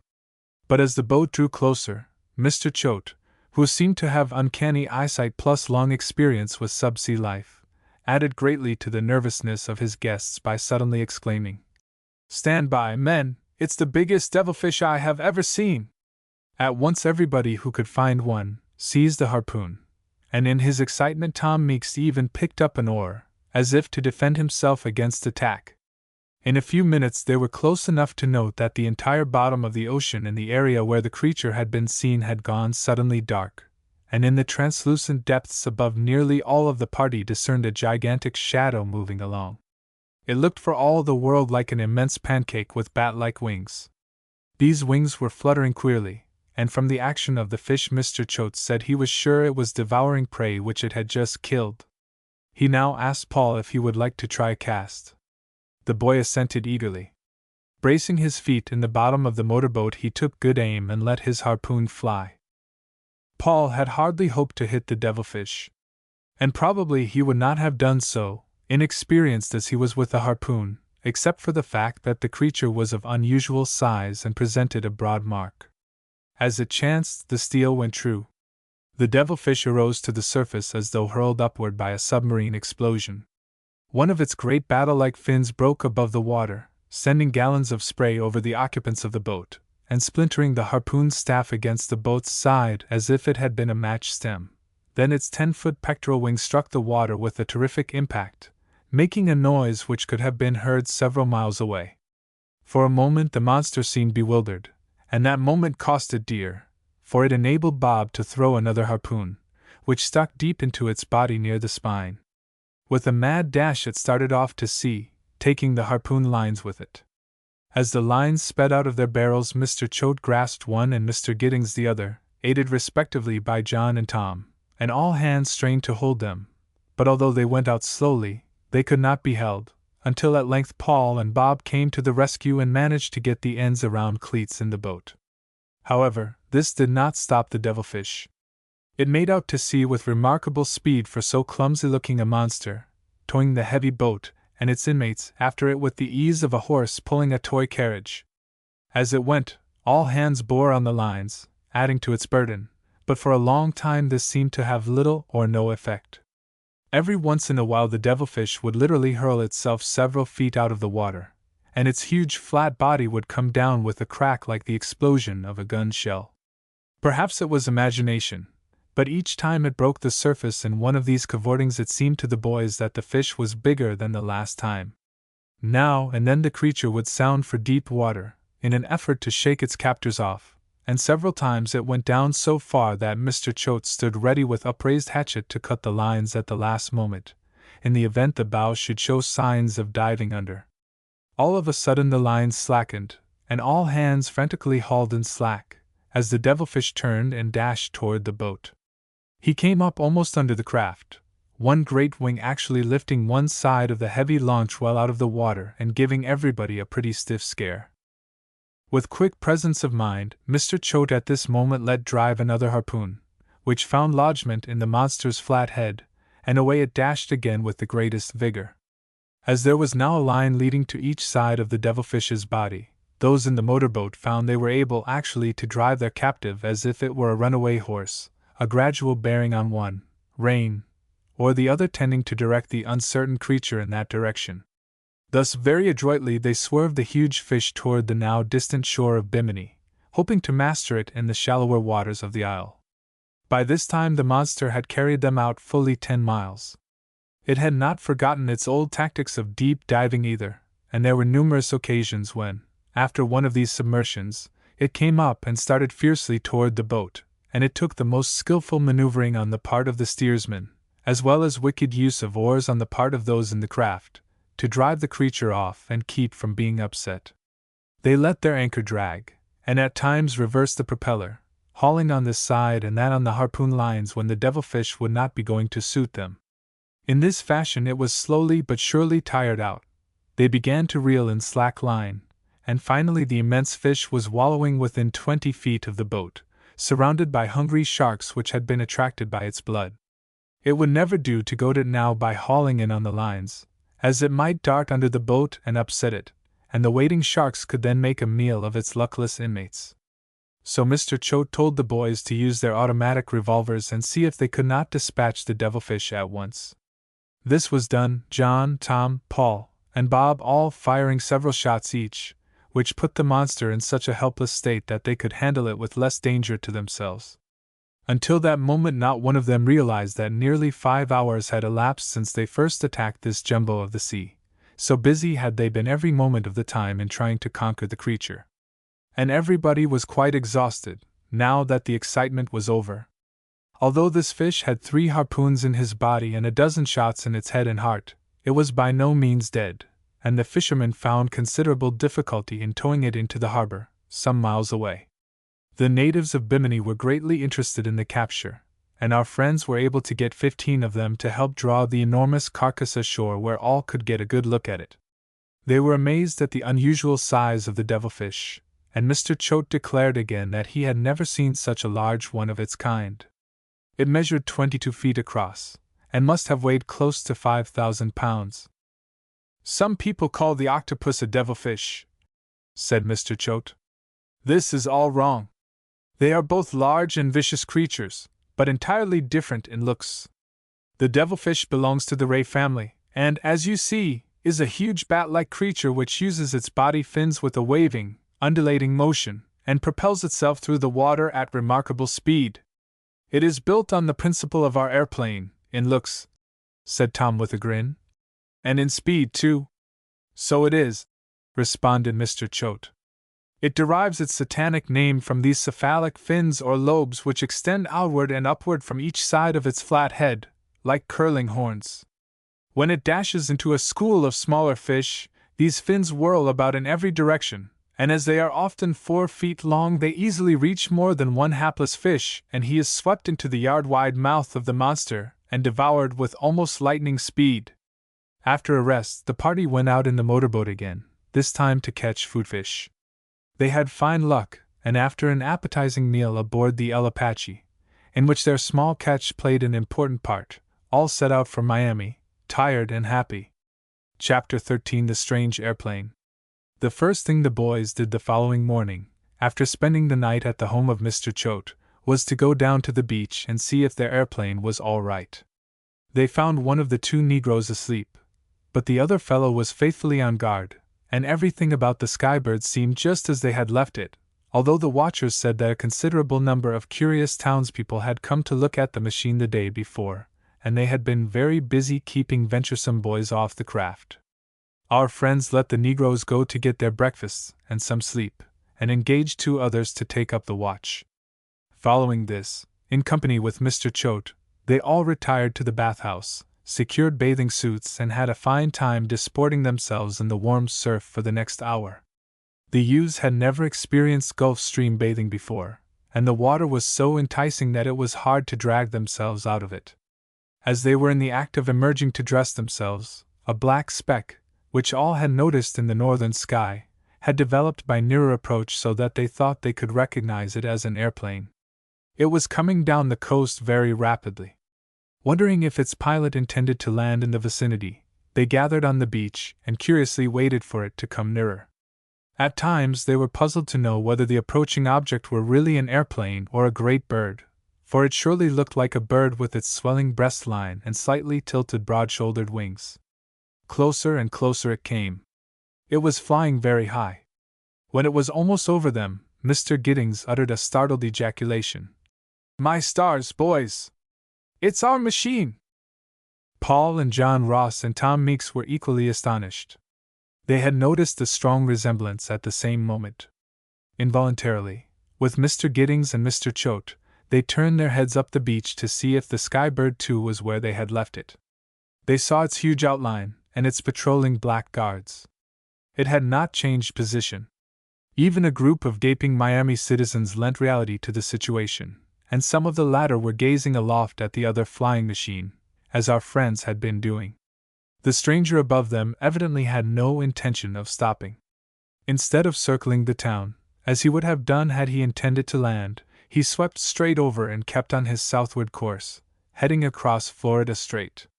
On the face of every one of our friends, as they saw this image of the Skybird to cross the sky overhead and disappear in the mists beyond, was a look of amazement, incredulity, and finally dark suspicion. "Can it be?" Mr. Giddings hesitated, and looked inquiringly at his younger companions. "It looks that way," said John Ross, with a reluctant nod.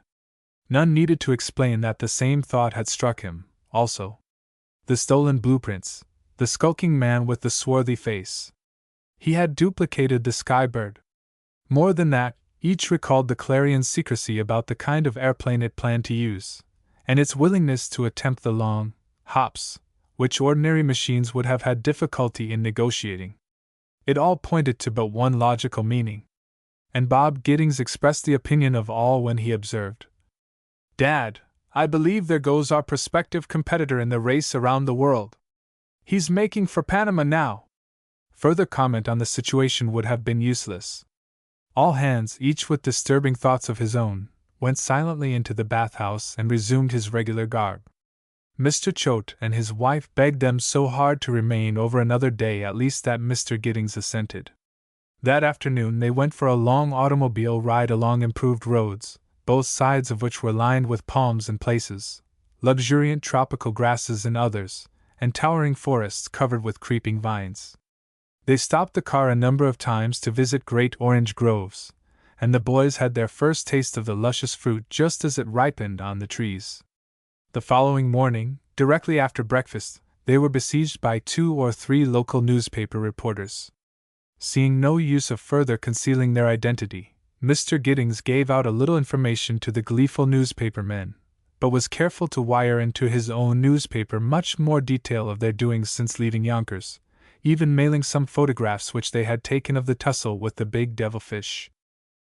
In the afternoon our party paid a visit to the aquarium again, extending it to the biological laboratory nearby, and took supper in the beautiful white casino, which fronts the beach, after they had had a refreshing plunge in the ocean's waters. Then Paul and Bob took up Mr. and Mrs. Choate for a short flight in the airplane. Early the next morning they bade their Miami friends goodbye, and once more took to the air, this time to complete the last leg of their journey to Panama. It was found that the Skybird's fuel tanks were apparently still full enough to carry them to their destination, so it had not been necessary to store either gasoline or oil in Miami. This was very gratifying, as it showed quite conclusively that, later on in the race, the Skybird would be able to make her longest jumps without the peril of fuel shortage. At a height of close to 2,000 feet they headed across Florida Strait, with Paul at the throttle. It was a real joy to be looking through the glass panels of the airplane's cabin once more, to hear the muffled roar of her engine and propeller, and to realize that probably before dark they would be across the 500 miles of blue waters of the Caribbean and hovering over the world-famous Canal Zone. It was a fine morning. What clouds could be seen were well above them, light, billowy, and white, reflecting the sunlight so strongly upon the white-capped waters below, that the sea seemed much closer to the voyagers than it really was. Shortly after 8 o'clock they crossed over the long, low-lying island of Cuba, dipping down close enough to get a fairly good view of the topography. Then rising to 3,000 feet, they swerved a little to the eastward and made off across the Caribbean Sea itself. At a few minutes of 11 they sighted the shore of Jamaica, 5 miles or so to the eastward of them. Then John took the throttle, both engines were put into the work, and they began to whiz through the air at a clip which would have made them gasp for breath had they been in an open cockpit. As it was, the rush of air as it swept along each side of the fuselage and off its narrowing tail became a veritable howl in whose noise they found conversation very difficult.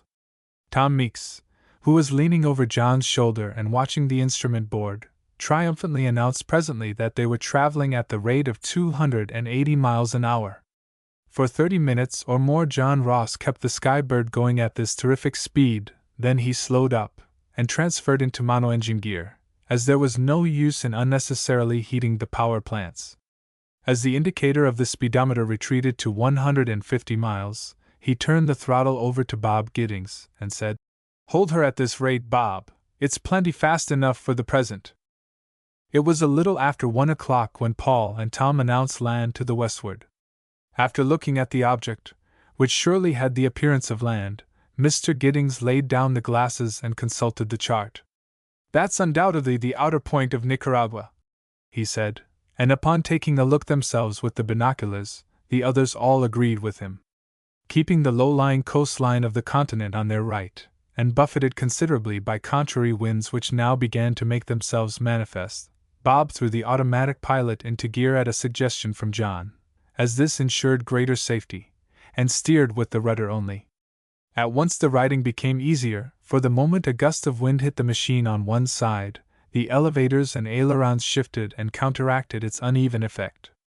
After a while Bob turned slightly to the eastward, and about mid-afternoon they came in sight of Colon, the Atlantic terminal city of the Great Canal.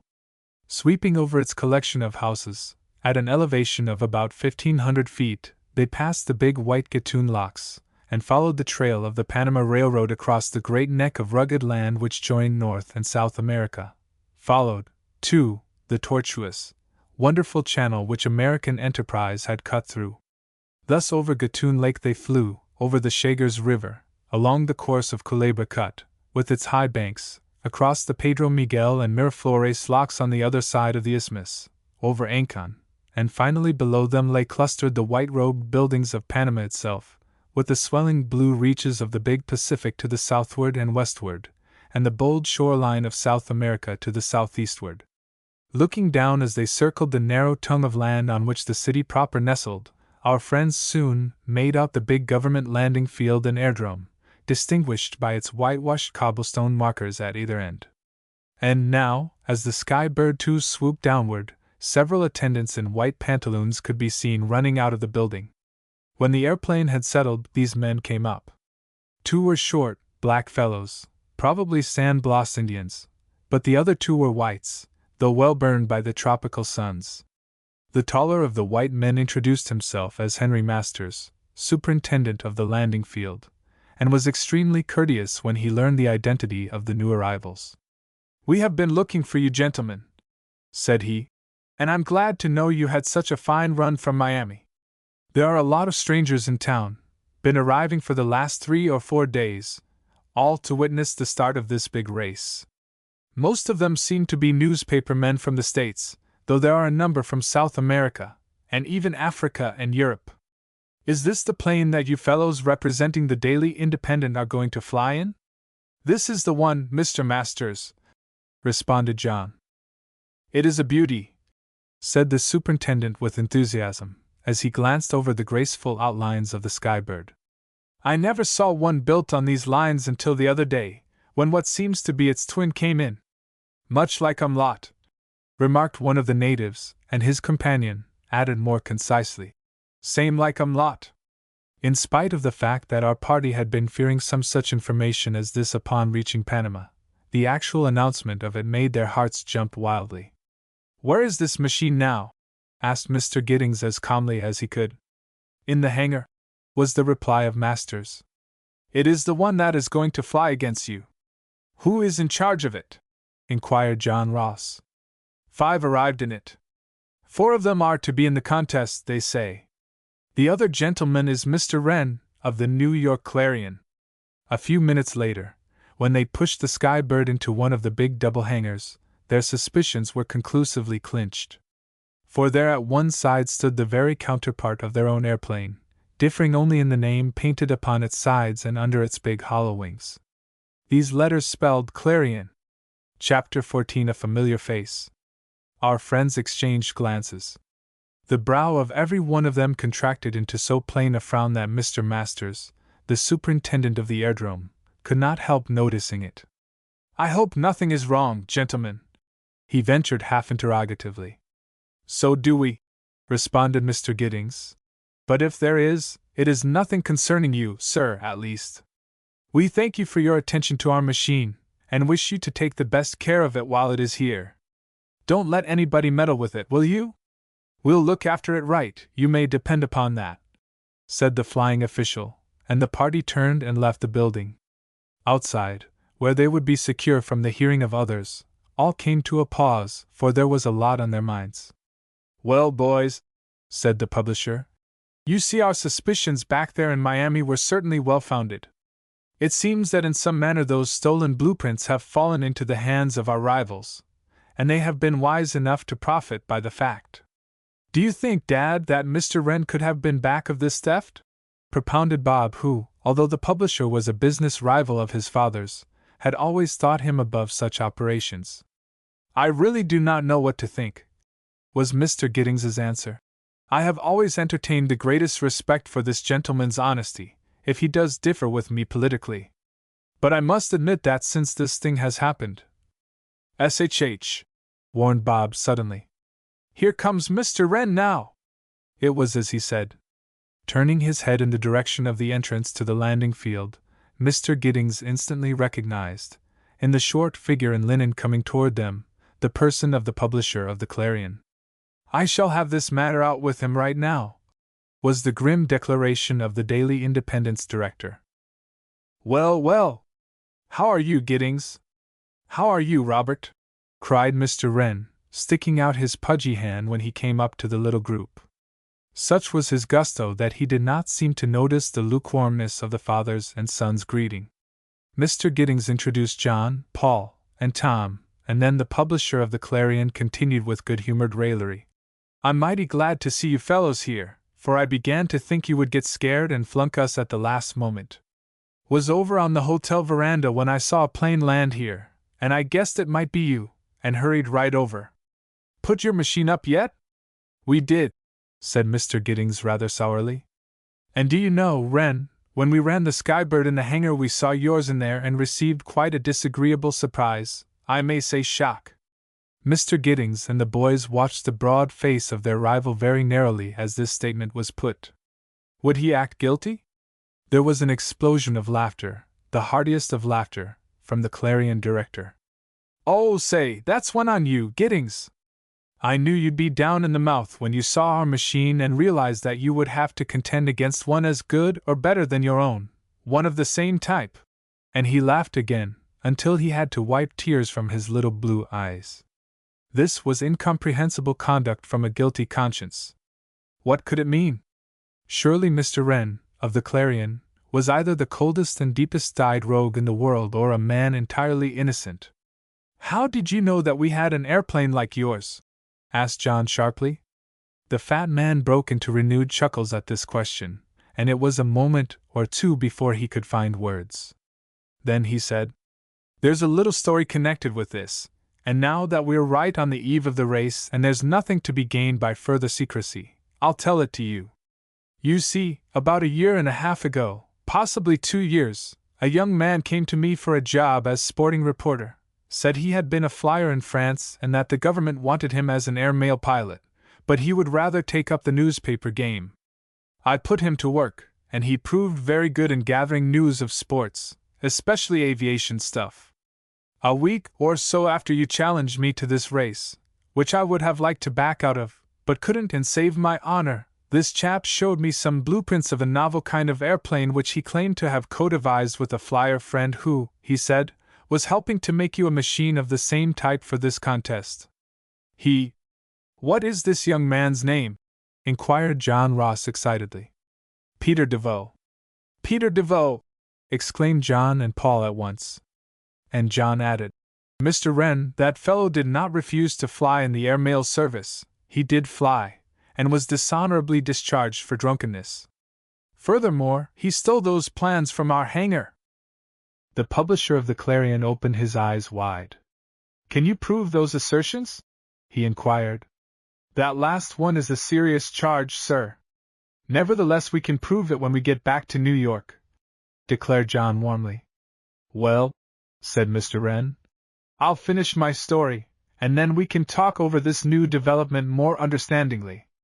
As I said, DeVoe claimed to have a half right in the plans, and having no reason to doubt it, I told him to proceed, when he proposed to make an airplane for us from the designs and to head a crew for the Clarion in this race around the world.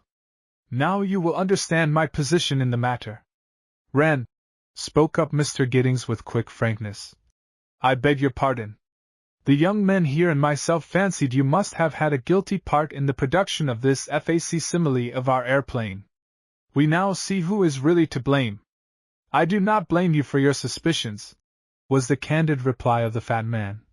If things are as you state, and I will do you the honor, Giddings, to say that, although we are business rivals, your word is as good as gold with me.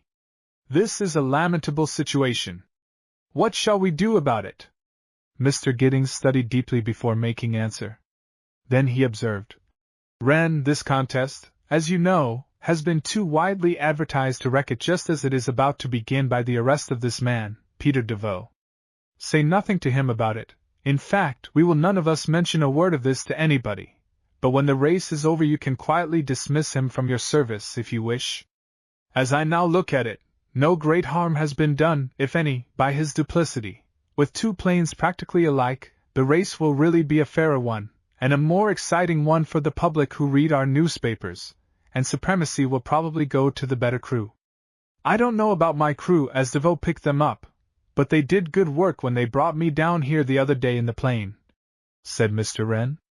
Giddings, I think your plan is all right, and we'll let the race go on as if nothing had happened, but you bet your last dollar I'll fire Pete when it's all over, if he has done what you say. With that the publisher of the Clarion accompanied our friends back to the hangar, where he had a good look at the Skybird too, and showed his own airplane, which was in all essentials an exact copy of the other. Following this they left the airdrome and went to their hotels.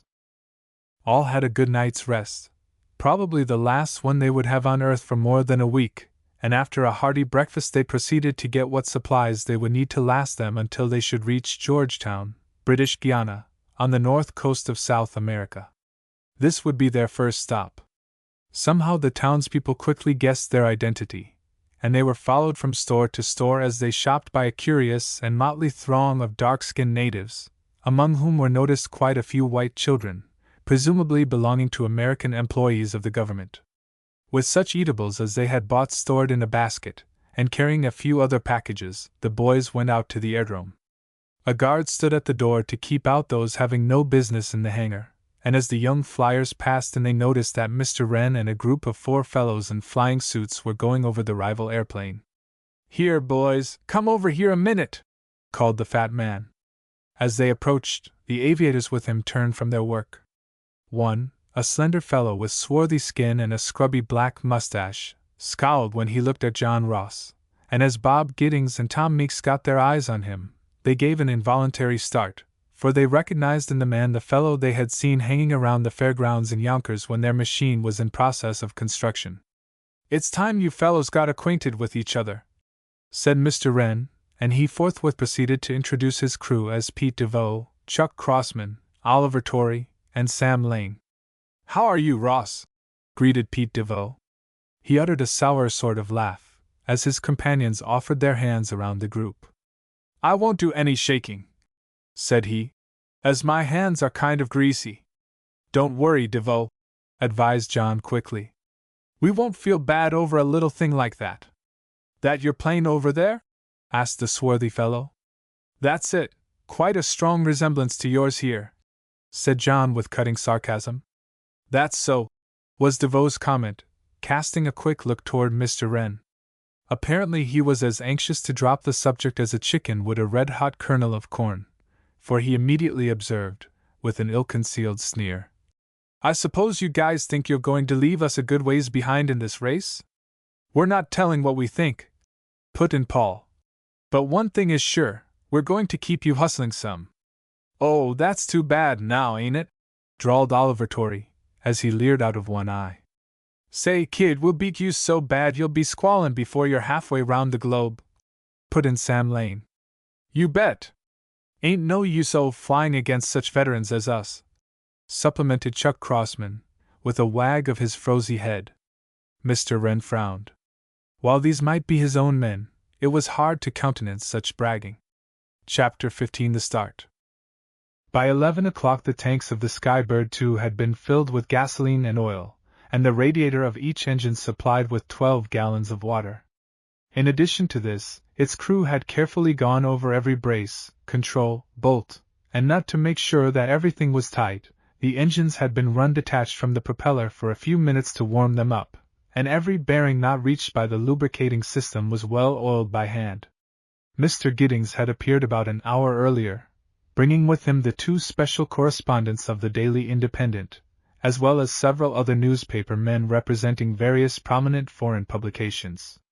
As soon as our boys had finished shaking hands with these, they were introduced to a number of well-known government officials and aviation representatives, who added their good wishes for the success of the big undertaking. Then came Mr. Wren with a party of his own distinguished friends, which called for more handshaking. At 12:15 the rival machines were pushed out of the hangar and took up positions in the field, ready for the signal to hop. At 12:50 both crews, with the exception of their respective crankers up, entered their machines, and a heavy hush fell over the great crowd which had assembled to see the start of the first race around the world's circumference. It was without denial an auspicious moment, and as they stood there and looked at the 2 big mechanical birds which were to attempt this prodigious feat, embracing almost 25,000 miles, threading every mile of the distance through the air in the astounding time of 10 days, the situation was so fraught with awe, particularly to the native Panamanians, that now at the last moment all were practically voiceless. The rival publishers gave their parting instructions as their crews climbed into the cabins, and these were to the same effect. "Don't forget, boys, to report to us at every stop, and mail us all the pictures you can. Between stops use your wireless for reports whenever possible. Goodbye, and the best of luck." Lieutenant Colonel Warren J. Hess, a gentleman prominent in American aviation circles, had been selected as judge of the contest.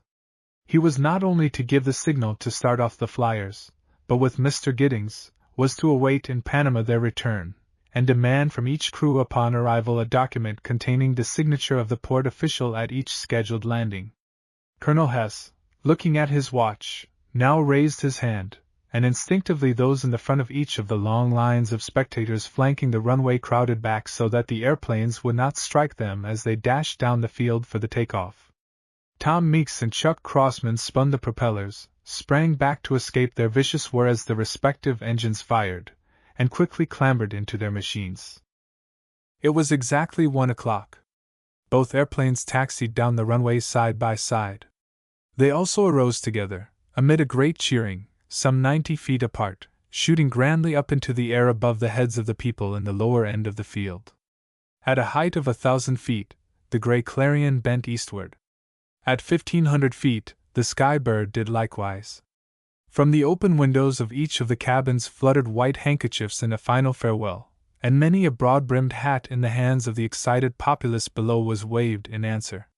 Flying low, the Clarion started away in the lead, while her rival had been mounting to her own preferred higher level. By the time the Skybird had straightened out, her contemporary was well in advance. "We're losing ground," said Bob Giddings anxiously. "Don't worry about that," said Paul Ross, who was at the throttle. "We can catch them when we're ready. We'll get a better current of air up here." Paul's maneuver had been due to the fact that heavy headwinds were blowing, and he was quite sure if he went higher he would get above the worst of these. As they now shot along on an even keel, it seemed hard to realize that they had at last started out on the important flight for which they had been planning and working so long, and as Paul watched his instruments and the scudding rival machine ahead, he could not help wondering what the issue of it all might be, if the fates would be so kind as to smile enough on the Skybird to bring her in ahead of the Clarion and within scheduled time. Many weary miles must be covered before they would see Panama again. And when they would land in that airdrome again, if in truth they ever did, would it be as victors, or as listeners to the jeers of the rough crew of the other plane? It was not an ideal day for the start from a weather standpoint. In fact, a consultation of the weather reports at the Panama Bureau before they left had shown a prophecy of strong northeasterly winds and possible showers. The sun was almost shut out by patches of cloud, glinting through only occasionally, but neither crew had felt like postponing the start, so eager were they to be off and so confident were they in the capabilities of their respective machines to meet almost any sort of bad weather.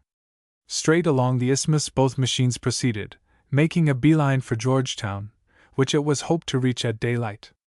The coastline was low along here and very uneven, with numerous pretty little islands on the Pacific side, the waters surrounding them sparkling like jewels when the sun's rays would struggle through the clouds and strike the tossing waves. In the northern part of the Republic of Colombia they passed just to the right of the western terminal range of the great Andes Mountains, and within an hour's time were sailing through Quindia Pass of the central arm of the same mountains. At this time they were over 12,000 feet above sea level. Then came the tablelands of western Venezuela, open in places and covered with thick growths of tropical forests in others. As they approached the foothills of the eastern chain or arm of the mountains, Paul took the throttle, and they steadily arose in order to clear the high pinnacles facing them, and finally, at a height of 15,000 feet, the greatest height they had yet attained, they went over them. The airplane encountered several air pockets in this process, which might have been disastrous to them except for the stabilizing effect of the automatic pilot. As it was, the machine pitched rather roughly in surviving them. In sweeping past the last crag they had come very near to striking, owing to a cloud which enwrapped it. Just in time Paul's sharp eyes had seen the white bank of snow on the crag ahead, and he elevated his craft enough to pass over. It was so cold up here, even in the cabin, that the boys had to don their heavy coats. Just as they turned the nose of their machine toward a lower level, running at reduced speed, a huge bird with curving beak, which John said was a condor, dashed from the crags after the airplane. It was followed a moment later by 5 or 6 others. The great bird seemed to resent the appearance of so strange a giant in the mountain fastnesses where they had always held the supremacy of the air, all the time darting angrily at it, flapping their long, black and white wings, some of which had the immense span of 14 feet, and croaking hoarsely. The boys laughed at first, but when the creatures commenced to come closer, frequently hitting the windows with their sharp beaks, and cracking 2 of them, they began to get really alarmed. Once the propeller struck the tail of one bold and incautious condor, and feathers flew in all directions, but after a quick circle he was back again, madder than ever. "Say, fellows," cried Paul, "we've got to do something with these birds right away. First thing we know, one of them will get hit a square blow with the propeller and smash it. Then we'll crash as sure as I'm sitting here." This peril was very imminent, as all could see. John seized the shotgun from its rack, and Tom one of the rifles. These were loaded. Stationing themselves on either side of the cabin, the young men drew down the windows in front of them, poked out their weapons and watched for a chance to use them. Tom's gun was the first to blaze away, but it is difficult to hit a bird on the wing with a rifle, and he missed. A moment later, as a condor dashed viciously toward his window, John fired, and the great bird, mortally stricken, tumbled into the mists below. Tom was more fortunate the next time. A condor, with a fluttering of his immense wings, had settled right on the tail of the machine, where he clung with his sturdy talons, threatening to prevent Paul from manipulating the rudder. When Bob called Tom's attention to this alarming situation, the latter joined him at the rear window of the cabin. Tom took careful aim, pulled the trigger, and the condor fell with a broken wing, uttering hoarse cries until the clouds below swallowed him up. 2 more of the fierce creatures were killed before the remaining birds were frightened off. It was with a sigh of relief that Paul now resumed his descent to lower levels. When presently they emerged out of the last cloud, and could see the green earth below them once more, they were across the last chain of mountain they would encounter in South America. They gazed with their glasses on all sides, and checked up their position on the chart, although in doing this they had great difficulty on account of a curtain of thin fog which hung over the land, and only a very low altitude of about 500 feet would allow of it at all. As soon as they were sure of their bearings they again took a searching observation in quest of the rival airplane, but no sign of it could they see. "They're probably quite a bit ahead of us by this time," observed John. "But now that we're through the last chain of the Andes we can make better speed. Shoot her up to 2,000 feet, buddy. We'll set our course for Georgetown by compass." Paul bore upward, and at the level mentioned he straightened the machine with her nose once more pointed eastward, and the compass hand pointing along the left wing of the machine. It was now growing dark. Not knowing whether this was caused by the closing in of the clouds or the natural declension of the sun, Bob looked at his watch. To his surprise he found it was 7 o'clock Panama time, which would make it probably close to 9 in their present locality. Night should now be upon them. As it had been decided to let John and Tom operate the night shift, at least for the first few days, John now took his trick at the throttle, changed to the fresh engine, and Bob and Paul turned into their hammocks for the first sleep aboard the airplane. They were both pretty tired, as each had spent several hours at the helm that afternoon, and it was only a few minutes before the gentle rocking of the plane on the billows of air had sent them into a sound oblivion. Just before retiring, Bob had wirelessed Panama of their safe passage through the mountains and fight with the condors, stating that several snapshots of the birds had been secured and that these would be mailed to the Daily Independent upon reaching Georgetown. Not long after the change of pilots, a fine rain began to fall, covering the windows of the cabin with a film of moisture. But as it was now too dark to see anyhow, John did not care whether he could look outside or not. However, for the good of the machine, as well as the betterment of their speed, he decided to get out of the storm. So, switching on the little dashboard electric lights to illuminate his instruments, he turned the skybird upward again. Through the very clouds which were expelling the rain, gathered from the warm Atlantic trade winds, he guided the machine. At 9,000 feet he was above them, in clear dry air, with a blue, star-studded sky above his head and in the mellow glow of a full moon. "Well, John, this is more like night flying," remarked Tom Meeks, who sat just behind the pilot, ready to assist him at a moment's notice if the need should appear. "As long as I know there are no mountains ahead to smash into, I'm not worrying a bit," replied John. "And I guess we're all right on that score. I'm going to let the old girl out now, Tom." "Might as well," was the response. Thereupon John threw on the gas by degrees until the indicators showed them to be whizzing along at 150 miles. He easily could have gone 50 more on the one engine had he chosen, but was afraid such a speed would carry them beyond their destination and out into the Atlantic before daylight could show them their position. Had they not previously been running somewhat behind scheduled time, he would not have accelerated even now. Shortly after midnight Tom relieved him at the throttle, and running slightly slower, to make sure they would not pass over Georgetown in the darkness, Tom began to hum softly to himself as he kept a sharp lookout upon his instruments. John settled back in the seat behind, as alert for any sudden peril as his mate had been before. But no mishap marred the night's run, which was as smooth up there above the clouds as any veteran flyer could have wished. And when at last the bright sun of another day chased the moon and its haze into obscurity, it lighted up the flying craft some time before its orb had peeped high enough over the Atlantic's horizon to shed its rays upon the affairs of Earth itself. Gradually, as the sun arose in the heavens, Tom brought the skybird lower, until presently he and John could see the ground, bathed in glistening color from its recent wetting, far below them. At this time Paul and Bob awoke, and washing their hands and faces, came to the windows to look out. The first thing they all did was to sweep the skyline for some vision of the rival airplane, but without success. Then they put their attention on the country below and around. Just beneath was a pretty little blue lake, walled in with great forest trees, some of which must have been over 100 feet high. A short way beyond was an immense field covered with what they were sure must be sugarcane, and in which they could see dark-skinned men at work with queer carts and clumsy oxen. At the right, a mere thread of silver, was a river, hedged with tropical vegetation. This swept around toward their front, enlarging as it came, and at what seemed no farther than 5 miles away, poured its waters out into a great sea of apparently limitless expanse. The boys concluded at once that this great body of water must be the Atlantic Ocean, and when they saw a fair-sized town nestling among the trees at the point where the river joined the sea, their chart told them that the stream was the Essequibo River, and the collection of low-roofed buildings was none less than Georgetown. A few minutes later they were circling the town to locate their landing field, which was to be marked with a large white letter T. Seeing it on the second turn, they swept down amongst the curious and half-frightened throng, and taxied to a stop. To their relief and gratification, they found that their rivals had not yet appeared. Chapter 16 Tricked by Rivals.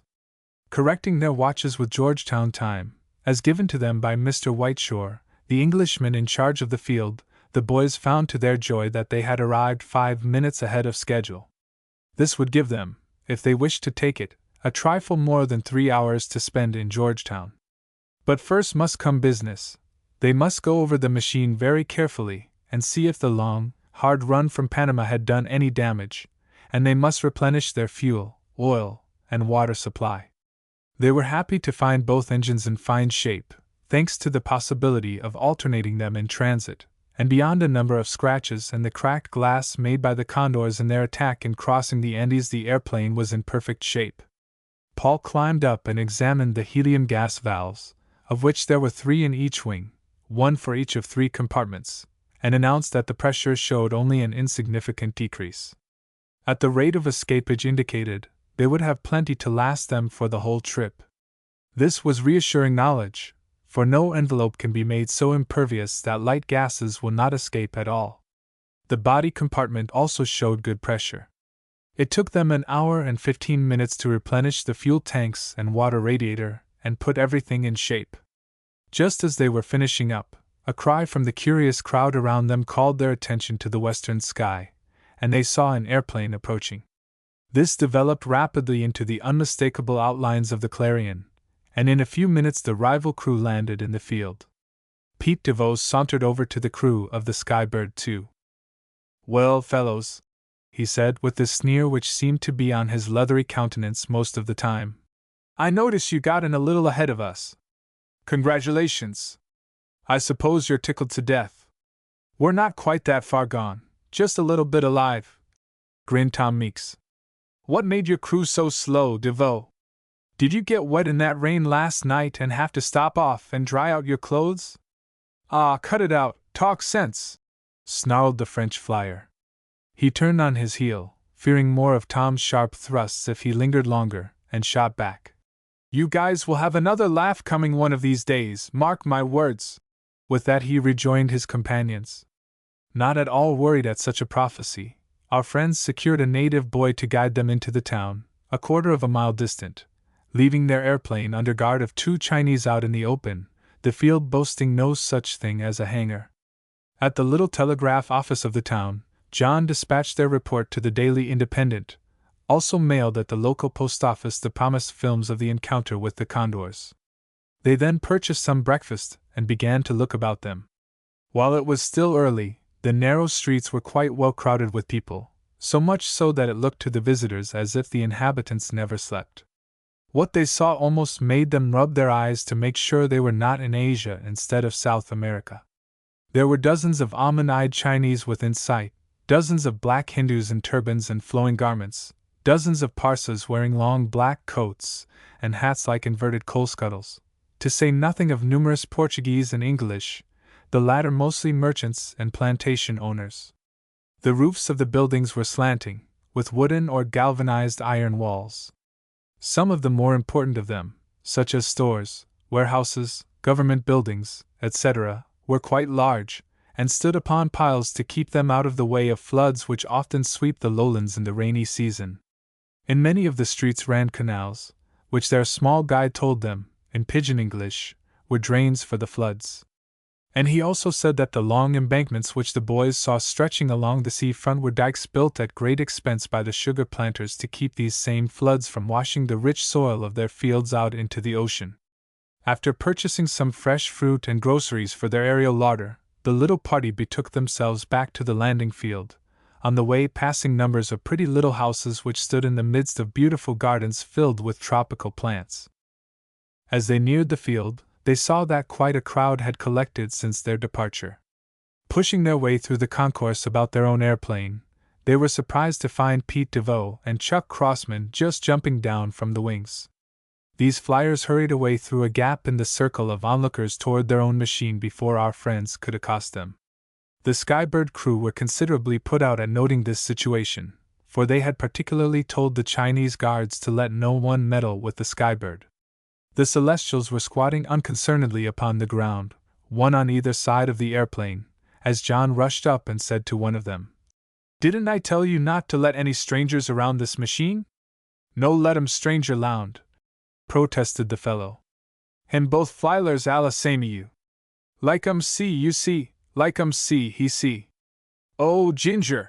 Exclaimed John, turning to his comrades in clear disgust. The stupid dunce thinks those fellows belong to us and we to them, just because we all wear the same sort of flying clothes. Did you ever see the like? Paul now took up the questioning. What were those fellows doing up there? He asked of the Chinaman. No telly me, no telly Lee, was the response, as the fellow jerked his head in the direction of his comrade. Just looky over Alice samey you do lil bit ago. Were they in the cabin? Demanded Paul.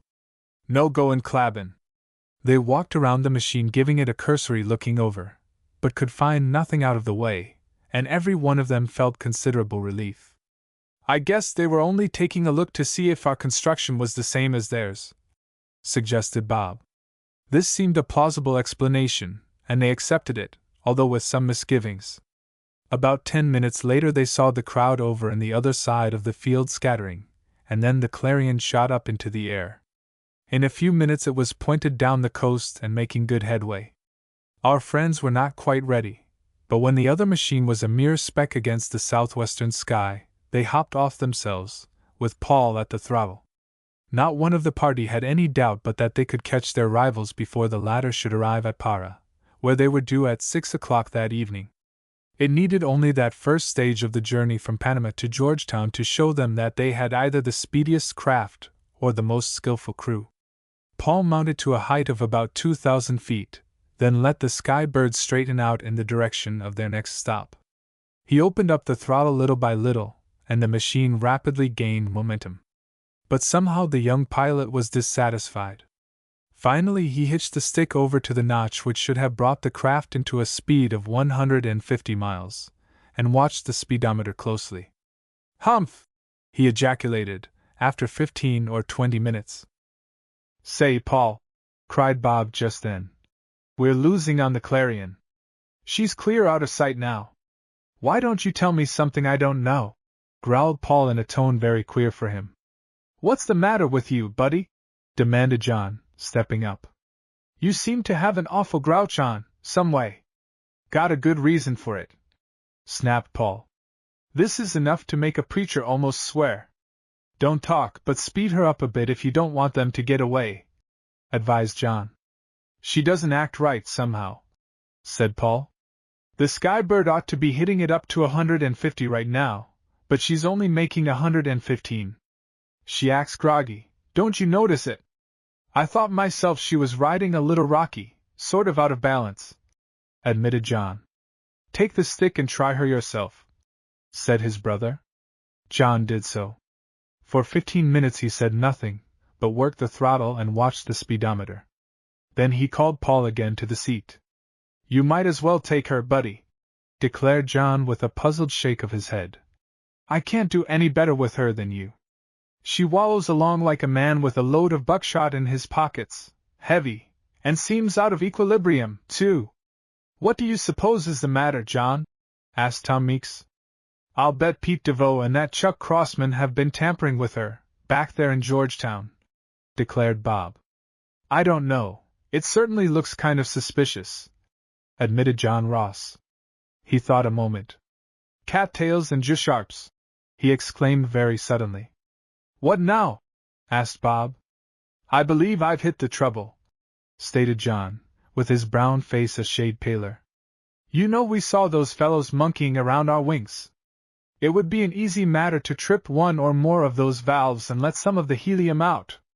That would make us heavier, and if more gas were let out from one wing than from the other, we would be out of balance in the bargain. This declaration of John's brought a startled and troubled look to the faces of his companions. All knew that if Pete DeVoe had engineered such a dastardly trick as John hinted at, a handicap would be in store for the Sky Bird's crew all through the remainder of the race, for it would be impossible to get a renewal of their helium gas supply before reaching their own country again, and then it would be too late. What shall we do? Came from Bob. Do? There's nothing to do now, but to keep on flying at the best gait we can until we reach Para, decided John. When we get there, we'll have a chance to find out what is really wrong. This seemed the wisest course to pursue. So Paul, vexed though he was at the contrary actions of the airplane, buckled down to the job of guiding the machine and complained no more. But he made up his mind that if investigations proved the rival crew had been tampering with the Skybird too, he, for one, would do his part in giving them a warm time should they meet on the ground again. At noon, while John and Tom slept, Bob relieved Paul, and for an hour they made a little better time by working both engines. But, afraid of overheating the one they termed their night engine, they went back to one motor for the rest of the journey into Para, where they arrived an hour late. And it was to find bad news awaiting them. The landing field official announced that the Clarion's flyers had left not 15 minutes before for Freetown, Africa. And upon investigating the helium valves in the wings of the Skybird, our boys found to their dismay that fully a third of the pressure was gone, indicating that an equal quantity of gas had escaped in some manner. It may be added that there was very little doubt in their minds as to this manner. Chapter 17 Across the Atlantic. Our friends looked at each other dismally when they had ascertained the cause of the Skybird's sluggish flying. Paul and Tom even gave the craft a tentative push, and found that the loss of her helium had made her so much heavier to move over the ground that the difference was manifest at once.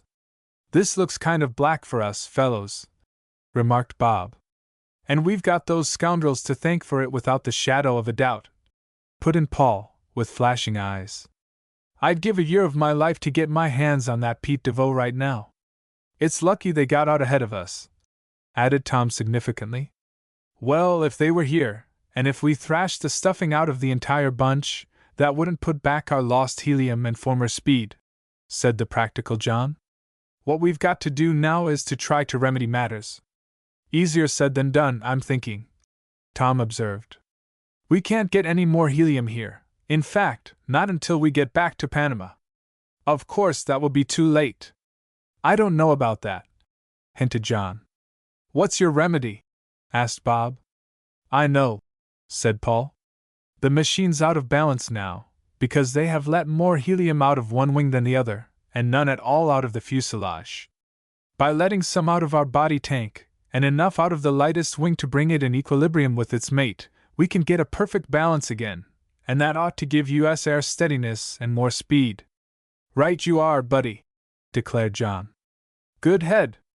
That's my idea exactly." "But won't that make us even heavier than we are now?" inquired Bob. "Sure," responded John. "But balance is the main thing in an airplane, you know. When we get that, the old girl will act a whole lot better than she did coming here." "Still, our rivals will have some advantage over us," argued Tom. "That's true, in the way of a lighter machine. But we've shown we could outspeed them when the Skybird was all right, and now we ought to be about an even match for them," said John. "That means a nip-and-tuck race of it, then, the rest of the way," commented Paul. At this point a bright idea struck Bob. "Say, fellows," he cried, "why can't we send a wire message from here to Mr. Giddings at Panama, and ask him to have a fast vessel drop a tank of helium off at Nukahiva, Marquesas Islands, for us?" His comrades slapped Bob so hard upon the back when he made this suggestion that he had to stagger. "Fine idea, Bob," declared John. "A fast boat ought to reach Nukahiva before we do, and that will give us a full load of helium again for the last 4,000 or 5,000 miles of the race. If it's a close contest up to that point, the new supply may save the day for us." They now set to work equalizing the gas supply in the wings of the Skybird and reducing that in the fuselage to the proper pressure for perfect equilibrium, which they were able to get by the use of the pressure gauge and a little figuring. Then they went over all parts of the machine, put in gasoline and oil, and attended to watering the radiators, following which Paul and Bob departed for town. As in Georgetown, they created a vast interest, and were considerably annoyed by the crowds of natives which followed at their heels, many of whom carried baskets of fruit on their heads and constantly importuned them to buy some of their wares. Even in the windows of the houses they passed women holding naked babies, who stared out at them, and in the doorways stood girls, some of them beautifully gowned in silks, their dark hair falling like a shower about their comely nut-brown faces, while their eyes opened wide in wonder or dropped in abashment when they saw one of the handsome young Americans look their way. Para is directly on the equatorial line. It is also the metropolis of the mighty Amazon, the king of all the world's rivers, whose width here at its mouth is close to 200 miles, and which carries into the Atlantic so much mud from the interior of South America that it is said the waters of that ocean are stained yellow for 500 miles outward. This mighty stream is formed by countless mountain creeks and rivers draining practically the whole northern half of the continent, and these streams are formed in their turn by the heavy rains which fall frequently from swiftly gathered clouds. In fact, it rains nearly every afternoon in Para, and the air is always moist, so much so that articles made of steel and iron quickly rust, and furniture must be pegged together rather than glued to keep it from coming apart. Paul and Bob found Para quite a good-sized city, but on very low ground. Along the docks of the mighty river were many kinds of boats and ships, from stately ocean liners to the tub-like barges used to float down from Bolivia great cargoes of raw rubber. There were numerous schooners unloading vegetables and fruit, and countless dugouts paddled by natives. Cargadores, in their bare feet, were carrying goods in and out of the various large craft, supporting the heaviest of bundles on their bare heads. Their faces were all shades of white, brown, and black. Among them were Negroes from Jamaica, and Spaniards, Portuguese, and mulattoes from all parts of Brazil. The business buildings were 3 and 4 stories high, and built close to the sidewalks along narrow streets. Their walls, the boys noticed as they crowded their way along, were of all colors, some being faced with blue, yellow, and green porcelain tiles. By asking questions they found the telegraph office, and there sent the message to Mr. Giddings at Panama, requesting that the helium gas be sent to Nukuhiva by fastest boat. They also wired a report of their progress. They had by this time another roll of exposed Kodak films, and this was mailed to the Daily Independent. No sooner had they reappeared from the post office than they were once more besieged with peddlers asking them to make a purchase of their wares. Paul and Bob stopped when they saw some particularly luscious-looking oranges and bananas, and were surprised upon asking the price to find that they could have a dozen of each kind for the value of 5 cents. And oh, how sweet and juicy they were when they sank a tooth into them. They bought some baked goods in a little shop, and as they emerged an old man with a parrot on one shoulder and a small monkey on the other blocked their pathway, and begged them to look at. Nice parrot, nice monk. They shook their heads, when they saw other vendors crowding forward, and were about to push by when the monkey sprang nimbly upon Paul's own shoulder, snatched off his cap, shook it in front of his eyes, and put it back in place again. Paul and Bob both laughed, and harder yet as the bright little animal shot a paw into Paul's pocket, and adroitly drew out a Brazilian gold coin called a milreis, worth about 54 cents in American money. "You give 5 milreis, me give monk," said the old mulatto. Paul shook his head. "You give 4 milreis, me give monk." "No, that's more than I have of these coins." "You give 3 milreis, me give." "Only have 2 of them left," said Paul. "You give 2 milreis, take monk." "It's a bargain," laughed Paul. And he fished another of the coins out of his pocket, accepted the end of the rope tied to the monkey, and went off with Bob, his newly acquired pet still contentedly occupying his shoulder. "We'll surprise John and Tom when we get back to the field," chuckled Paul. "They won't be looking for this addition to the crew of the Skybird." "I'd say not," declared Bob, also chuckling. And indeed Paul's little hairy friend did create a lot of interest when they arrived beside the airplane, John and Tom both playing with him, for several minutes, and going into hilarious laughter at the funny antics of the weazen-faced creature, which looked so much like the wrinkled old mulatto from whom he had been purchased, that Paul said he should henceforth be called Grandpa. They put the monkey in the cabin, and climbed in themselves, since all was in readiness for the departure. Night had fallen, but the sky was clear and moonlit. So there was no trouble, by helping matters with their searchlight, in hopping off and turning their head across the big Atlantic toward the shores of Africa.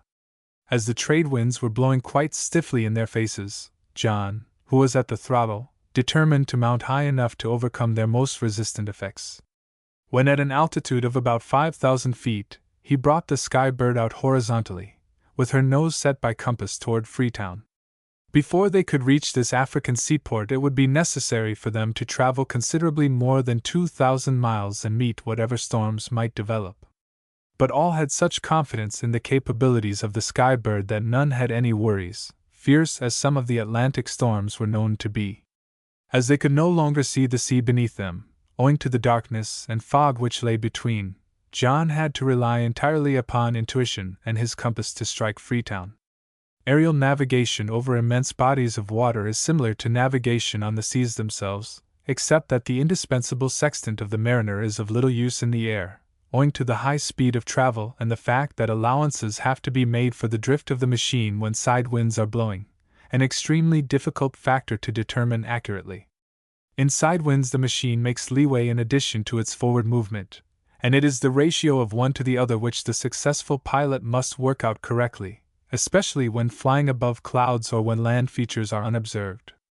In this particular instance, our boys were supplied with charts indicating the trend of all normal winds in each locality, and their approximate force at various altitudes. Thus, by consulting his speedometer, John was able to figure out with a fair degree of certainty what allowances he should make from dead reckoning in order to strike their destination. Or rather, we should say that Tom, as John's aide, did most of this figuring, for a pilot generally has his hands full in guiding his steed.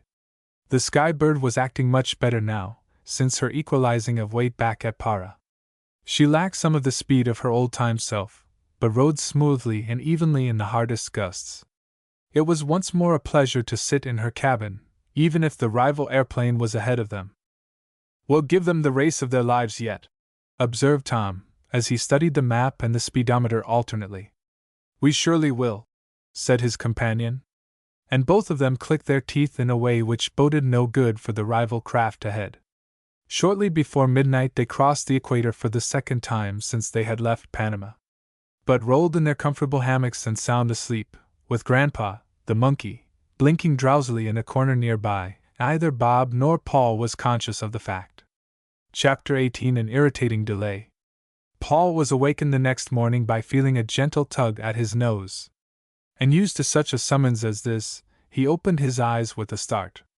There on his breast squatted Grandpa, his little head cocked comically to one side, his beady little eyes glistening with mischief, and his slim fingers just reaching out for another tweak. The monkey gave a lightning-like spring to the back of a nearby seat when he saw Paul looking at him, and here he set up a shrill chattering, which also awoke Bob and caused Tom and John to whirl around. "You fellows have got a good alarm clock now, the way it looks," called Tom, laughing, and taking in the situation. "Grandpa will save John and me the trouble of stirring you sleepy heads up after this, I expect." Paul and Bob sprang out of their hammocks, and the former seized the monkey and laughingly shoved his nose up against one of the window panes. Far down below were the rolling billows of the great Atlantic, the early sun striking them into many beautiful tones of green and blue, and cutting a silver pathway across the curling crests. A school of dolphins was leaping out of the water off to the left. From the opposite window the youth could see a small emerald island in the distance, but everywhere else was water, vast reaches of it. Grandpa evidently had no eye for nature, as viewed from this novel position, for he quickly twisted out of Paul's arms and jumped down to the floor of the cabin, where he pranced about excitedly. "It's just a little bit too high to suit your exalted monkeyship, isn't it?" chuckled Paul. "Well, you'll get used to it, Grandpa, before you get around the world with us. I'll promise you, sir, that you will be the farthest jumping and highest jumping monkey that ever lived. You ought to be proud." After getting something to eat, Paul relieved Tom at the throttle, and Bob tried to get Freetown by radio. Failing, he did get Para, and advised them of their safety and approximate position over the Atlantic. Now that the weather had cleared up so that they could run in view of the ocean, John and Tom themselves turned in for a much-needed sleep, leaving their younger companions to direct the course of the Sky Bird on the last stage of the lap. The trade winds were blowing freely, but with a lack of gustiness which made progress against them quite rapid and smooth. It was 2 hours later that those in the Sky Bird saw the coastline of Africa jutting out into the sea in a great bulge, and a little afterward they recognized landmarks agreeing with their chart. As they were slightly south of their course, Bob made the proper deviation, and in 20 minutes they were over a muddy field, marked with the look for white tea, at Freetown, Sierra Leone. As they were spiraling downward, they saw a crowd of natives gathered in one portion of the field, and caught a glimpse of an airplane's wings in their midst. Many of this throng now rushed over to where the newcomers had landed, among them a tall Englishman, who introduced himself as the port minister and person who was to supply them with a replacement of fuel. Several other Englishmen, all officers in the garrison of the town, came up and were introduced. "We have been looking for you fellows, but not quite so soon," stated the port minister. "If I had known." "How is that?" asked John. "We are just about on schedule." "So you are. But those other flyers over there, who have been ere the past 2 hours declared you had been delayed in South America and would not be in before tomorrow morning, so as we have a coasting vessel with more petrol due ere then, I let them have haul the petrol they wanted, and I fear they had no reason for telling you we were delayed to such an extent as that, without it was to further their own interests," interrupted John, significantly. "But I don't see their game." "I don't know, I'm sure," was the response. "But as I was saying, they asked for an extra filling of their tanks, and so, well, gentlemen, I am sorry to say it, but there isn't 10 gallons left." Our friends heard this with mixed feelings. They were rightfully incensed at their rivals for such a dastardly trick, vexed with the port minister, and dismayed to think that they would have to wait until the following day before they could resume their journey, for at Para they had not filled their tanks to capacity. At this point cries arose in the other part of the field. They heard the familiar whir of an airplane propeller, and as they looked to where the Clarion had stood, they saw the natives scatter and the gray machine of the other crew shoot up into the air. Rapidly it gained altitude, and was soon a mere dot on the western sky. Ignoring the yells of the port minister and his military countrymen, the Clarion crew had gone straight on, and there seemed nothing for our boys to do now except await the arrival of more gasoline as patiently as they could. John and Tom set to work cleaning up the Skybird, for the field here was low and very muddy from recent rains, and as they had dashed through the slime and landing much of it had splattered over their propeller and undercarriage. Paul and Bob went into town, followed by a throng of young Negroes who fought for the privilege of getting closest to them. They found the stores small and mostly unpainted, and the houses principally shambling and squatty, most of them having thatched roofs. The streets were narrow, crooked, and dirty, but there were areas about some of the more pretentious dwelling places which were really entrancing in the wealth of their tropical plants and stately palms. On the whole, the stone garrison, setting a little remote from the town proper, was the largest and best constructed building, although this looked old and somber. Freetown, the capital of the little British colony of Sierra Leone, is all on low ground, and the air is moist and extremely humid, even unhealthful for those not accustomed to it. Just before dark a terrific thundershower sprang up with all of the suddenness of such equatorial storms, and Bob and Paul made for the field as fast as their legs could carry them. They sprang inside of the Skybird's cabin, wet to the skin, where John and Tom were already ensconced, and Grandpa the monkey gave them a noisy and hearty welcome. A little later, with the rain pattering heavily down upon the roof, all hands turned in for the first ground sleep they had had since starting out upon their trip. Shortly after daylight the next morning they were astir, to find the rain had ceased but that the field was a mass of ooze. Through this Tom made his way to the cobblestone street and down to the piers. But the coasting steamer had not yet arrived. In fact, she did not come in until after 8 o'clock, and it was 2 hours later before the flyers succeeded in getting their tanks filled with the gasoline she had brought. Then it was found necessary to secure the aid of a half-dozen Negroes, and to lay down many strips of heavy bark for traction, before the Skybird could be run out of her mired position. Paul was at the throttle as they took off. When he had attained a fair altitude, he gradually increased the speed until they were running full out. Never since the beginning of the trip had they felt such urgent need of putting the airplane through at a fast clip, but that time had now come, for they were 14 hours behind schedule time and 16 hours behind their rivals.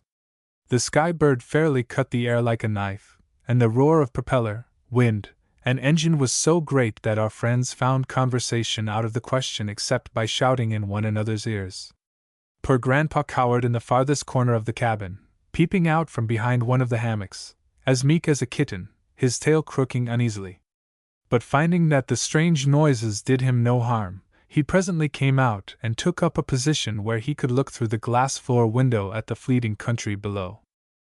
It seemed only a few minutes before, rising higher, they shot over the ragged chain of the Kong Mountains in western Senegambia, passing within sight of Mount Loma's bare peak. Then, dropping again until they were not more than 1,000 feet high, they flew along over the tablelands to the eastward, recognized the Jalaba River as it lay a yellow, twisting band below them, and a little later crossed the southern end of the district of Bambara. Great forests and jungles and canebrakes swept past them. In those tangles of gnarled trees, matted vines, interlacing rank grasses, and clusters of towering plants, so dank with the odor of wet and decay that the air even up where the flyers were seemed charged with it, lurked many a monster reptile and ferocious beast. Often the four boys saw the majestic form of a lion, or the lumbering shape of an elephant, as these animals were quenching their thirst at some open spot along the stream. And once they caught a brief glimpse of a terrific combat between what seemed to be two enormous rhinos, which had met in a little glen in the midst of a cluster of mahogany trees. How they would have liked to see the finish of this battle royal! Indeed, they would have enjoyed nothing better than to land in some favorite spot and do a little big game hunting with their rifles. If they had been ahead of their adversaries instead of behind, they might have indulged in such sport, they thought. But now it would be unwise to waste a moment. They must make every endeavor to reach their next airport, Kukka, by nightfall. This small town was on the western bank of the salty Lake Chad, in the very heart of Africa, and on the southern border of the Great Sahara Desert. It possessed no railroads or telegraph service, being linked with the outside world only by caravan route, and its inhabitants were practically all half-civilized Negroes of the Fulbe tribe, who retained all of their forefathers' superstitions and wore no garb over their frescoed black bodies except a short giki or skirt. Mr. Giddings and Mr. Wren had had great difficulty in getting an English-speaking man to set up a field at this point for their flyers, and it was only after considerable telegraphing that a Scotch trader named McInnes, situated at Lagos, the nearest coast port of any size, had agreed to get a supply of gasoline and oil to Kukka and meet the airplanes when they arrived. It was 5 o'clock when the boys passed over the low banks of the Niger River. By 7 they were in the heart of the wild, level territory of Sokoto, skimming over vast expanses of plume-like grasses and extensive marshes and swamps. Strange birds of enormous size flew up out of the morasses, startled at the sight and sound of the airplane. Some tried to follow it, evidently to give it battle, but the swiftest of them were hopelessly outdistanced before they were well started. When the sun disappeared behind the forest back of them, the flyers were still making speed for their destination, with Bob at the throttle. Pretty soon the lengthening shadows and obscuring of detail below convinced the crew that night was just about upon them, and that if they did not reach Kukka within the next 30 minutes they were very likely to be in such darkness that they would overrun it and never know the difference. Some of them began to wonder if they had not missed their course, when a cry came from Bob, and they all ran forward and looked out of the front windows at the object he was pointing out. Chapter 19 Saved by the Searchlight. What our flyers saw was a very large body of water, with a strong tone of blue to it. As far to the north as they could see, it stretched, also to the east and south. And the shoreline on the western side nearest them was covered with what seemed a never-ending border of great forest trees, many of which had all the characteristics of mangroves. This great expanse of water they knew could not be the Red Sea, nor could it be the Indian Ocean, for they had not traveled far enough westward to reach these bodies. Unquestionably, therefore, it was that which they were looking for, Lake Chad. As they swept nearer, under reduced speed, they observed somewhat to their left a good-sized collection of dwellings in an opening among the mangroves, evidently a town. Swerving in that direction they were soon circling above the place at an altitude of about 500 feet, hoping that it might prove to be Kukka, their next stop. By this time it had grown so dark that they could just make out the buildings and surroundings. The former seemed to be nothing more than rude huts with rounded thatched roofs covered by saplings. The flyers saw many dark figures, with little or no garb, running about and excitedly gesticulating upward to their position. As they circled lower, these figures, evidently natives, suddenly vanished within their abodes. "They seem scared to death of us," remarked Paul, laughing. "Apparently they think the skybird is some gigantic member of the feathered kingdom about to swoop down and devour them for their sins," added Paul, who was equally amused. "Pete DeVoe and his crowd ought to have landed here sometime this morning, though, and you would think the sight of their machine taking on gas would have gotten the blacks used to an airplane." Be that as it may, every one of the dusky figures below had vanished as though the earth had swallowed them up. A strange if not foreboding stillness hung over the town. You would have thought it contained not a single being, at least not one who was awake. All at once John, who had been intently looking around the outskirts of the town, observed an open spot marked with the welcome sign of a white T. He joyfully called the attention of his comrades to this, and as they looked they saw the form of a man emerge from the shadows bordering the field and wave his arms upward at them. From the fact that this person was attired in European costume, they judged he must be Mr. McInnes, the Scotch trader who had been appointed to look after their fuel interests at this point. It was a novel experience to be able to make a landing unhampered by throngs of curious inhabitants, as they now did. The field was quite level, though sandy, as might be expected so close to the big desert, and they had to dodge several clumps of small growths, presumably juju trees, before they could taxi to a stop. The man in linen now rushed up to them and introduced himself as Mr. McInnes.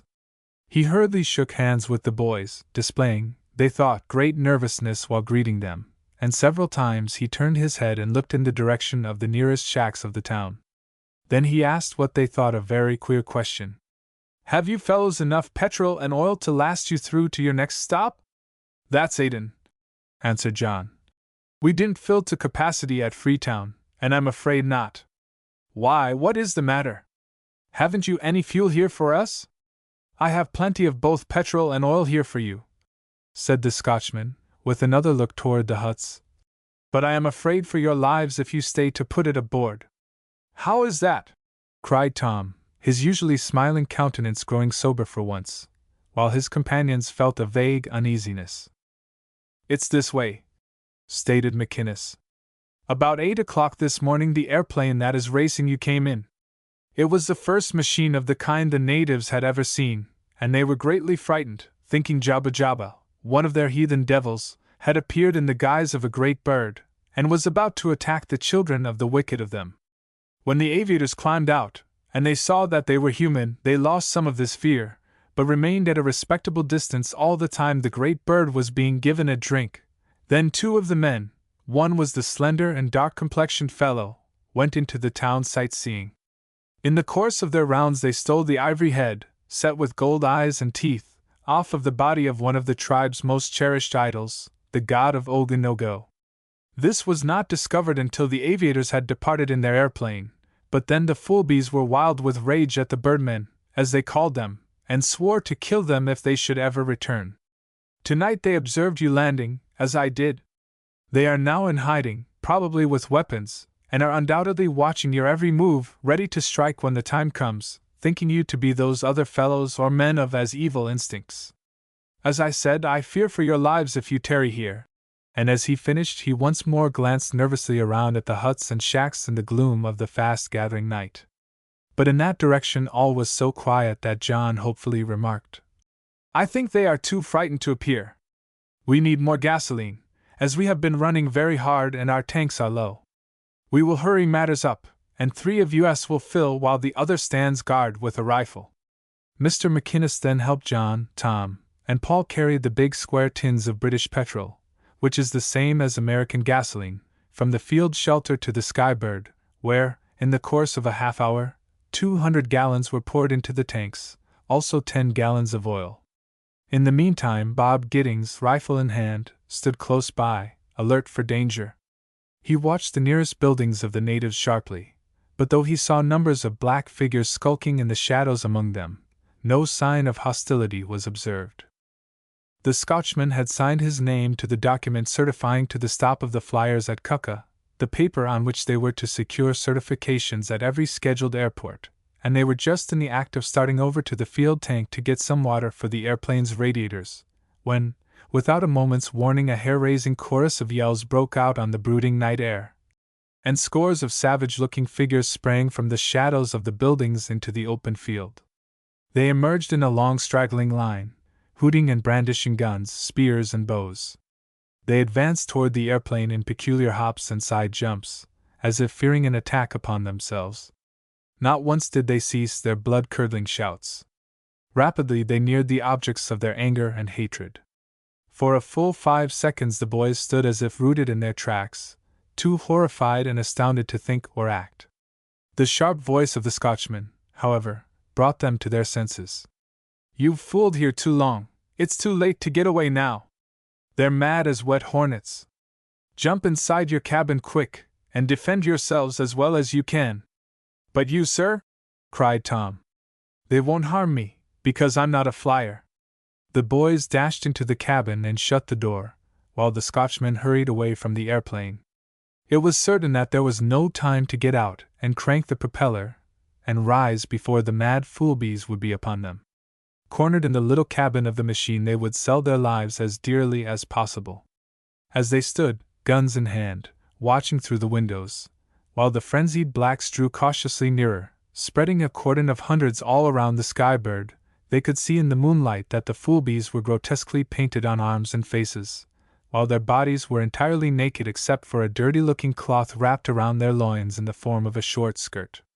Every one of them was armed, and as they contracted their circle, guns, spears, and bows were frequently raised in threatening position, but for some reason no shots were fired. The inmates knew, however, that when nearer approach brought more assurance of hitting their target, the blacks could be counted upon to open up actual hostilities. And now this thought brought a sudden and grave fear to their minds, one unnoticed before. The helium gas tanks in the hollow wings and rear fuselage. Bullets, spears, and arrows striking them would penetrate, and the tanks thus punctured would lose their last ounce of the precious gas. It was a terrible predicament in which the flyers now found themselves, to be sure. By fighting they might preserve their lives, but that very act would make their world trip impossible. What could they do? As the drowning man catches with hope at the floating straw, Bob now conceived an almost impossible but startling idea for delivering them from their dilemma. "The searchlight!" he cried. "These blacks never have seen one. Perhaps we can frighten them away with ours." "Great idea, Bob," approved John, while the others also applauded the scheme. "Paul, you work the lever that revolves the lamp up on top of the cabin there, and Bob, you throw in the juice." No sooner had he spoken than both boys were at their stations.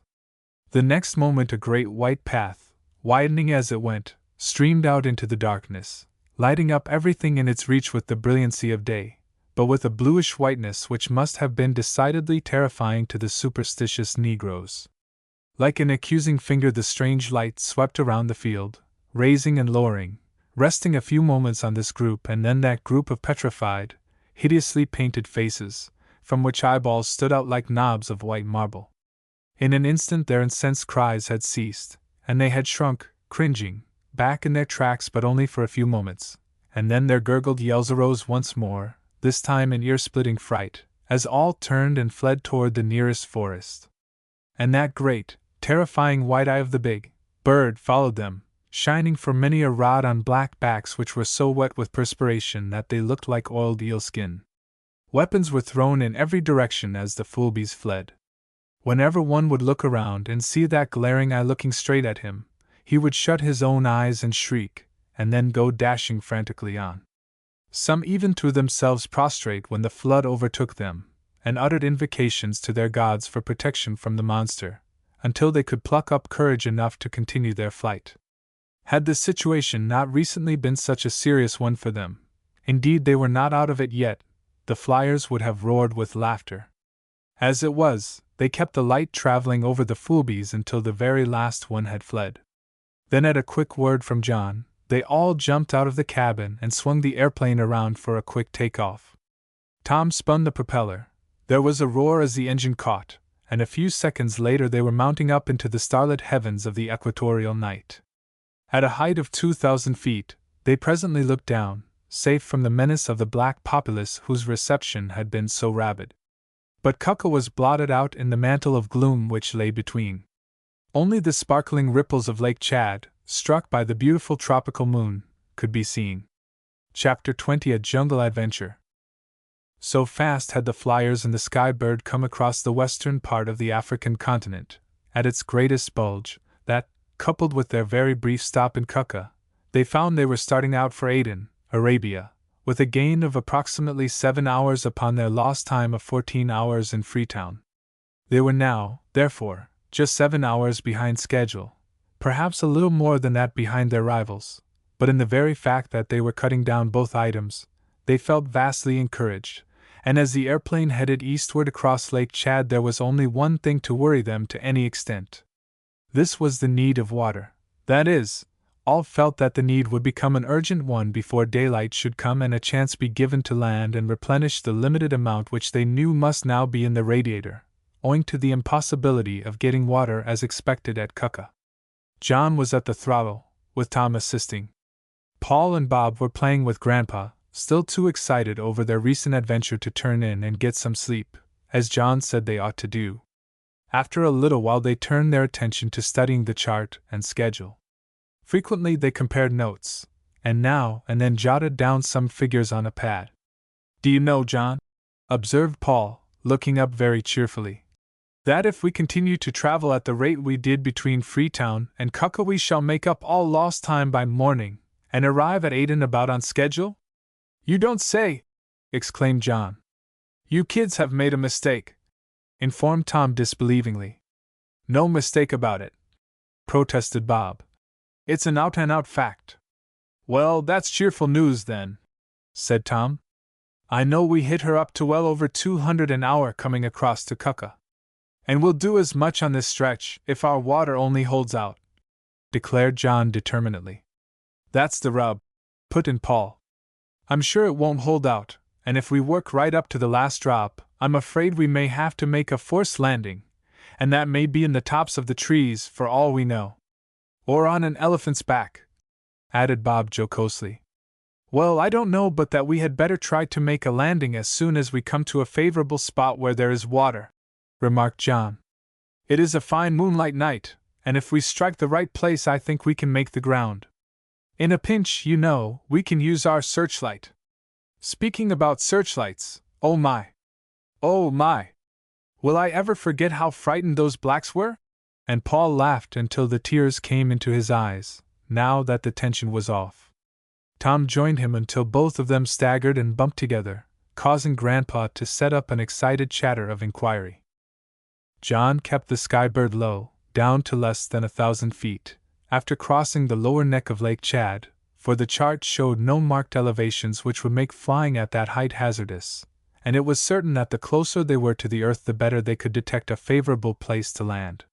It was really a beautiful night, and they opened the cabin windows after a while to enjoy the soft, balmy air to the full. The wind then rushed through the cabin like a hurricane, roaring so that conversation was out of order, but they enjoyed its cool touch on their hot faces. One by one the stars had made their appearance, until now the heavens fairly glittered with them. How pretty they looked up there in the great blue vault in which they seemed the choicest settings of an angel's handiwork. Somehow they seemed to sparkle more brightly, and the sky seemed a richer cobalt than the sky the boys knew at home. But they missed many of the stars which they loved in America. The swift airplane in which they rode had taken them, day by day, and night by night, away from them. Many stars which were unknown to them had taken their places, and they realized more strongly than all the pictures in the world could have shown them how very unlike were the skies of the northern and southern hemispheres. One of the most striking sights to them now was the constellation of the Cross, commonly known by mariners as the Southern Cross, and which is composed of 4 brilliant stars. Sirius, Canopus, and Centaur also filled a part of the heavens with their splendid light. Mars, Venus, Saturn, and Jupiter were old friends in new surroundings, and were all dazzlingly dressed. The part of the Milky Way between the stars Sirius and Centaur was so rich in stars and crowded nebula that it seemed a perfect blaze of illumination. And there were the Magellanic Clouds, white-looking patches made up of countless stars individually unseen to the naked eye, and nebulae, mists of radiating light, all shining brilliantly and revolving around the starless South Pole. To the northward was the constellation of the Great Bear, which reaches its meridian altitude about the same time as the constellations of the Cross and the Centaur. As the boys looked, stars appeared and disappeared. They were like a succession of guests, coming and going. After a while, the flyers saw a small river glinting in the moonlight, and running along for the most part in the direction they were taking. "The first time we come to a level, open spot along this stream we will try for a landing," stated John. "It will afford us plenty of water for the radiator if we can get down to it. And plenty of water for a good plunge, too," said Paul. "I haven't had a bath since we left Miami, and I'm fairly suffering for a wetting, if it's no more than a quick dip." "Same here," seconded Bob and Tom. They were running much lower now, on the lookout for a place to stop, and so once more they could hear each other's voices. Presently, just after clearing a dense forest, they saw the opening they sought. It was a grassy level, free of bushes and other obstructions, and well bathed in the soft light of the stars and moon. After some careful maneuvering, John brought the skybird down, and though the tall grasses wound in the landing gear in coming to a stop, they broke off without doing any damage. "We'd better take the guns along," Tom remarked. "That's so," agreed John. "We might run into some ferocious animal in this wild jungle." So each armed himself with a rifle and a pail, and John led the way, as he was the only one of the party supplied with a lantern, the others having small flashlights which were none too good for breaking a path in such wilds. They knew the river lay a short distance to the north, but in order to reach its banks from the place where they had landed, they had to cut through a strip of woods bordering it. It was tedious work getting through. The trees were close together, and had to be dodged, and great leaves of plants as large as their bodies seemed to be everywhere, while vines of the toughest fiber frequently shut off their passage and had to be pushed aside or cut with knives. More than once one of the party tripped over unseen obstacles and measured his length in the soft, rank ground vegetation. But it was only a little way to the river, and soon they stood upon its grassy bank. It was a pretty stream, not very deep, and seemed quite clear when John held the lantern down to it. They filled their pails, and then, risking all dangers of snakes and crocodiles, disrobed for a plunge. First one and then the other jumped in. How refreshing the cool waters felt to their hot, sticky bodies. They would have liked to do some diving, but were afraid of sunken logs, and contented themselves by splashing about, swimming a little, and making the woods ring with their laughter and shouts. Then they came out and put on their clothes. Picking up guns once more, and the pails now filled with water, they started back, John still leading. But they had not gone far when somewhere in advance of them they thought they heard the sound of a breaking limb. So sudden was the sound on the still night air, that all stopped very quickly, their hearts beating fast. They listened, but the sound was not repeated. They started on again, thinking the limb must have been a dead one, and had fallen from some tree of its own weight. But scarcely had they taken a dozen steps when they heard another sharp cracking of wood, this time very close in front of them. Their intuition told them now that they were near to some night prowler of the animal kingdom, and perhaps one of considerable size, judging from the crash. Hardly realizing what they were doing, they set down their pails, and cocked their rifles, facing, with alertness and uneasiness, the direction whence the sounds had come. Now they heard some rustling, as of leaves, directly ahead. It came slowly and cautiously closer. Just as it seemed about to burst out upon their view, it stopped. There was no more noise. All was silent. Not even the note of a night bird or the gentle chirp of an insect could be heard. For the first time the soughing of the treetops and the soft breeze above failed to meet their ears. What a deathly stillness it was! Suddenly, right out of the black shadows ahead, there sounded on the hushed air of the night 3 terrific yells, one following immediately after the other. These piercing cries had hardly died out when another, of deeper note, and a veritable roar, filled the forest with its din. The leaves about the boys seemed fairly to quiver under the violent guttural reverberations.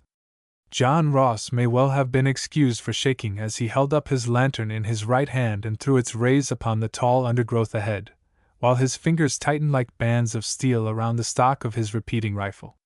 As he and his companions looked, they saw peeping through the foliage a black, fierce face, one of the ugliest and most ferocious that man could have imagined. It was staring straight at them. The brute's eyes were sunken under a heavy overhanging ridge of dusky skin.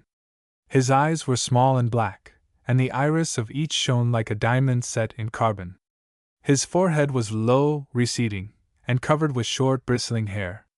His nose was broad and flat. His great jaw protruded frightfully, with the upper thin lip pressed tight, the lower curving away and displaying a row of long yellow tusks which could have bitten the hand off a man with one crunch. The animal now opened his cavernous mouth, and uttered yell after yell again, these sounding something like the bark of a dog but being 100 times louder. They were followed by terrific roars, somewhat similar to those of a lion, though of much greater volume. The cries rang through the forest from hill to hill, and died away in the distance. The woods was filled with the echo of his horrible voice. Then, very slowly his whole body came in sight. He advanced clumsily and ponderously towards the little party of flyers, walking erect, his plain intent being to kill them. His short legs were hardly strong enough, as sturdy as they were, to support his huge body. All at once he stopped to look at them.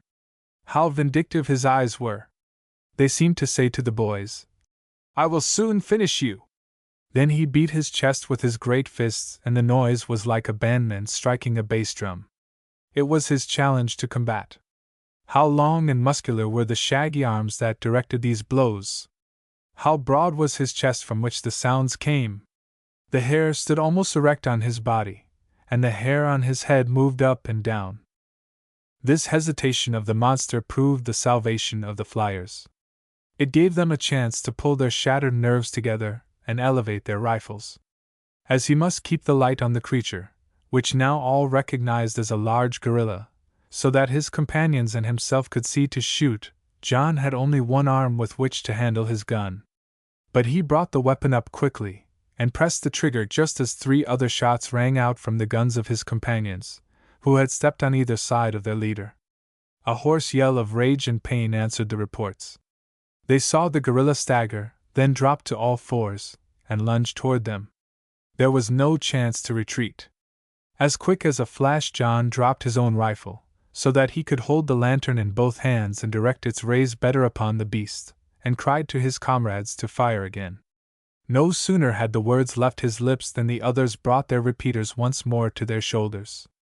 On account of the poor light on the barrels of their weapons, they were again compelled to take snap shots, shooting with both eyes open, but this time with greater success. The big gorilla fell, uttering a fearful groan. He rolled over upon his back, his massive limbs twitched convulsively, and then he was still. Going up to him cautiously with the lantern, they found that he was dead. Extended, his great arms measured nearly 9 feet, his chest had a girth of 7 feet, and he lacked only 1 inch of being 6 feet in height. These facts Tom ascertained with the use of a small tape line which he carried in his pocket. "Let's skin him," said Tom. "I know how, and it won't take but a few minutes." "Sure," agreed Paul. "His skin will be a valuable trophy to take back home with us. Jiminy, I wish it had been daylight, and we had brought our camera with us. We could have secured some pictures worthwhile for the Daily Independent." With his keen-edged sheath knife, Tom soon had the skin removed from the giant brute. The performance of this operation was far from an agreeable one, however, both for surgeon and observers. So human-like was the gorilla that it seemed like skinning a man. As they made their way onward again, carrying their trophy in a roll tied with withes made from vines, Bob ventured to say, "I wonder how the gorilla came to be awake and to attack us this way." "I think he must have had a mate, perhaps a family, nearby," replied John. "I have read that the mother and her babies always go up into a tree to sleep, while the father squats down at its base to guard them, and here he sleeps with one eye open and the other closed, as the saying is. At least he arouses at the slightest sound of an enemy. We probably awakened him by our shouts while in bathing, and being so close to him, when we came back along a slightly different path, he thought we were going to attack the family upstairs, and showed fight right away." The little party regained their airplane without further incident. The radiator was drained, and the fresh water put in. Then, feeling that there was no further danger of the engines running hot, they took off. As the skybird arose into the air, the flyers noticed that Grandpa the monkey was slightly excited. This they attributed to the presence of the gorilla's skin.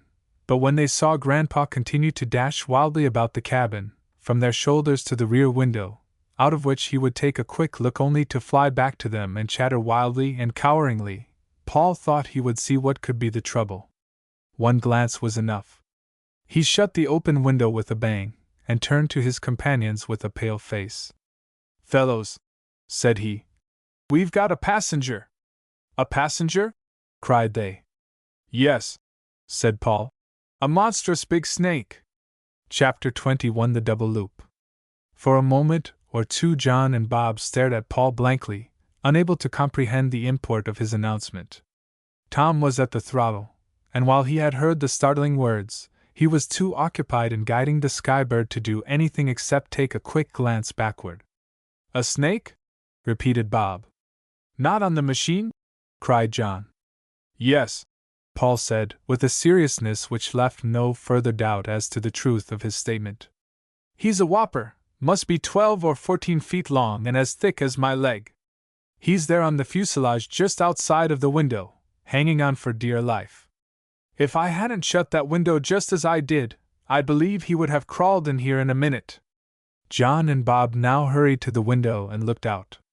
In the moonlight they could distinctly see a huge reptile, either a python or a boa constrictor, coiled up in the angle formed by the juncture of the airplane body and the broad base of the left wing. The creature was so long that its tail passed up over the rounded fuselage and out upon the other wing. Bob flashed his electric pocket lamp upon it, and by the yellow and brown mottled spots upon its body, and the double plates of whitish scale at its tail, and the wicked-looking triangular head, they were sure it must really be a python, one of the most dreaded of African snakes. These creatures think a monkey a very choice morsel of food, and undoubtedly it had been attracted to the airplane, while it stood in the grass, by the appearance of Grandpa in the open cabin window, but had been frustrated in its designs by the return of the flyers and the sudden rising of the machine. Now, with the windows shut, the boys seemed safe enough for the present. They could see that the big snake was extremely uneasy. As the wind whistled by him, his great tail twisted and untwisted, and he seemed to be trying to get a better hold on the smooth surface, while his beady eyes glared at them only a moment in the glow of the flashlight, and then he transferred his attention to the landscape below them. His forked fangs darted in and out during this time with the angriest lightning-like movement. Paul relieved Tom at the throttle for a few minutes, so that the latter could have a look at the reptile. When Tom came back again to his post, he said, with plain uneasiness, "I never saw such a big snake before, Paul. Between the rush of wind and the roar of the engine and propeller, he seems scared out of his wits. We've got to get him off of there somehow, and mighty soon, too," put in John, with decision. "Tom, if that monster should begin to slip a little, most likely he will coil his tail around some of our control wires, and then what?" Their faces blanched at this prospect. They knew what that would mean. It would mean that the great creature would either operate the airplane's rudders when they should not be operated, or would prevent Tom from moving them when they must be moved. In either event, the result would be disaster to machine and crew. "Good heavens, boys!" said Tom, so nervous his voice shook. "Get rid of that snake as quick as you can." He fancied he could see the rear control levers moving at that instant. The other three flyers knew the importance of these instructions, but how were they to carry them out? The reptile was too large to be shoved off with a stick or pole, and would probably squirm through the window while they were attempting it. And they were afraid to use a gun, as, in the case of a miss or a little lurch of the airplane at the moment of firing, the bullet might puncture the hollow wing or rear fuselage and let helium escape. It was Bob who solved the puzzle. "Why not try a loop or two?" he asked. Their hearts jumped with hope at this. So everything was made tight in the cabin, with the straps and fastenings which had been provided when the machine was made. Even Grandpa had to submit to being roped up in one of the swinging hammocks. When the boys had buckled themselves down to their seats, John gave Tom the word, and he began to rise slowly. At close to 2,000 feet he brought the skybird quickly and smoothly upward until she stood almost on her tail end. Then Tom threw the elevators and ailerons hard up, and held them there. They were going at a rate of close to 100 miles an hour at the moment, and their velocity brought them around in a pretty loop. There was no way for them to tell if the serpent had been dislodged, so, to make as sure as he could of accomplishing his purpose, Tom kept his controls as set, and they made another or double loop. This time he straightened out his controls as he came up to the horizontal, and they ran swiftly ahead again on a level keel. His companions quickly unloosened their straps, and ran for the rear window. A feeling of the greatest thanksgiving filled their souls and joy lit up their faces. The python was gone. He had hurtled through the air during one or the other of the loops, and his long, sinuous body was probably at that moment lying crushed upon the hard ground, or impaled upon the sharp stub of some forest tree, far below. It had been a night of intense excitement.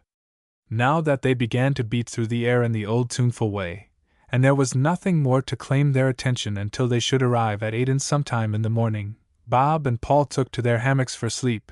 But first Bob got Khartoum on the wireless and delivered their position and a brief description of their adventures.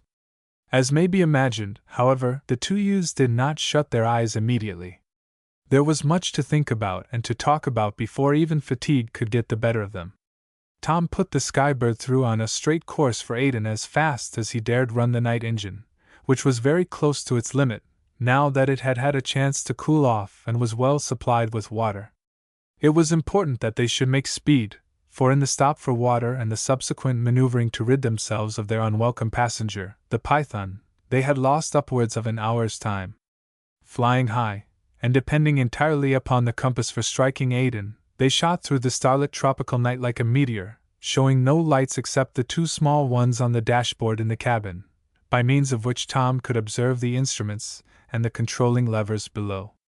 Thus they crossed the famous Nile, sweeping below Khartoum and across the plains of Kordofan, and when the first streaks of daylight appeared ahead of them they were just entering the plateaus of northern Abyssinia.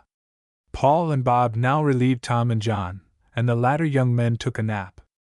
It was their custom to work in pairs, the observer preparing food for himself and the pilot during the course of flight.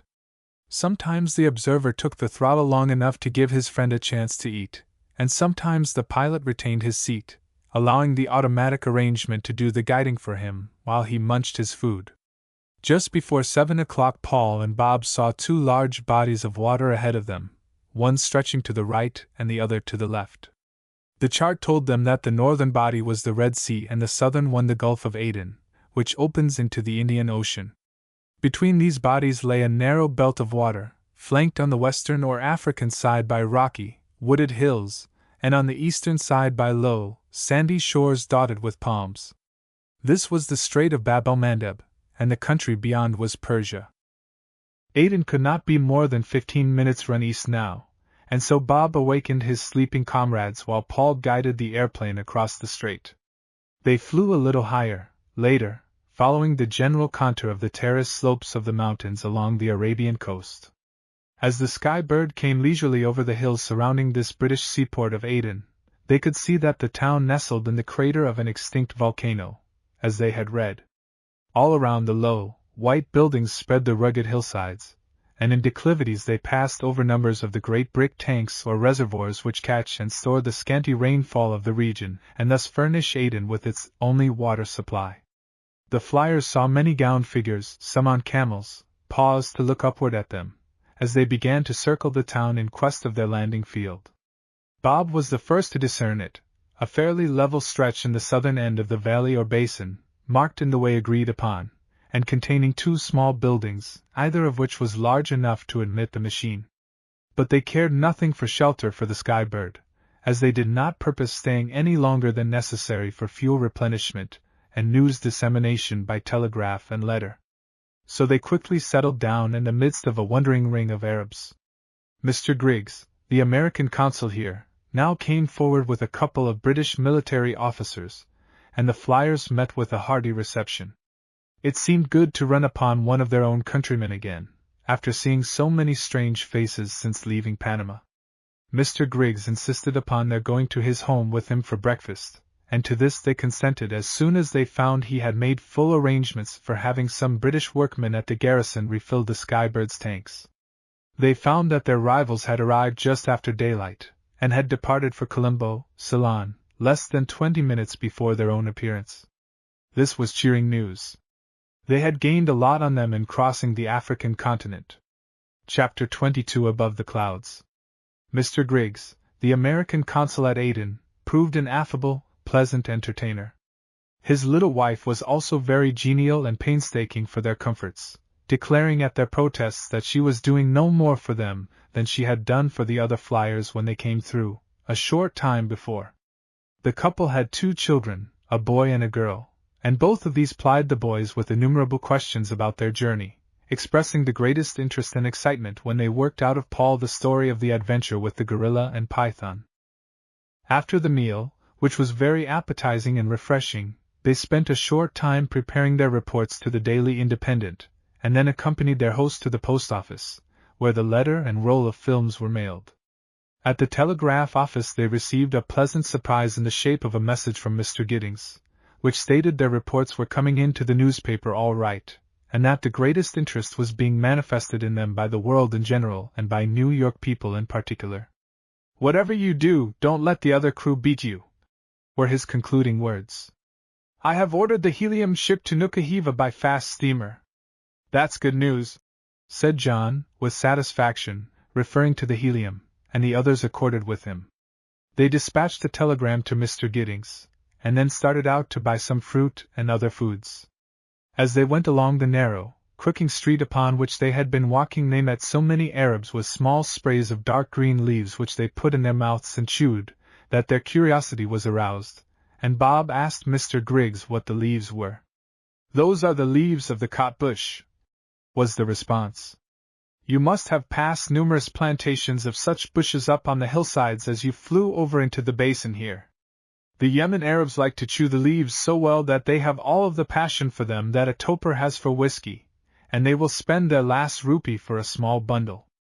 "Does this chewing of the leaves intoxicate them?" asked John. "Oh no, the leaves are quite harmless. But they do produce a strangely exhilarating effect upon those who chew them. If you ask a Yemen Arab what he chews the leaves for, he will invariably look at you with astonishment, and tell you that he forgets all his troubles, sees the most beautiful of fairies and the richest rose gardens of Allah, and lives in a new world." "Do they go to the fields after it themselves?" inquired Tom. "Not at all," said Mr. Griggs. "The cot is brought into town every morning about 11 o'clock by long caravans of camels which proceed from the cot farms along the mountain slopes. Long before these camels appear in the valley, with a bundle of cots swung on each side of the beasts, messengers on fleeter camels have brought the tidings of approach. From the shelters of the shops, so silent except just now, cheerful cries break out. The streets are filled with Arabs who sing joyfully. Tikagaris rattle madly by, whips waving and turbans awry. There are flashes of color from rich men's gowns and the sounds of their clicking oryx-hide sandals as they rapidly strike the stony pavements.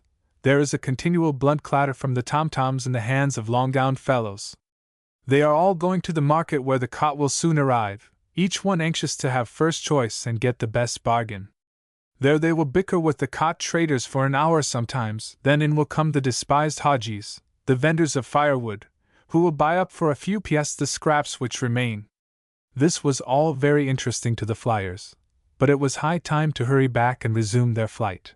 So, restraining their impulse to ask more questions or investigate the attractions of the town, they bought their supplies, and returned with the American minister to the landing field.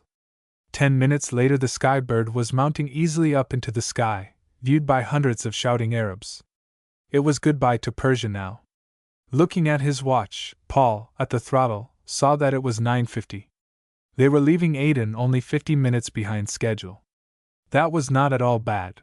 But it was not pleasant to think that their rivals were still ahead of them.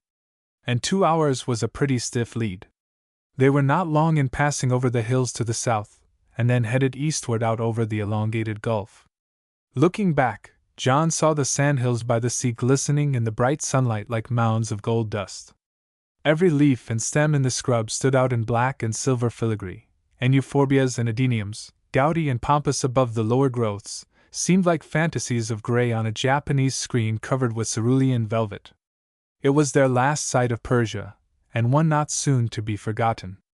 Our friends now settled down for a long hop, for they would have to fly all day and all night before reaching Colombo. After a while they sighted Socotra, the little isle off the coast of Cape Gardefui, from whence comes most of the world's supply of frankincense. Then, leaving its rocky shores behind them, they cut straight across the Persian Sea, braving whatever tropical storm might arise. All that day they swept over the blue waters of this great body, frequently seeing ships below, and sometimes small islands. Toward night they ran into such hard headwinds that Bob went up higher. He climbed steadily until the Sky Bird had attained an altitude of 9,000 feet. Here, as expected, they found the winds much less forceful, but the sea was blotted out entirely by the clouds through which they had passed in the process of rising and which now lay between. Indeed, these clouds resembled a billowy ocean of white foam in themselves, or a landscape covered with hills and valleys of snow. The rounded cloud contours could easily be likened to the domes of snow-covered mountains. It was really difficult to conceive that that amorphous expanse was not actually solid. Here and there flocculent towers and summits heaved up, piled like mighty snow dumps, toppling and crushing into one another, as the breezes stirred them. Then there were tiny wisps of cloud, more delicate and frail than feathers or the down of a dandelion blow. Chasms hundreds of feet deep, sheer columns, and banks, extended almost beyond eye reach. Between the flyers and the sun stretched isolated towers of cumulus, cast up as if erupted by the chaos below. The sunlight, filtering through this or that gossamer bulk, was scattered into every conceivable shade and monotone. And around the margins of the heaving billows the sun's rays played unhampered, unrestricted, outlining all with edgings of the purest silver. The scene was one of such extravagance that the brain was staggered with what the eye tried to register. Below the aviators, the shadow of their machine pursued them on white film like a grotesque gray bird of some supernatural region. The shadow followed tirelessly, gaining as the hour of noon approached, gaining still as afternoon began to gather, swell, and wane, and always it skipped from crest to crest down there just below, jumping gulfs like a bewitched phantom. It was so cold at this height that the aviators had to put on their heaviest garments, and they were content to open the windows only a slight way for ventilation. When darkness fell, they were still flying high, though at reduced speed, as John was afraid that a rate too much over schedule might cause them to overrun their destination before daylight could disclose its outlines to them. Every half hour the pilot's helper checked up their position on the chart. Had this not been done from the very start of the trip, they never could have struck their ports with the accuracy they did, and disaster would have been the result, if not death to the crew. As it was, they had taken every precaution they could. When they had crossed the Atlantic they had been careful to inflate the 4 spare inner tubes of their landing wheels, as these would make capital life preservers in case the flyers were thrown into the sea, and one of the last things they did before leaving Aden was to see that the tubes were still inflated. The long night passed with considerable anxiety on the part of Tom and John, but when dawn finally broke they felt like uttering a hurrah, and called Paul and Bob up from their sleep to witness the cheering sight ahead of them. At a distance of what must have been close to 50 miles, was a white patch in a haziness of green plains surrounded by hills and low mountains. The land itself was encircled by the sea, and when they saw a great peninsula spreading away to the northward, they knew that the island was Ceylon, and the other land the peninsula of Hindustan. Somewhat off their course, they wheeled a little north. Soon details became apparent in the island. The white patch grew, developing into a considerable town, Colombo. They swept up and around it, then settled, and climbed stiffly out of the Sky Bird not 20 yards from another airplane, about which 4 men in flying suits had been working. These fellows looked toward the new arrivals scowlingly. But our flyers, overjoyed to think they had caught the Clarion's crew, only smiled back indulgently. Chapter 23 Bombed by Rocks. Our friends had landed in the lowlands just to the north of Colombo, whose scattered buildings contained upwards of 100,000 inhabitants, most of whom were native Sinhalese, descendants of the colonists who came from the valley of the Ganges and settled the island 500 years before the birth of Christ.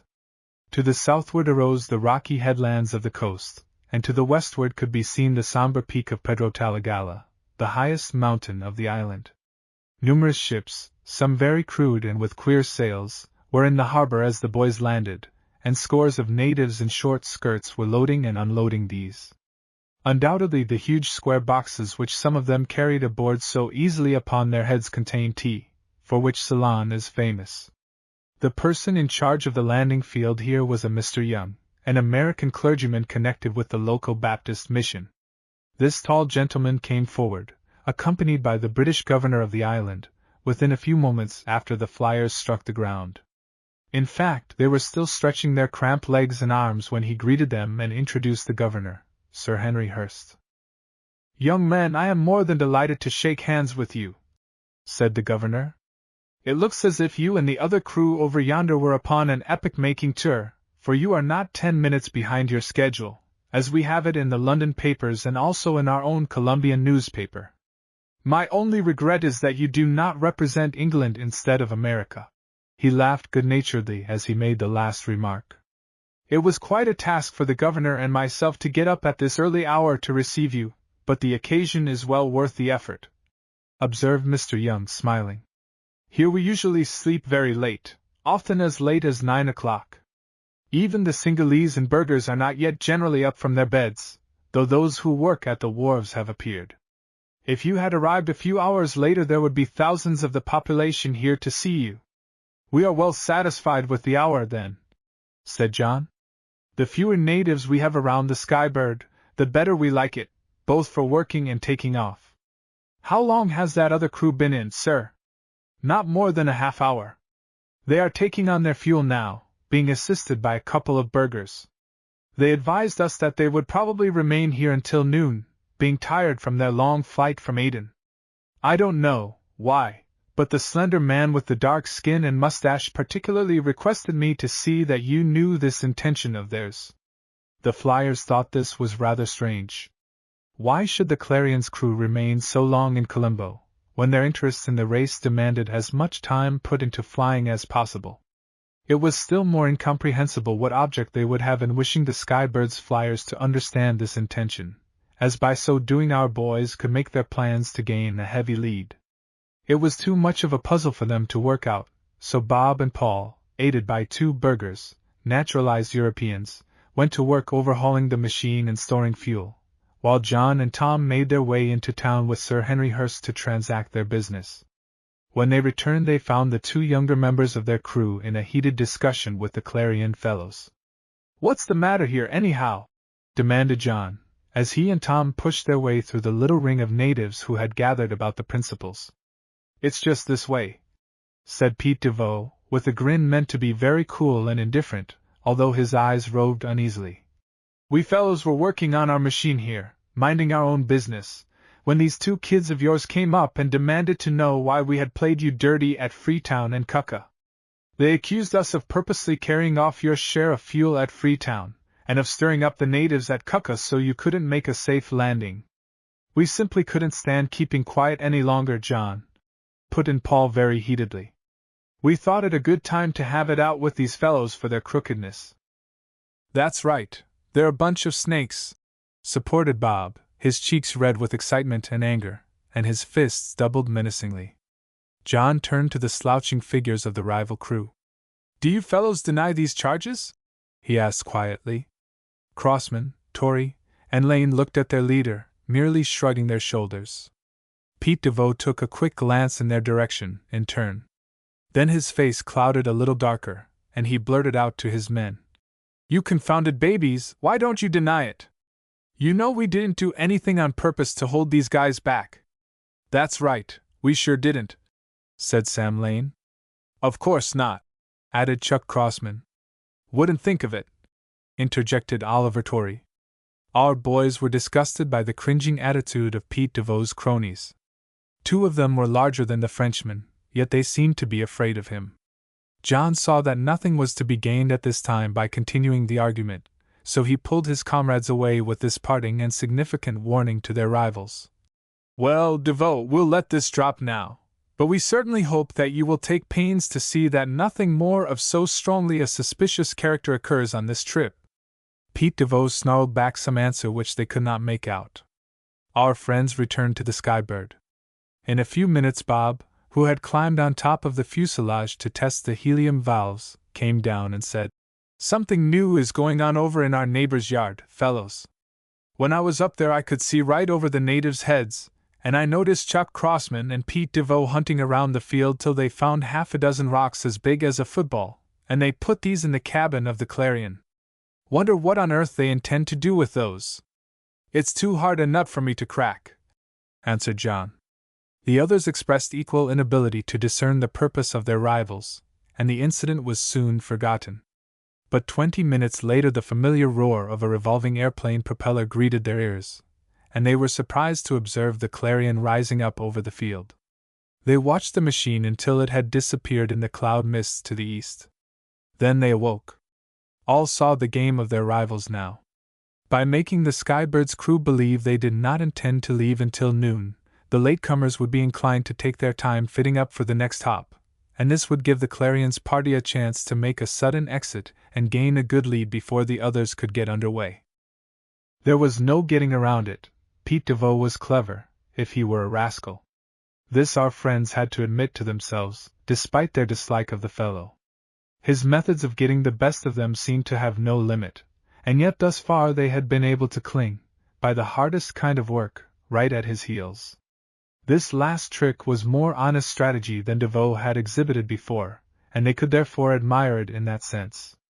They hoped that from now on his maneuvers might be as free from maliciousness. But their rivals had not fooled them as badly as they thought. Our flyers had lost no time upon landing and refitting, and when they saw the Clarion take off, they speeded up operations so fast that they were able to depart only 15 minutes later.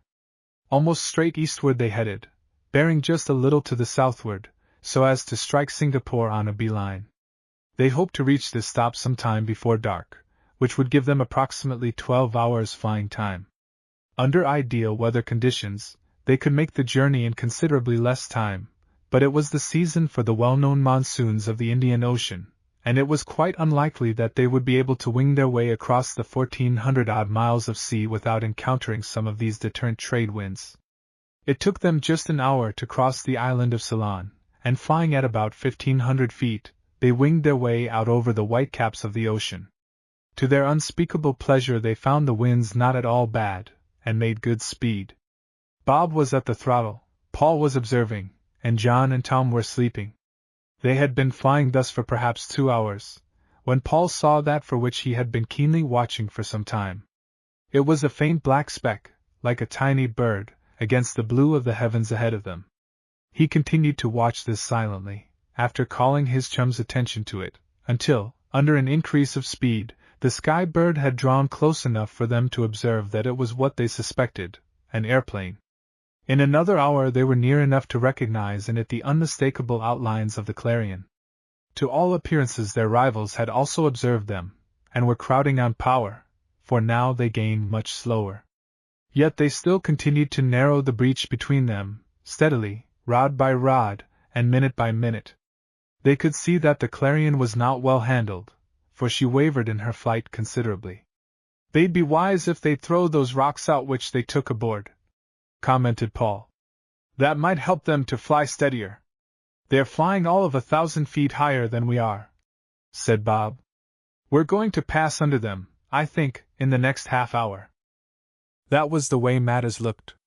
The Clarion was riding high, and was so close by this time that the windows in her cabin could be made out. Against those panels of glass our friends felt sure some of the rival crew were even at that moment pressing anxious faces as they watched the Skybird steadily creeping up on them. It was such an auspicious moment that Paul went and aroused John and Tom, so that they could see the Skybird overtake and pass her adversary. Those two worthies grumbled a whole lot for a few moments, being half asleep, but when they grasped the situation and saw the Clarion just ahead, they were as much interested as anybody. Slowly, surely the Skybird overtook the rival machine. When it seemed her nose was almost up to the tail of the Clarion, they saw a movement in the bottom of the fuselage of the craft above them, where her trapdoor of glass was situated in the floor of the cabin. Then something gray streaked down through the air.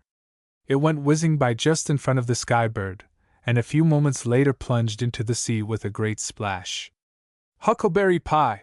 ejaculated Tom Meeks. "One of their rocks has burst through their floor trap. Say, that was a close call for us. Watch out! Here comes another!" cried Paul, as a second gray missile went by them on the other side. Barely had it struck the waters beneath, when a third rock came so close that they could feel the rush of air as it passed downward. It was as if they were being bombarded by an enemy above, who used great stones instead of explosives. Their faces paled when the truth struck them like a thunderbolt. With calm deliberation, deadly intent, and a skill born of dropping bombs on targets during the war, some of the fellows in the machine above were trying to wreck the Skybird with the rocks they had gathered in the field back in Ceylon. "Quick, Bob!" cried John to their pilot. "Swerve out from under these devils as fast as you can.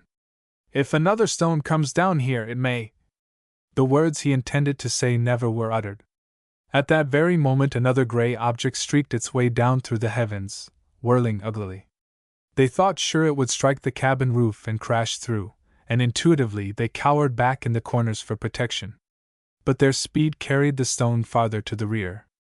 There was a tearing, rending sound. Their faces blanched. And then Bob called out, "Hi, fellows, something's gone wrong! The Skybird's bound to put her nose into the sea. The tail elevators don't work." Chapter 24, Riding an Airplane's Tail. Filled with the gravest fears for the safety of the Skybird and themselves, all except Bob rushed to the rear windows of the cabin and looked out to see what had caused the ripping noise, and what could be wrong with the tail. Paul reached a point of vantage first. One swift look showed him the trouble. The left elevator had a big hole through it, made by the stone, fragments of silk showing all round the ragged gap. But this could not have caused the derangement of the steering controls entirely, and looking for a reason, Paul saw that the impact had caused the wire running to the right elevator to become twisted around a bracket near the end of the fuselage. Under this condition neither elevator could be controlled. With the good one held downward, it was no wonder that the airplane had started a stubborn, slow dive toward the ocean in spite of Bob's frantic efforts to work the lever normally affecting it. "Shut off your engine," called Paul to Bob. "That will hold us back. 3 minutes of time I think will save us." With the words, Paul seized the end of a long coil of rope which lay near, and fastened it about his waist.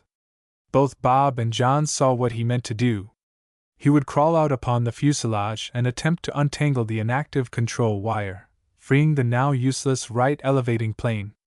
It was a daring thing to do, a most perilous proceeding. But the older men knew that it was the only thing that could prevent them from plunging into the sea. So John threw open a window for his brother, the nimblest one of them, gave his hand a parting squeeze, and Paul climbed through. Paul never had realized as he did now how smooth that rounded body of the machine was, nor how strong the wind shot back along it when the machine was in flight. Although he clutched it with both arms and legs, and lay as close to it as he could press, he thought 2 or 3 times, as he made his way out toward the tail, that he would be torn loose. He knew that his friends in the cabin, whom it might be he would never speak to again, were watching his progress with fear gripping their hearts, and were probably inwardly praying for his success with every breath. Finally the boy reached the tail. He dare not look down at the sea to see how much closer they were now, for the sight might unnerve him and prove disastrous to his purpose. So, glazing his vision to all except his environs and intent, he wrapped his legs around the narrowing body of the machine, let go with his arms, and in a crouching posture seized the tangled wires. 2 or 3 tugs and he had them free. He announced this fact with as loud a yell as he could. Immediately afterward he heard his brother's voice. "Hang right there where you are, Paul! Don't try to come back until we get elevation again and I give you the word." He realized what this meant and looked down as he once more wrapped his arms around the fuselage, with his shoulders against the rudder bracket. What he saw was the restless sea less than 200 feet below. Had Bob waited for him to attempt to crawl back into the cabin with the tail elevated, the Skybird would have buried herself in the waters before he was halfway to his objective. They must now rise, if that were possible, to a good height, Then Bob would slowly spiral the airplane downward and afford him a declining surface to work back upon. Luckily, Paul's freeing of the right elevating plane gave the pilot fairly good control over the machine, so Bob had no difficulty in bringing the Skybird into a rising swoop, although none too soon. Mounting at a good angle, but one which would not be likely to displace the youth clinging at the tail, he brought the airplane up to 2,000 feet. "Now, Paul! Slide for it!" cried John, as the machine began a slow descent in a great circle. Paul then worked his way back like a crab, sliding a little, but not once allowing his tensioned limbs to relax to the danger point. Before the airplane had come within 500 feet of the sea, he felt his legs grasped in the strong hands of John and Tom, and the next moment they had hauled him bodily through the window. "Ginger, buddy, that was a close call for us, and you, too!" exclaimed John. "I hope I never see you in such a ticklish place again." Paul sank into a seat. He was too exhausted to do anything but smile. When at last he could find his voice, he asked, anxiously, "Can Bob control her all right now?" "Well enough to land us where we wish to go, he says," observed Tom. "That's right," put in Bob himself, who had overheard the conversation. "The Skybird isn't what she was before that rock went through her, but if nothing worse happens we'll reach Singapore, though it will probably be somewhat later than our sweet friends in the other plane. We can land at Sumatra, I think, if we have to make repairs before," ventured John. "We ought to cross the northern end of that island in the course of an hour."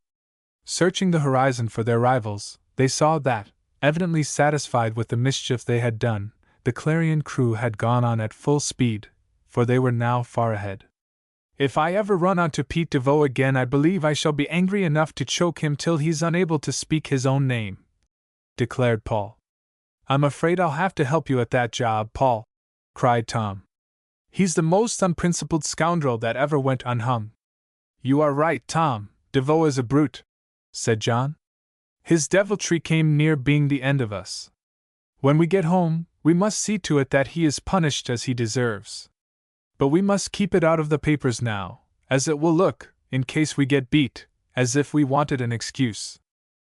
John and Tom now resumed their hammocks and broken sleep, for they saw that, although the shattered tail elevator caused the Skybird to ride roughly and at reduced speed, Bob and Paul could probably handle her all right from now on.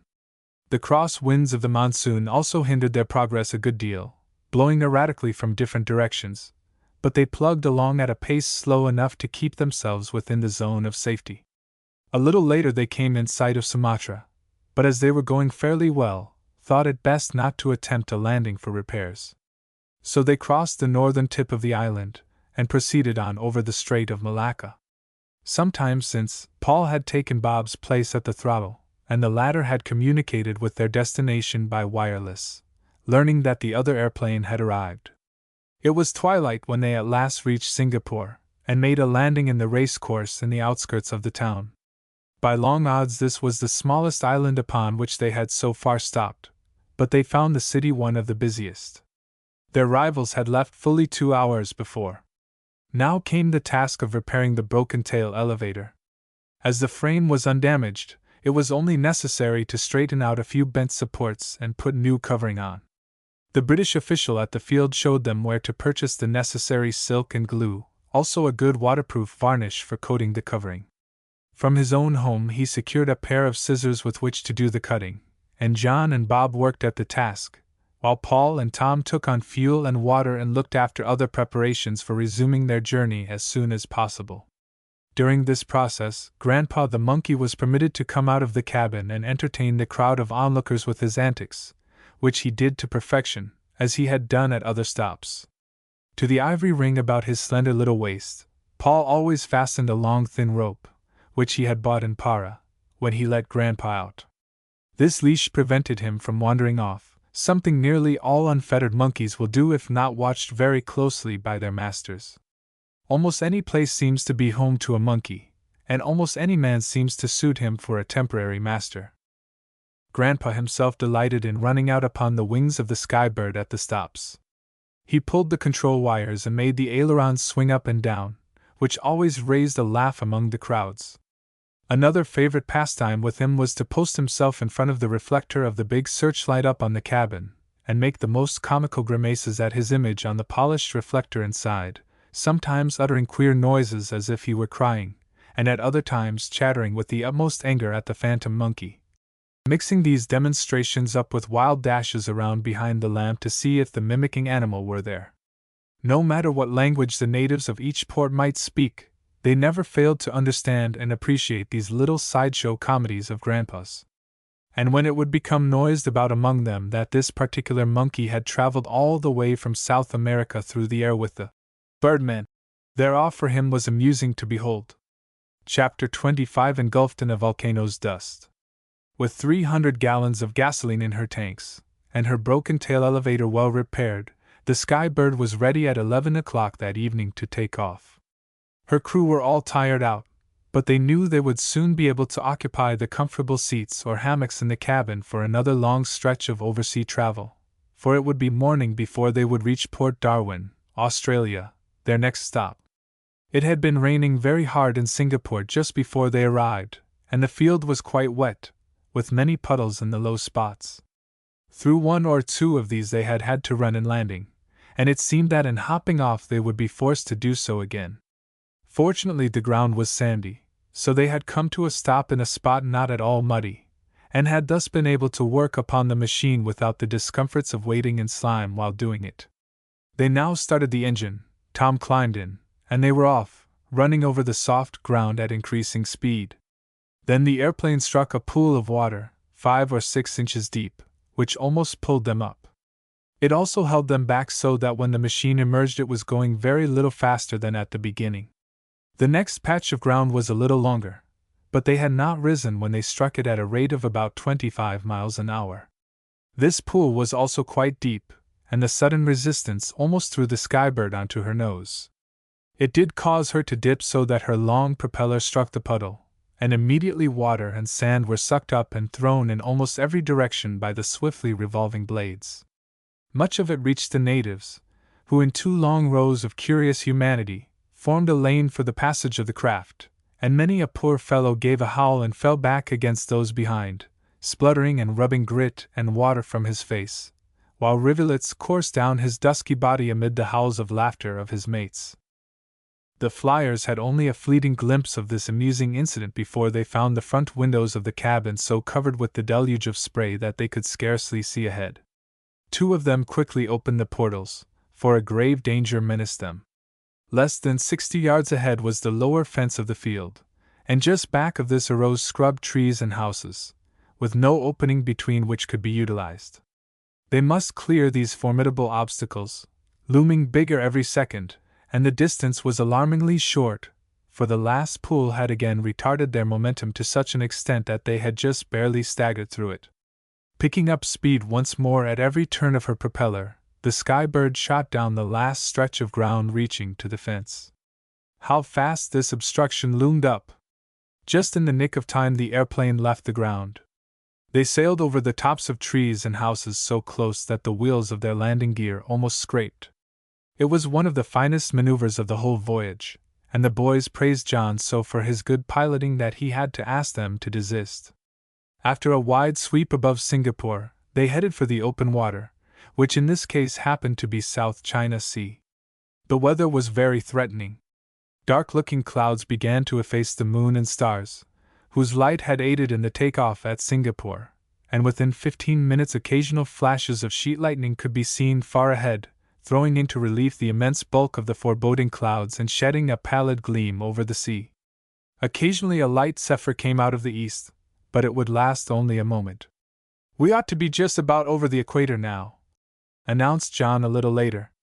Paul and Bob had stayed up on purpose to witness this event, and by dead reckoning had computed their position so closely that John's announcement had come just as they were about to make a similar statement. Although they could see no line stretching along down there in the sea, they fancied they could, with the most pleasant imagery. That great line, the belt of the universe, dividing the northern and southern hemispheres, they had already crossed once, in their zigzagging course, at the mouth of the Amazon. Now here in the South China Sea they were crossing it a second time. At no time had they been more than 13 degrees away from it. One more crossing of it, if all went well, and they would be almost within sight of the end of their journey, Panama. With this pleasant thought, Bob and Paul rolled up in their hammocks, trusting John and Tom to bring them safely through the bad weather that seemed in store, and were soon asleep. To the two older flyers, used to all conditions of aerial passage as a result of several years' experience, the present conditions were not at all terrifying. Although the spectacle of the dark clouds in front of them was extremely uncanny, they realized that they were only local thunder showers which could probably be avoided by a little careful navigating. In this they were right. By wheeling a little out of their course, to the left or right, and by flying up over one big cloud which could not be avoided in any other manner, they managed to dodge the most dangerous fields of lightning and the worst torrents of rain. Presently they left the dark clouds far behind, and once more the stars appeared in the blue firmament above, and the pale moon lit up the tropical sea. With relief, John guided the Skybird lower, so that they could keep a sharp lookout for guideposts of land. They passed several small islets which were uncharted with them, but when, about midnight, they made out a great black blotch not far ahead, they recognized it as the southern end of the island of Borneo, and knew they were all right. In a little while Borneo was sweeping along below them, its mangroved shores gloomy and desolate looking, not to say weird, in the pale moonlight. Among those dense forests and thickets the flyers knew many a wild animal was prowling at that very moment, and in the thatched huts in the glens slept many a fierce-visaged savage with weapons close at hand. Toward morning the flyers observed a volcano in active eruption off to the southeastward, apparently on the island of Timor. It was a beautiful sight, so wonderful that John awoke the sleepers, that they too might enjoy it. Fantastic lights of various colors shot upward from the crater. These shafts lit up billowing clouds of smoke and ashes, which poured out in awe-inspiring volume. Back of it all stood the dark blue velvet sky, against which the pyrotechnics were embossed in a stunning manner. Man could never have wished to witness a more remarkable manifestation of nature than did the young aviators, as they viewed the spectacle from their own favored position in the air. Swiftly the Skybird drew them toward the volcano, for it was directly in their course. As they approached, they could see flames licking their way upward from the dark mass of rock constituting the shaft, and could make out streams of lava pouring over the sides of the crater, going down into the unknown blackness below. What a sight it was! How their pulses beat! How their hearts quickened! But now, very unexpectedly, the sight was shut out. Thin, pungent, volcanic smoke and ash began to surround them. In a few moments it was so thick that they grew alarmed. All had the same fearful thought. If this should continue a little while, they would lose their bearings, and might run right into the fountain of fire itself. This was a terrifying possibility, for it would mean a horrible death to every one of them. Fireproof though the airplane was in the general sense of the word, every one of those in her cabin knew that if they should ever pass through those licking flames, the great heat in them would fairly melt the light structure of the machine in the twinkling of an eye. No metal or wood could withstand that terrible blast a moment, much less human flesh. It is small wonder, therefore, that Tom now sent the Skybird off to the right, and higher, also. They closed the windows, to keep out the foul smells, and anxiously awaited developments. They could not see a yard in front of them, so thick were the smoke and gases. It was a trying time. Fortunately Tom had taken the best course he could. 5 minutes passed, 10 minutes, 15, and then the air began to clear. Slowly the curtain lifted, and presently looking back, they saw that they had passed the volcano and were leaving it and the island well behind. Its fires, too, seemed to be burning out. Only a few forks of ghostly light were coming up from the crater. These grew fainter and fainter, and in a little while the eruption seemed to have entirely subsided, for Timor was swallowed up once more in the impenetrable mantle of night. Chapter 26 in Australia. Shortly after 5 o'clock the next afternoon, Paul saw ahead into port what appeared to be haze, but which he and Tom hoped was the coastline of Australia. 10 minutes later the observer joyfully pointed out to the pilot unmistakable evidence of an island upon which stood a tall object, Bathurst Island Lighthouse. John and Tom were routed out, and all saw the rugged outline of the great island, a continent itself, as large as the United States and much the same shape, stretching away to the southward and slowly dwindling into low, sandy, barren shores as it went. Less than 40 minutes later they were circling over Port Darwin, on the northwest corner of the continent, while a good-sized crowd of people down below pointed excitedly upward. The flyers soon made out the landing field by reason of its white marker, and swooped gracefully down, while those below cheered. 2 zealous customs officials were anxious to examine the new arrivals, also a health officer, but this did not take long, and during the process they were able to converse pleasantly with Mr. Seth Partlow, the British official in charge of the field, also with the mayor of Darwin, who gave them the most cordial welcome. They were sorry to learn that Pete DeVoe and his flyers had departed less than a half-hour before their own arrival, but they had been expecting such a report owing to the fact that they had been left so far behind at Singapore. They now determined to hurry up refitting operations, and leave at the first opportunity, hot upon the trail. Messages were dispatched to Mr. Giddings at Panama and to his newspaper in New York, and another roll of films containing numerous interesting views taken that morning just before and after landing were mailed in to the Daily Independent. Here, for the first time, they were able to secure a paper containing accounts of their own and their rivals' passage. It was a novel experience to read these glowing descriptions of incidents still fresh in their minds, descriptions which had in some cases flown by wire, in others by air waves, from point to point, more than halfway around the world. It provoked thoughts which made them marvel at the wonderful ingenuity and power of the very equipment which they were using themselves every chance they could get, their wireless telegraph and telephone sets. The remarkable news-gathering efficiency of the world, the coordination of agencies in gathering and disseminating news, was astounding to contemplate. The mayor of the town insisted upon the boys partaking of dinner at his home nearby, and they thankfully agreed to do this when Mr. Partlow declared he would personally see to the filling of the Skybird's tanks, for which task he had plenty of assistance. They were most cordially received by the mayor's wife. Within 15 minutes they had the satisfaction of sitting down to one of the most satisfying meals they had ever had. Not only was everything well cooked, but there was a great variety of viands. They were all particularly impressed with the toothsomeness of the meat which the maid served, so much so that Paul could not refrain from remarking, "Mr. Bailey, I never ate sweeter chicken than that."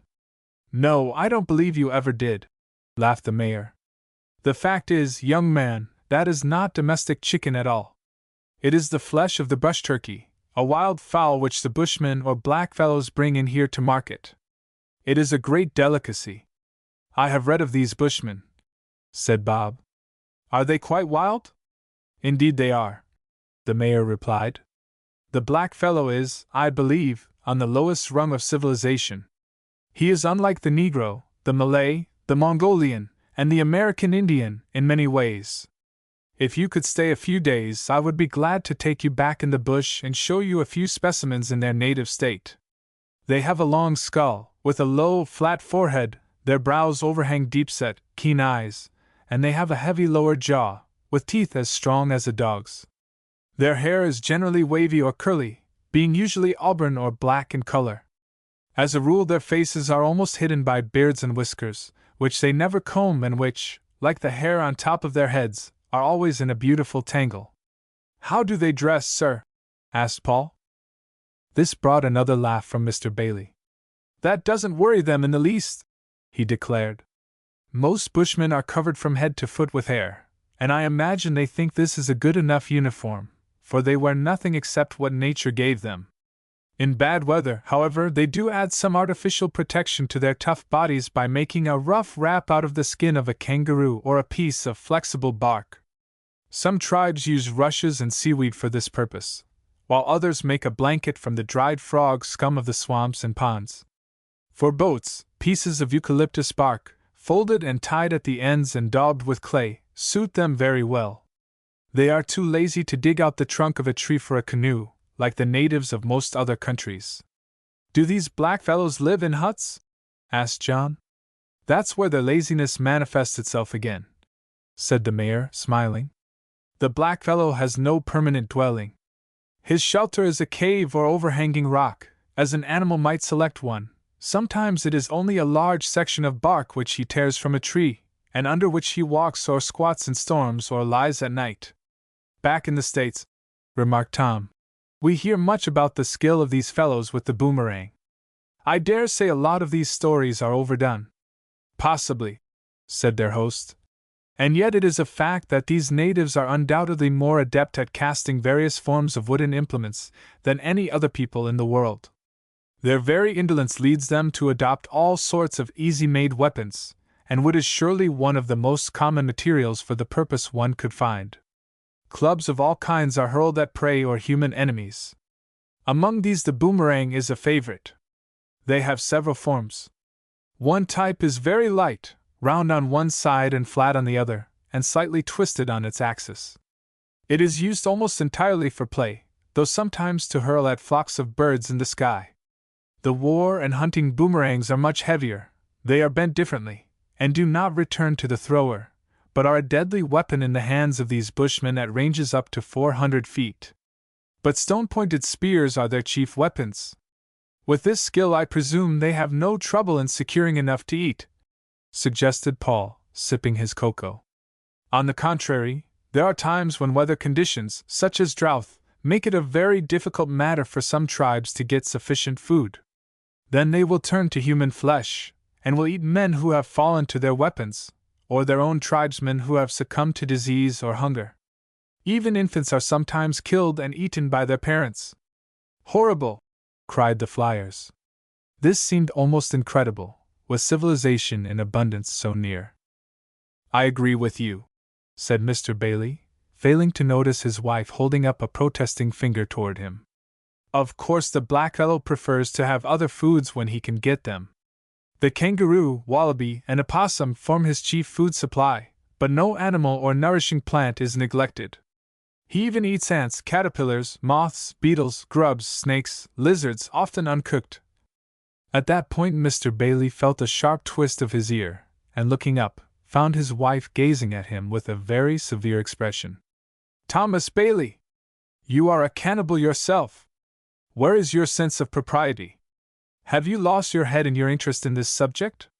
Don't you know you are eating, that you have guests here who are also eating? My! Goodness gracious! Ejaculated their host, in a great fuss. Young men, I was not thinking. Will you ever pardon me for this transgression of etiquette? The flyers smilingly hastened to assure both their friends that they had not lost their appetites in the least, that they really had enjoyed every morsel of food and information passed out. They remained to chat long enough to convince the lady and gentleman of this fact, and then took their departure. They had actually spent a most entertaining hour, one which they would not have missed for a good deal. At 8:50 local time the Skybird took off for her long hop to Apia, principal city of Upolu, an island of the Samoan group. It was the beginning of their long flight across the big Pacific, an ocean so wide, so fraught with perils, that no aircraft had ever before attempted to negotiate it. Some 8,000 miles away over those great waters lay Panama, their goal. Would they reach it ahead of their rivals? Would they reach it within their schedule of 10 days?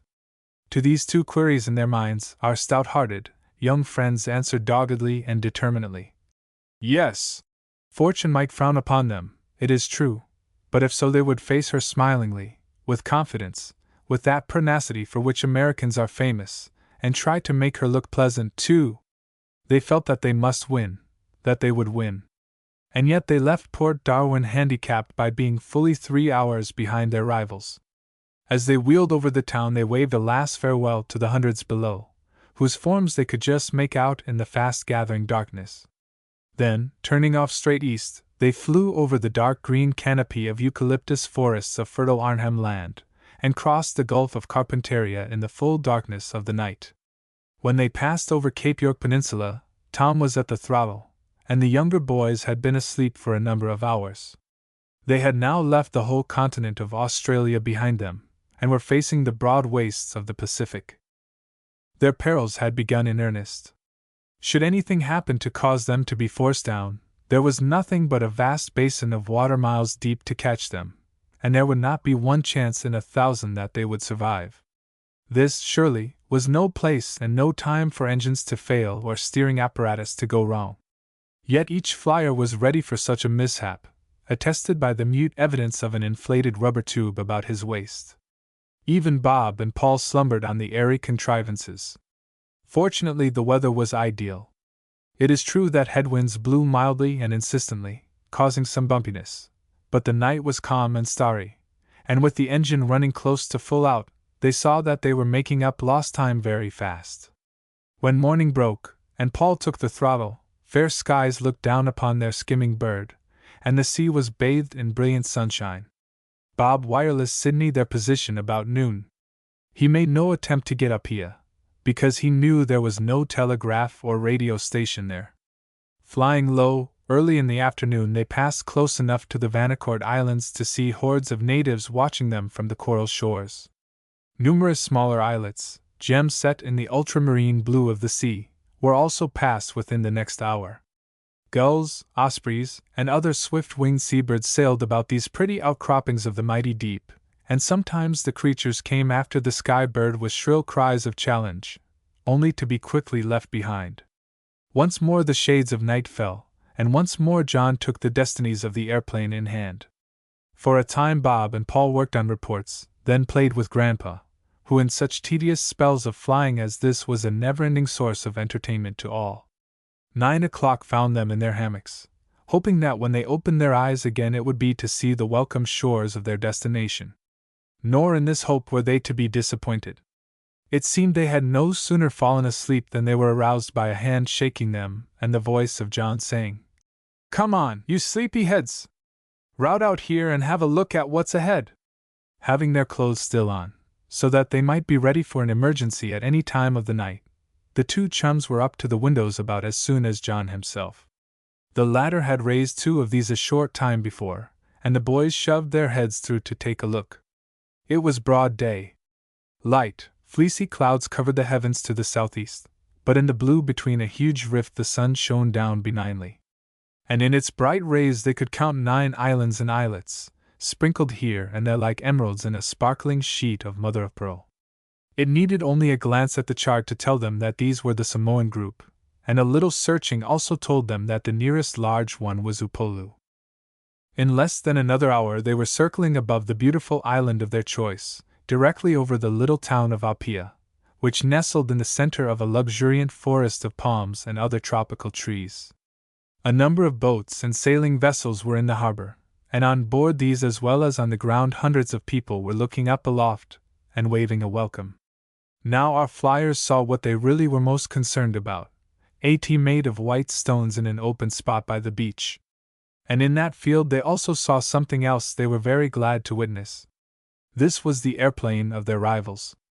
They had caught up with them at last. Chapter 27 Paul vs. Pete.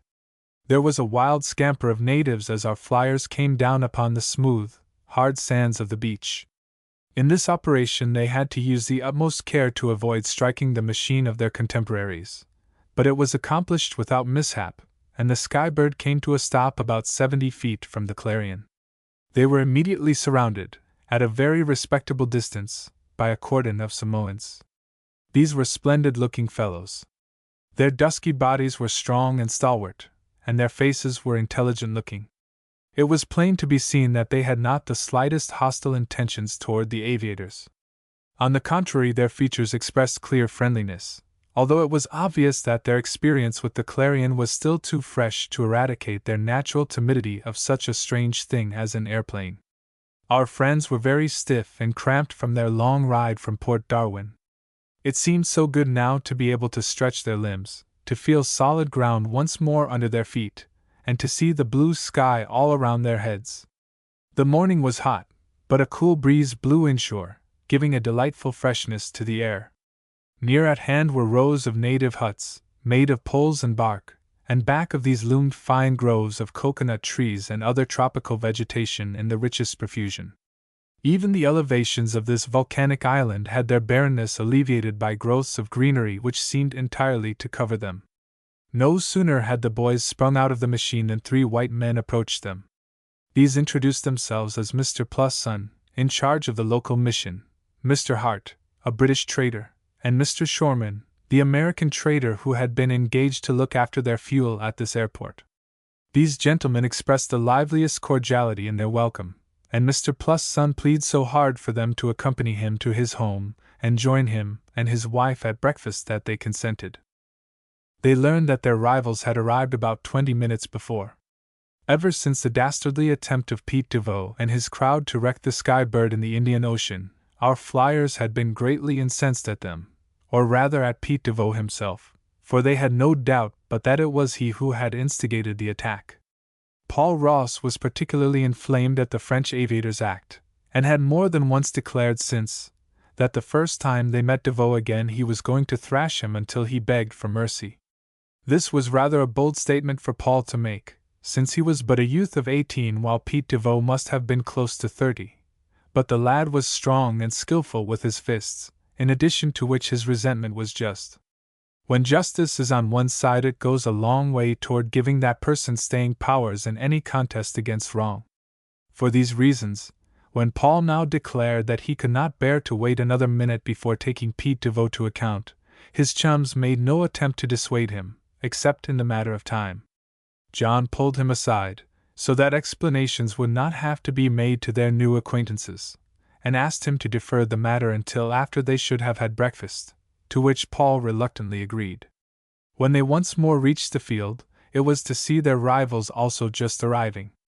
Without further ado, Paul walked straight up to Pete DeVoe and said, "DeVoe, why did you drop those rocks down on us back there when we were overhauling you between Colombo and Singapore?" The Frenchman's face paled visibly. He did not like the look in Paul's eye, nor the stern countenances of his friends.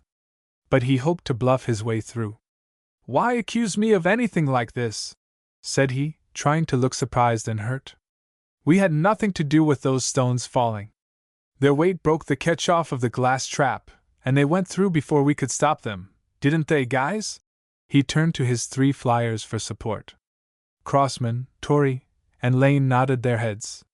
"Sure," averred Crossman. "What did you have those stones on board for?" demanded John. The Clarion men were silent. Their leader was the first to reply. "We got some cola nuts from the natives at one of our stops, and wanted the stones to crack them with," stated DeVoe. "It's a lie," accused Paul. "Stones do not accidentally fall as straight as those did. Pete DeVoe, you and your crowd did the best you could to wreck us, and I'm going to take it out of your hide right now." "Oh, you are you?" sneered the French aviator. "It seems to me I'll have something to say about that, you young whippersnapper. If these friends of yours will keep out of this, I'll promise my boys will keep out, and I'll give you all the show you want." "Fair play, that's right," cried Mr. Shorman, stepping forward. He had heard enough to convince him that nothing but a fistic settlement of the controversy would be adequate, and with the help of several white traders and sailors, he formed a ring. Like lightning the word went out, and scores of natives came running up to see the encounter. An affair of this kind just suited their primitive instincts. It was even a greater treat than seeing an airplane land upon their fair island. So by the time that Paul and Pete DeVoe had thrown off their coats, a great ring of natives surrounded them, and in its front were numerous whites from the ships in the harbor. Pete DeVoe was inwardly very nervous, although he was careful not to show it. Had Paul not been so much younger, DeVoe would probably have made some excuse to back out of the fight. As it was, he had a sneaking hope of getting the better of Paul, now that the youth's friends had agreed not to interfere. He also hoped to injure the boy so badly in the encounter that he could not take his turn operating the Sky Bird for the rest of the journey, at least, cripple him enough to delay his party in getting away from the island. With these evil intents, the French flyer conceived still another. He stepped aside and whispered something in Chuck Crossman's ear, then came back and faced Paul. Mr. Shorman gave the signal, and Pete DeVoe feinted and shot his other fist savagely at Paul's eye. But the boy was wary, dodged the blow, and struck his adversary a hard one in the chest. For a moment DeVoe was staggered, but he quickly recovered, and once more sprang forward. Missing with his right, he succeeded in hitting Paul in the shoulder with his left. Wheeling like a flash, Paul shot out a fist before the Frenchman could recover his guard, and struck him a smash under the ear which sent him reeling back into his friends. Pete DeVoe was now thoroughly alarmed. He had not expected such science, nor such force, on the part of his opponent. He approached Paul with much more caution, amid the howls of the natives, and decided to let him take the offensive. Paul was willing. Encouraged by his success thus far, and bent upon ending the fracas as soon as possible, he met his adversary with a heavy swing which just cleared the man's ear. DeVoe struck, but missed also. Pressed backward, he clinched to save himself, and in this position, where nobody could see his movements, he viciously tried to put some short jabs into Paul's abdomen. Fortunately for himself, Paul succeeded in breaking away before he was doubled up by the blows, one of which had landed with sufficient power to make him utter an involuntary smothered exclamation of pain. "No more of that, Mr. DeVoe," warned the referee suspiciously, as Paul shoved his opponent back. "Keep out of the clinches. Fight fair. Fair. Fair," yelled the sailors, and the natives took up the cry in their own language. Paul now advanced, and Pete DeVoe retreated. The latter was really frightened. Something was beginning to tell him that in this youth of 18 he had met his superior. "I think we'd better quit, Ross, before we hurt each other," suggested the French flyer cravenly. "This flight business of ours won't stand such delays as this. We can have this out when we land in Panama." "No, we can't have it out in Panama," cried Paul. "Stand up if you're a man and settle this thing right now. Watch out, I'm coming." By this time Pete DeVoe had retreated to the lower end of the improvised ring. He saw that he was cornered, that he must fight once more. Lunging forward like a trapped rat, he struck a wicked blow for his opponent's head. Paul parried it, and as swift as a stroke of lightning his right hand streaked out and caught DeVoe under the jaw. The Frenchman reeled backward a few steps, and toppled over, full length upon the ground. What a cry went up from the onlookers! By this time the sympathies of every one, except DeVoe's own comrades, were with the youth. No one, even a half-civilized savage, at heart likes a coward. For a few moments Pete DeVoe was dazed. But after his cronies had helped him to his feet, and started away with him, he still had enough spite left to shout back, as he shook a fist.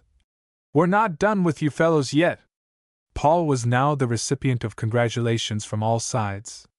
Everybody wished to slap him on the shoulder or shake hands with him, it seemed, and the native populace gave him so many coconuts, bananas, and pineapples that he was literally hemmed in with fruit, and John, Bob, and Tom had to open up a pathway before he could get out of his sweet-smelling barricade. Our flyers put as much of the gifts in the cabin of the Skybird as they could find room for, including an abundance of nuts for the happy grandpa, and then they turned their attention to the pressing business of overhauling the engines and storing fuel. While they were thus engaged, the Clarion's motor was heard to start, and a few moments later she arose and took off to sea. "Humph!" ejaculated Tom. "Those fellows have beat us to it again." "They ought to. Didn't they arrive ahead of us?" asked Tom. "We'll be out of here in 15 minutes more," stated John. But the words were no more than out of his mouth when Paul, who had been inspecting the rear end of the machine, came dashing excitedly forward, crying, "Fellows, Hob is to pay! Those rascals have cut the wire braces that support the tail skid, and it's lopping away over." Chapter 28: A Mix-Up in Dates. Paul's announcement threw his friends into a state of consternation. As they viewed the wire braces, neatly cut with a pair of nippers, they recalled Pete DeVoe's act of whispering in the ear of one of his party just preceding the recent fight, and realized now its full import. This fellow had slunk out of the crowd, slipped over to the unguarded airplane, and performed the unprincipled trick without any risk of being caught at it. Since there was no chance for immediate redress from the guilty party, who were almost out of sight to the eastward, all our flyers could do was to bend every effort to make repairs as fast as possible. After considerable skirmishing around, they managed to secure some wire from one of the vessels in the harbor. The severed strands were then removed and new pieces cut to length. It was found that the weight of the machine upon the unsupported skid had cracked the skid past repair, so they had to whittle out another from some tough wood, which the natives brought them from the nearby forest, before they could connect the new wires and were ready to start. Finally they took off at a few minutes past noon, more than 3 hours behind their rivals. It was disheartening, to say the least, all the more so on account of the fact that their delay had again been caused by the sinister acts of the other crew. They made up their minds that if they should meet Pete DeVoe and his crowd at another stop, something worse than a single fistic encounter would take place. As they soared away toward Nukahiva, with the Polu growing constantly dimmer, John, who had been studying the schedule, turned to his companions and asked, "Do any of you fellows know what date this is?" "Let's see," mused Bob, at the throttle. "We left Port Darwin the evening of the 26th, the evening of the 27th we were still at sea, and the next morning, the 28th. "You're ahead of time just one day," laughed John. "This is the 27th of the month." "How do you make that out?" asked Bob. "Didn't we leave Port Darwin on the 26th? "Yes," admitted John. "And the following evening we were at sea." "Granted. That was last evening, the 27th. Then any dunce can see that today is the 28th," said Bob witheringly. "That's what I say, too," supported Paul. But John only laughed harder, and this time Tom joined him. "John's right," said Tom. "Today is the 27th. "It can't be," protested Bob. "You own up that yesterday was the 27th, don't you?" "I certainly do," chuckled John.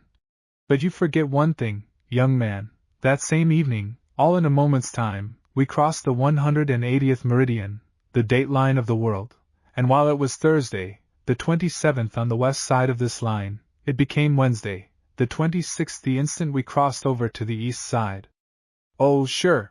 exclaimed Bob and Paul, feeling very silly. And the latter added, "That's where we gain a day in our lives, and to think that Bob and I were asleep at that auspicious moment."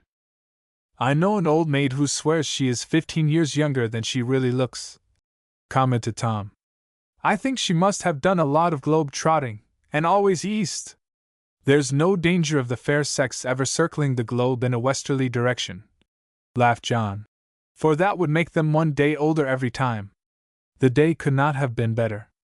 Hardly a cloud was to be seen on the horizon, and the regular trade winds blowing westward were soft and steady, and they were making excellent time. Grandpa frisked about, perching on this object and that, and occasionally running back into some secret nook where he had hidden his supply of nuts. With one of these in his paw he would jump up on something, crack it in his powerful small jaws, and look very wise and serious as he picked out the meats with his slim fingers. Finally the monkey had his fill, and hopped up into Tom's lap. He began to play with Tom's hair, smoothing it down pretty soon with the flyer's comb, which he discovered in a pocket. So handy was Grandpa with this utensil that the others went into peals of laughter. Tiring of this, the monkey's eye caught sight of several freckles upon the back of Tom's hand. He tried in vain to pick the freckles off. Then he became excited, for he could not understand why they would not lift up. He chattered scoldingly at everybody, then tried again. Failing, he sprang down and went to a far corner, in a fine sulk. Evidently he thought Tom was playing a trick on him, and had glued the freckles down some way just to tease him, for Tom, it must be admitted, was greatly given to bothering Grandpa in some such manner. Shortly before 10 o'clock the following morning all hands were up to take a look at their next stopping-off place, Nukahiva, the main island of the Marquesas group, the place where they hoped to find a supply of helium gas awaiting them. A fine island this, as fine a volcanic upheaval as one will find anywhere. Sheer walls of cloud-capped rock 6,000 feet high, some literally overhanging the crystal-clear water, and all embossed and engraved with strangely patterned basalt. There are pillars, battlements, and turrets, so that, with half-closed eyes, it seems you are approaching a temple, a medieval castle, or a mosque of the East.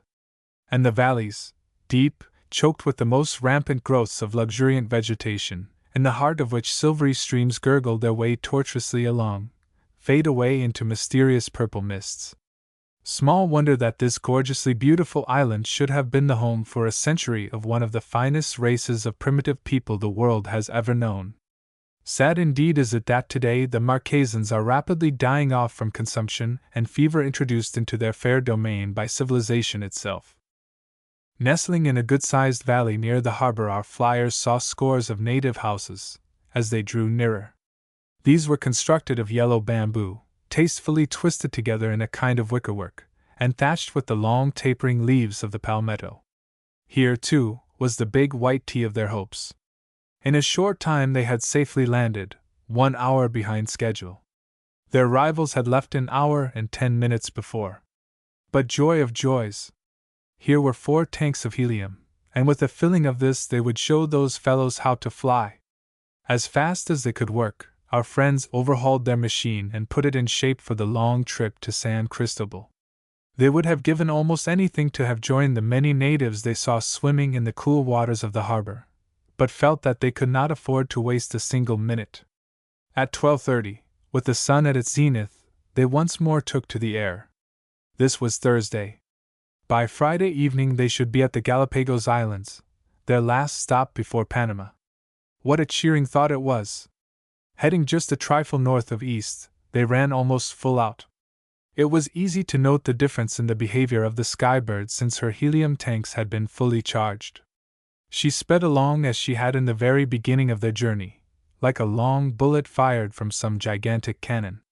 How the engine did sing! The wind rushed by them like a hurricane, and they had to shout in order to be heard when they had anything to say to each other. Satisfied that all was going right, Tom and John soon turned in, for they were very sleepy. When the operating crew awoke them it was dark. Bob then got into wireless communication with Panama, and delivered a message from Mr. Giddings. Following this, he and Paul also took to the hammocks. When the 2 youths awoke it was morning, and the Skybird was not behaving as well as when they had retired. Looking outside they saw the reason for this. The entire heavens ahead were hidden under dun-colored clouds which in places seemed to be gathering themselves together into formidable leaden arrangement. The gentle trade winds had developed into a stiff wind. Down below, the sea was covered with whitecaps, while in the distance the water was swinging into immense swells with foaming crests. John and Tom both looked worried. The 2 younger boys felt more uneasy when they noticed this. "I guess we're in for a pretty hard storm," said John, as he gave the throttle up to Paul. "Tom and I will stay up a while and see how things turn out. The Skybird's down to about 100 an hour now. Better keep her there, buddy. That's fast enough in a blow like this." A few minutes later a fork of lightning split the sky ahead. This was followed by another off to the right, then by one off to the left. Then they heard the rumble of thunder, and a heavy gray haze slowly began to engulf the sea, rapidly approaching. "That's rain," cried Paul. "Say, John, if you're not too done out maybe you had better take the stick again. I'm afraid I won't be equal to what's coming." His brother complied. John did not wish to frighten his comrades, but the truth is he knew this would be the worst storm he had ever faced in his 4 years of flying. "We'll try to get above those clouds," he said quietly. He did not like to tell them just what he thought, that if they did not get above the clouds without delay they would either be struck by lightning or torn to pieces by the terrible whirlpool of winds which he knew those churning black masses ahead contained. Chapter 29: A Flying Rescue. John turned the Skybird upward at as stiff a slant as he felt would be safe for them in that high wind. At 9,000 feet they emerged above the first layer, but eastward the clouds appeared to terrace up gradually, and in the distance there extended another great wall, towering several thousand feet higher. Some of the rain was now beginning to reach them. It came pattering down upon the roof, and under the strong impulse of wind and their speed, it struck the glass windows in front with a smack like buckshot. The moisture on the panes made it difficult to see out. "Take a reading with the anemometer, Tom," ordered John, straining his eyes hard ahead. This little instrument was something like a miniature windmill. Its 4 wings were supplied with cups which, as Tom held the instrument out of the window facing the wind, caused the spider to revolve. The latter was geared to a small dial, over the face of which passed a hand, much like a clock, indicating the speed of the wind. "She's blowing 50 miles an hour, and gaining every minute," announced Tom. "That's the hardest wind we've been in yet. If we stay down here it will be blowing 60 within 10 minutes, was the pilot's grim response. Just then there was a blinding flash of light a little way ahead of them, accompanied by such a terrific crash of thunder that their ears rang. "Gee!" cried Bob. "That was a close call. I'll bet that bolt came within a rod of striking us." "A miss is as good as a mile," shouted John cheerfully. He and the others found that they would have to yell in order to be heard, so great was the noise from engine and storm. Zip! Went a zigzagging livid streak across their range of vision. It seemed to be running straight for them, and instinctively they dodged, all but Tom and John. These old veterans continued to gaze coolly straight ahead as though nothing had happened. Crash H! Went a clap of thunder. It seemed as if the whole heavens were being turned topsy-turvy. Even the airplane, usually so steady, heaved and rode like a rocking horse. The two younger members of the party were not to be blamed for feeling pretty well frightened by this time. It was one thing to be cutting through the fleecy white clouds of a calm day, and quite another to go stabbing through murky black ones which were rolling angrily, ejecting both wind and rain, and spitting out vicious roars and jagged streaks of pale blue flame. One moment they would be in gloom, the next instant a cloud would be rent asunder with a ripping, tearing sound, and the whole turbid, boiling sky universe would be bathed in the ghostly light. What a weird, fantastic, chaotic world they were in! But it was only for a few minutes that they were in the worst danger. Soon, to their infinite relief, they had reached their ceiling. They were now 15,000 feet up, almost 3 miles, and below them lay the vast sea of troubled cloudland, dark and forbidding, rolling tumultuously like an ocean of curdled ink. It was a novel experience to be running in the clear air over all of this infernality of sounds and sights, while above them the blue, star-studded heavens looked down upon them calmly and peaceably. For almost an hour the furious storm continued in the lower regions. Then it began slowly to subside. First the lightning stopped, then the thunder. The banks of clouds took on a lighter hue, and began to drift apart. A pinnacle here and a crag there were swept off by the winds, until the masses of nimbus became flattened out into patches of sun-flecked foam as beautiful as fresh fallen snow. The anemometer spun slower and slower as the gale decreased in violence, and presently the airplane was gliding along with its normal smoothness. Here and there, between the patches of white cloud, they caught glimpses of the ultramarine sea, thousands of feet below them. It was so cold up here, even with the windows closed, that all the boys were shivering in their warmest wraps. The air, too, was so rarefied that it was with considerable difficulty that they could breathe, for they had been in it for some time. Not one flyer in 100 can live at an altitude of 20,000 feet, as he bleeds at the nose and mouth, and our aviators were up to within 5,000 feet of that height. It was now time to descend. John shut off both engines, and they began to volplane down in a great stillness, sailing like an immense hawk. Lower and lower they went, 14, 13, 12, 11, 10,000 feet. Now they were gliding through clear, thin air, now cutting a hole through a heavy cloud so impregnated with moisture that it sweat over the glass and the boys would have to wipe a sleeve across hastily to improve the vision. 8, 7, 6, 5, 4, 3, 2. That was low enough. All this time the propeller had been spinning from the rush of air alone. Now John threw in the clutch. The revolving propeller shaft grabbed the crankshaft of the engine, and once more it began its rhythmic purr. Just a little upthrust of the tail elevators and ailerons brought them again into the horizontal in a huge swoop. Nothing could have been prettier. They had escaped the terrible tornado, leaving it still galloping westward far behind them, and were once more in normal position for continuing their flight toward the goal. Below them, for miles around, they could once more see the ocean uninterruptedly. Its mountainous waves and deep gorges of a short time previous had probably swallowed up many an unlucky ship that morning, but its temper was expended, and all it could do now was to sulk in long, even billows which every moment became flatter and flatter. How had their rivals fared? This question was in the minds of every one of our flyers as the Sky Bird continued swiftly on her course. In their hearts was a vague feeling that perhaps Pete DeVoe and his crowd might not have come out of the storm as lucky as they, for not one airplane out of a score could have outlived it. Their own escape had been almost miraculous. But for the good generalship of John they surely would have met with mishap.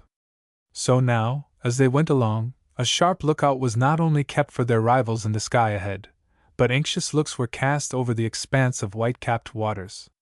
Calculations told them that by this time the other airplane could not be far ahead. Less than 10 minutes later, Tom espied a small object far away on their port quarter. It was bobbing about on the waves, rising and falling. Bob seized a pair of glasses and took a long look.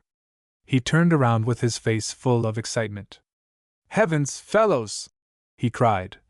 "That object looks like an airplane!" All took a look. Then they, too, were excited. There could be no doubt about it.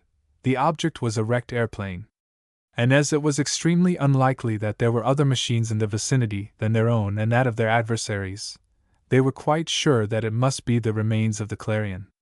John turned the Skybird in the direction of the floating thing, and soon they saw what seemed to be the form of a human being clinging to one of the wings. John threw in both engines in an effort to get all possible speed out of the craft. In a little while they were close enough to see that the wreck was really the Clarion. But what a sad-looking sight was the former handsome craft! Her tail had been wrenched off, and only half of one of her long wings could be seen. Out upon the other, on hands and knees, clinging desperately to the aileron brace, was the hatless, water-soaked figure of a man. As they came closer still they could see him waving his hand frantically at them. With a glass, Paul saw that this person was Oliver Torrey. Anxiously his eyes roved over the wreck in quest of other survivors, but none could he discern. Irony of fate! Had all of the others been drowned? John brought the Skybird down to within 75 feet of the sea as they approached. Tom seized the speaking trumpet, and as they swept over the Clarion he bawled out, "Hang on, Torrey! We'll stand by, and save you if we can!" But they were facing a Herculean task, and realized it. They could not light upon the water, nor could they stop in midair. How in the world could they effect the hapless flyer's rescue? John circled at reduced speed while all of their minds were busy trying to work out the problem. In the meantime, Torrey's frantic pleadings for them not to go away and leave him to his fate filled their ears. It was a trying, nerve-wracking situation. Bob Giddings struck upon the first idea. "Why can't we trail a rope for him to catch?" he asked. "He's probably too weak to climb a rope," objected Tom. "I'll tell you what we can do," said Paul, with a happy thought. "We can take this coil of rope we have here and make a narrow ladder of it. That will be easy for him to catch, and easy to climb." All agreed instantly that this was the only hope of rescue. So John kept the Skybird slowly wheeling, while his three mates cut and tied until they had formed a narrow rope ladder about 50 feet long. One end of this they securely fastened in the cabin, while they let the other drop down through the glass trap in the floor. To their dismay, the rush of wind carried the light ladder out so horizontally behind that they saw they could never get low enough with safety for Oliver Torrey to reach it. What could they do now? It seemed they were destined to failure, that Torrey must be left to the cruel and hungry waves. "I have it!" cried Bob. "We'll fasten Grandpa near the lower end of the ladder. His weight will be sufficient to keep it down straight." This was a splendid scheme, surely. Accordingly, the monkey, wondering what new form of teasing was about to be imposed upon him, was fastened about 3 feet from the bottom end of the ladder, and Grandpa and his strange trapeze was then slowly let down until all of the ladder had been paid out. The crew were glad to note that it now hung almost perpendicularly. Now the success of everything depended upon John. He must be skillful enough to bring the ladder across Torrey's position in just the right place for the flyer to grasp it as it swept past. They shouted to the man below to stand up if he could, and comprehending in an instant his part of the program, he struggled to his feet, spreading them wide apart to brace himself, for the wrecked airplane was rocking somewhat from the action of the waves. The first time John brought the Skybird by he was too high. Torrey could not reach the ladder. The second time a sudden gust of wind blew the ropes too far to one side at the critical moment. The third time the machine itself was a trifle too far to one side. But on the fourth attempt success met their patient efforts. Torrey's hands seized the bottom rung of the ladder, and a few minutes later he had climbed up into the cabin and sunk weakly upon the floor. Paul then brought in the ladder, laughing nervously, and released Grandpa, who had not relished his part of the proceedings in the least, to judge from his excited chattering, most of which was bestowed upon the rescued man. Chapter 30: An Alarming Discovery. One of the first questions our flyers asked of Oliver Torrey, after they had helped him remove his wet clothing, was, "Where are your friends?" The Clarion flyer shook his head sadly. "They're done for, drowned. I'm the only one left of our crew. That was an awful storm, boys. I don't see how you ever survived it." "We did it by flying over the greater part of it," said Tom. "How did it happen to get you fellows?" "Pete and Chuck were operating," explained Oliver Torrey. "Sam and I both wanted to get above the tornado, but they said they thought it wouldn't amount to much. When they saw how bad it really was, it was too late. A whirlpool of wind struck us at 3,000 feet, Pete lost control, and we went into a nosedive from which we never recovered. When we struck the sea, the force crushed in the front of the cabin, stunning Pete, and before any of us could grab him, the waves had washed him out of our sight. Chuck, Sam, and I managed to get out and climb up on the fuselage, but the seas were running so high that half of the time we were buried in water. Coming out of one of these deluges, I looked around and saw that I was alone. Then the storm passed, and things looked better for me. But I was just about ready to give up when I saw the Skybird coming." Oliver Torrey paused a moment, wiped his haggard face, and then continued, as he looked earnestly at his rescuers. "Boys, I never can thank you enough for saving my worthless life. It's awful to think that we guys let Pete DeVoe coax us into doing all those dirty things to hold you back. I guess we deserve this punishment. If I ever get back to Panama, I'll certainly make what amends I can by telling the whole disgraceful story to the world." Tom stepped in front of the Clarion flyer and shook his finger in his face. "Torrey," said Tom, "I think at heart you are all right, but listen.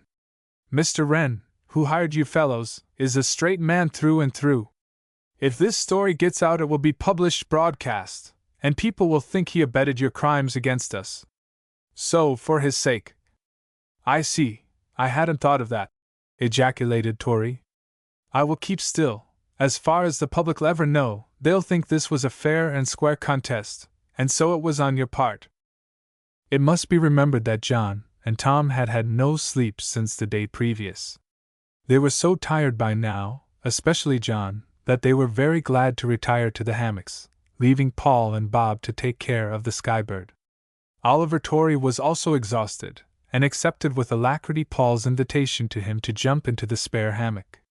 Within 5 minutes the two youths were the only ones awake. It seemed good to the boys to feel that soon they would be at San Cristobal, their last stop before the final hop. They flew along with the throttle wide open for the next hour, eager to make up for the delay caused by the storm and the rescue of Torrey. Then they reduced the speed a little, to make sure they would not overheat the engine, but still they made good time. Shortly before 6 o'clock that afternoon they sighted a blue haze which a little later developed into a group of several islands. These they knew, by consulting their chart, were the Galapagos, the home of the largest land turtles ever known, monsters so enormous that one of them could walk off with 2 half-grown boys on his broad back. There are over 2,000 volcano cones in these islands, and soon our friends were almost in the midst of them. On all sides and at all distances were rugged peaks 100 to 2,000 feet high, rising sheer from a rose-pink sea over which the declining sun played ravishingly. Along the shores pelicans soared above the shallow inlets, watching for unwary fish. Tiny birds darted in and out among the cliffs. Down in the crystal depths of the sea, over shelves of coral, vague shapes hovered and passed and repassed, sharks, dolphins, turtles, and grunts, even the ghastly devilfish. All life seemed confined to water and to air. Never was dry land so desolate-looking as those myriads of barren volcanic cones. Yet one of these islands was peopled with human beings, San Cristobal. Which one was it? The easternmost of the group, said the chart. Circling that way. Bob gave a yelp like a pup which sees his younger master after he has been away all day. "I see Dalrymple Rock," he cried, with the binoculars to his eyes. "I see Wreck Point, too, and a bay between 'em, with houses on the beach. That looks like our number, all right. What more do you want, Paul?" "Nothing," laughed Paul, "except our landing field. Find that, wake up the other fellows, and I'll be satisfied." In a moment Bob pointed out a flat field marked with the welcome white T, then he aroused John and Tom while Paul was bringing the Skybird down. From a rickety old pier, also from the shores where they had gathered, a crowd of curious natives rushed forward to witness the landing of the most startling object they had ever seen. They were a mixture of South Americans, mostly Ecuadorians, and not until our friends stepped out of the cabin did they summon up enough courage to get very close to the machine. Among them was the owner of the island, a good-looking young Ecuadorian, highly educated, who was to look after their interests in the matter of fuel, and the chief of police, presumably. Chief, because there is only one representative of the law in the Galapagos. The owner of San Cristobal informed the flyers in excellent French, which all of them except Oliver Torrey could speak, that he was delighted to welcome the first airplane crew to his little domain, that weeks ago the ship had brought gasoline and oil, which was now awaiting their pleasure in the little nearby shanty, that he and his police officer and the peons were eager to serve them in any way they could. And would the brave American aviators favor him and his police officer by joining them at the hacienda for dinner that evening? Our friends graciously accepted this invitation, upon finding that their host would appoint a watch for the airplane. They then went with him to his pretty hacienda in the valley, a green, undulating country, dotted with grazing cattle and horses, patches of sugar-cane, coffee bushes, and lime trees, stretching away to a cloud-capped range of mountains. Situated upon a hillock in the midst of this entrancing valley, and surrounded by the peons' grass houses, was the owner's home. Here the flyers partook of an excellent repast, garnished with the best the island could afford, including tender wild duck from the surrounding lagoons and savory turtle soup. Then followed songs by their host, and jolly college melodies by themselves, accompanied by the sweet strains of a guitar in the hands of the police officer. Out in the compound, the peons also celebrated the occasion. There were great oil flares, thrummings of guitars, gyrating dancers in bright-hued ponchos, merry cries, the laughing of children, the barking of dogs. Everybody seemed thoroughly happy and contented. And, after all, what else matters? That is the Ecuadorian point of view, and who shall say it is a bad one? It was difficult for the boys to remind themselves that here they were precisely on the equator, so positively chilly was it. And yet they were. It was the third time which they had touched that imaginary girdle of the earth in the past week or so, and it was to be their last crossing. How inspiring the thought that they were now within one hop of their goal, that sometime on the morrow they would probably reach Panama well within their time limit of 10 days. The fact is, they had only 650 miles ahead of them, a distance which could easily be covered, barring accidents, inside of 5 hours, and they had until 1 o'clock the following day in which to reach their destination. When they realized this, and were pressed most insistently by the owner of the island to spend the night, under the shelter of his roof, where there were 2 spare beds, the tired, bed-hungry flyers decided to remain over, Oliver Torrey going to the house of the police chief. Torrey was really in no physical condition, as it was, to continue the flight immediately, for he had suffered a chill as the result of his exposure, and felt very weak. Next morning they were up at the break of day, and at once began the task of refilling the tanks of the Skybird and giving her machinery a general overhauling. Torrey felt much better, and assisted in these operations. His gratitude to the boys for deciding not to divulge the duplicity of the unfortunate crew with whom he had been connected was very great, and he spared no effort to help them on toward success, which goes to show that this fellow was not at all bad at heart but had simply gotten in with a bad crowd. It was a good thing that the flyers went over their engines. John found a loose coupling in one, and a stretched fan belt in the other. Had they gone on in this condition, trouble would have been sure to visit them. It was small wonder, however, that something should not be out of good working order, for these faithful pieces of mechanism had been given the hardest kind of usage day in and day out, each in its turn, and sometimes working together, in this long flight around the earth. Their final test had been the storm. More than once the boys had marveled at the remarkable efficiency of their motive power. What a tribute to the mechanical genius of modern man had these engines paid! They were almost human in intelligence, more than human in their untiring zeal. The repairs were not difficult to make. The belt was cut and fastened again with a leather lace borrowed from the police chief's shoe, and the careful use of a wrench and other tools out of their kit finally fixed the loose coupling. But these operations had consumed unlooked-for valuable time, and when they had had breakfast with their friends and were ready at last to go, they found that the watch of their host indicated the hour of 9. Setting their own watches to this local time, as had been their custom in all towns upon arriving or leaving, our flyers once more thanked their entertainers for courtesies extended, wished them goodbye, and got in their machine. As they taxied swiftly down the course, the rush of wind from the big propeller sent more than one Ecuadorian's wide-brimmed hat flying from his head, and to the enjoyment of all, a native who was perched precariously upon an upended cask was blown heels overhead backwards. No sooner had they straightened out upon their northeasterly course than Bob sat down to his instruments, and called up the Panama wireless station. In about 10 minutes he got it, and told of their position and the accident to the Clarion. They all knew that when the news of this catastrophe reached the American newspapers there would be the greatest excitement, and that Mr. Wren would not only be grievously disappointed but horrified at the fate of the 3 members of his crew. They now had just 4 hours in which to reach their goal. That meant they must travel at an average rate of better than 160 miles an hour. Since they had gone considerably faster than this when the occasion had warranted it in the past, they felt no anxieties now. John, who was at the throttle, opened the Skybird up to 165, and at this gait they skimmed swiftly along over the blue-green waters of the big Pacific. "This speed ought to bring us in by 12:30, a good half-hour ahead of our limit, so there's no need of rushing matters," said John, to which sentiment his comrades agreed. By 11 o'clock all were keenly on the lookout. Each flyer coveted the honor of being the first one to see the coastline of Central America, the resting place of Panama. Paul, with the binoculars to his eyes, was the one to win.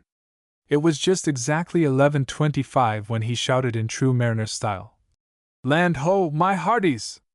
Taking the glass, one by one his comrades gladly echoed the announcement. But suddenly Bob's face turned chalky. "Jiminy fellows!" he cried. "What boneheads we are! We have been figuring on San Cristobal time all the while. Panama's close to an hour ahead. And we've only got 35 minutes in which to land," said Tom. "Huckleberry pie! Boneheads we are! Boneheads, boneheads! I repeat it, boneheads, boneheads! It's all off now." Tom actually wrung his hands in his misery, and the others felt just about as humiliated and disgusted with themselves. "Here's where our prize goes flickering," groaned Paul. "We never can make Panama in 35 minutes. "I don't know about that," declared his brother grimly. "Here goes for the effort anyhow. I'll make the Skybird fly as she has never flown before." With that he brought the throttle wide open, and 2 minutes later threw the second engine into commission.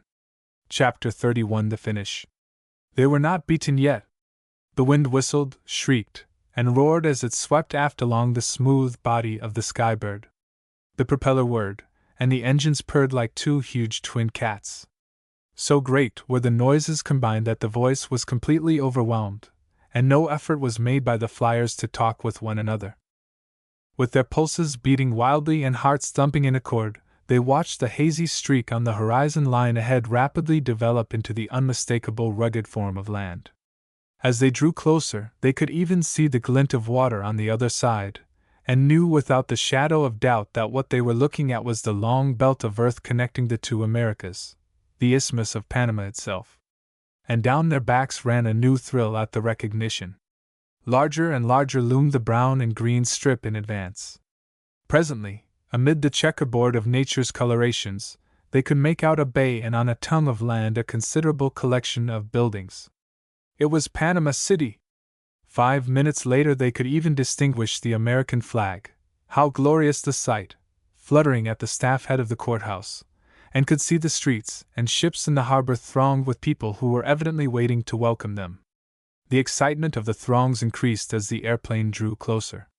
People jumped up and down, yelled, and waved their hats. It had been only a few minutes before that Bob had received the radio admonition from the Panama station. "Town gone wild, but hurry in. You only have 6 minutes left." Now they were circling high over the heads of the populace, with one engine shut off and the speed of the other much reduced. In graceful, pretty circles the sky bird began to spiral her way downward, John's eyes fastened upon the big white T of the familiar airdrome. As they came down, people in the outlying districts rushed madly toward the field, and the streets everywhere were choked with the concourse pouring toward the center of attraction. Scores of others had previously posted themselves in the airdrome, but all were kept back by a cordon of ropes and a guard of zoned policemen. Inside of the barrier were a favored few government officials and distinguished personages, newspaper men, photographers, and Mr. Giddings and Mr. Wren themselves. Colonel Hess, the judge of the contest, was also present, ready to receive the flyers' affidavits of stops. As the flyers stepped out of their machine, many a camera clicked, and the air was filled with the cheers of the multitude. Colonel Hess stepped quickly up. In one hand was a watch, the other was extended. "My heartiest congratulations, boys!" he exclaimed, as he received their paper. "You have arrived just in the nick of time. Panama time, it is now exactly 59 minutes after 12. They had won by 1 minute. The flyers were so tickled that they also felt like cheering. But they were sobered instantly when Mr. Wren came forward and they saw how sorrowful he looked in spite of the brave smile with which he greeted them. "Young men," said the publisher of the Clarion, "as the loser in this contest I also wish to congratulate you. We have suffered a heavy blow ourselves, but you deserve full credit for the good work you have done, and I am not the kind of a contemporary to withhold compliments so fairly earned. I trust my men conducted themselves as true sportsmen, poor fellows." Noticing that Oliver Torrey was on the point of making reply, John gave him a warning look, and a moment later pulled him aside and said in a low voice, "Mr. Wren should not know that you fellows did not conduct yourselves otherwise than fair in this race. That would make him feel all the worse. Keep mum to everybody about this, and we'll do the same." Oliver Torrey nodded, tears in his eyes as he saw how desirous the Skybird's crew were of protecting his own interests, as well as the good name of his former associates. What fine fellows they were! How he wished he could have been allied with them on this cruise, instead of with Pete DeVoe and his bunch! The hardships and perils of the past 10 days were forgotten in the excitement of the present. Our flyers hardly knew what they were doing, so great was their joy. They shook hands with scores, hearts swelling with those emotions invoked by achievement and the glamour of the moment. It was, and always will be, perhaps, the supreme hour of their lives. Almost reverently they looked over the Skybird.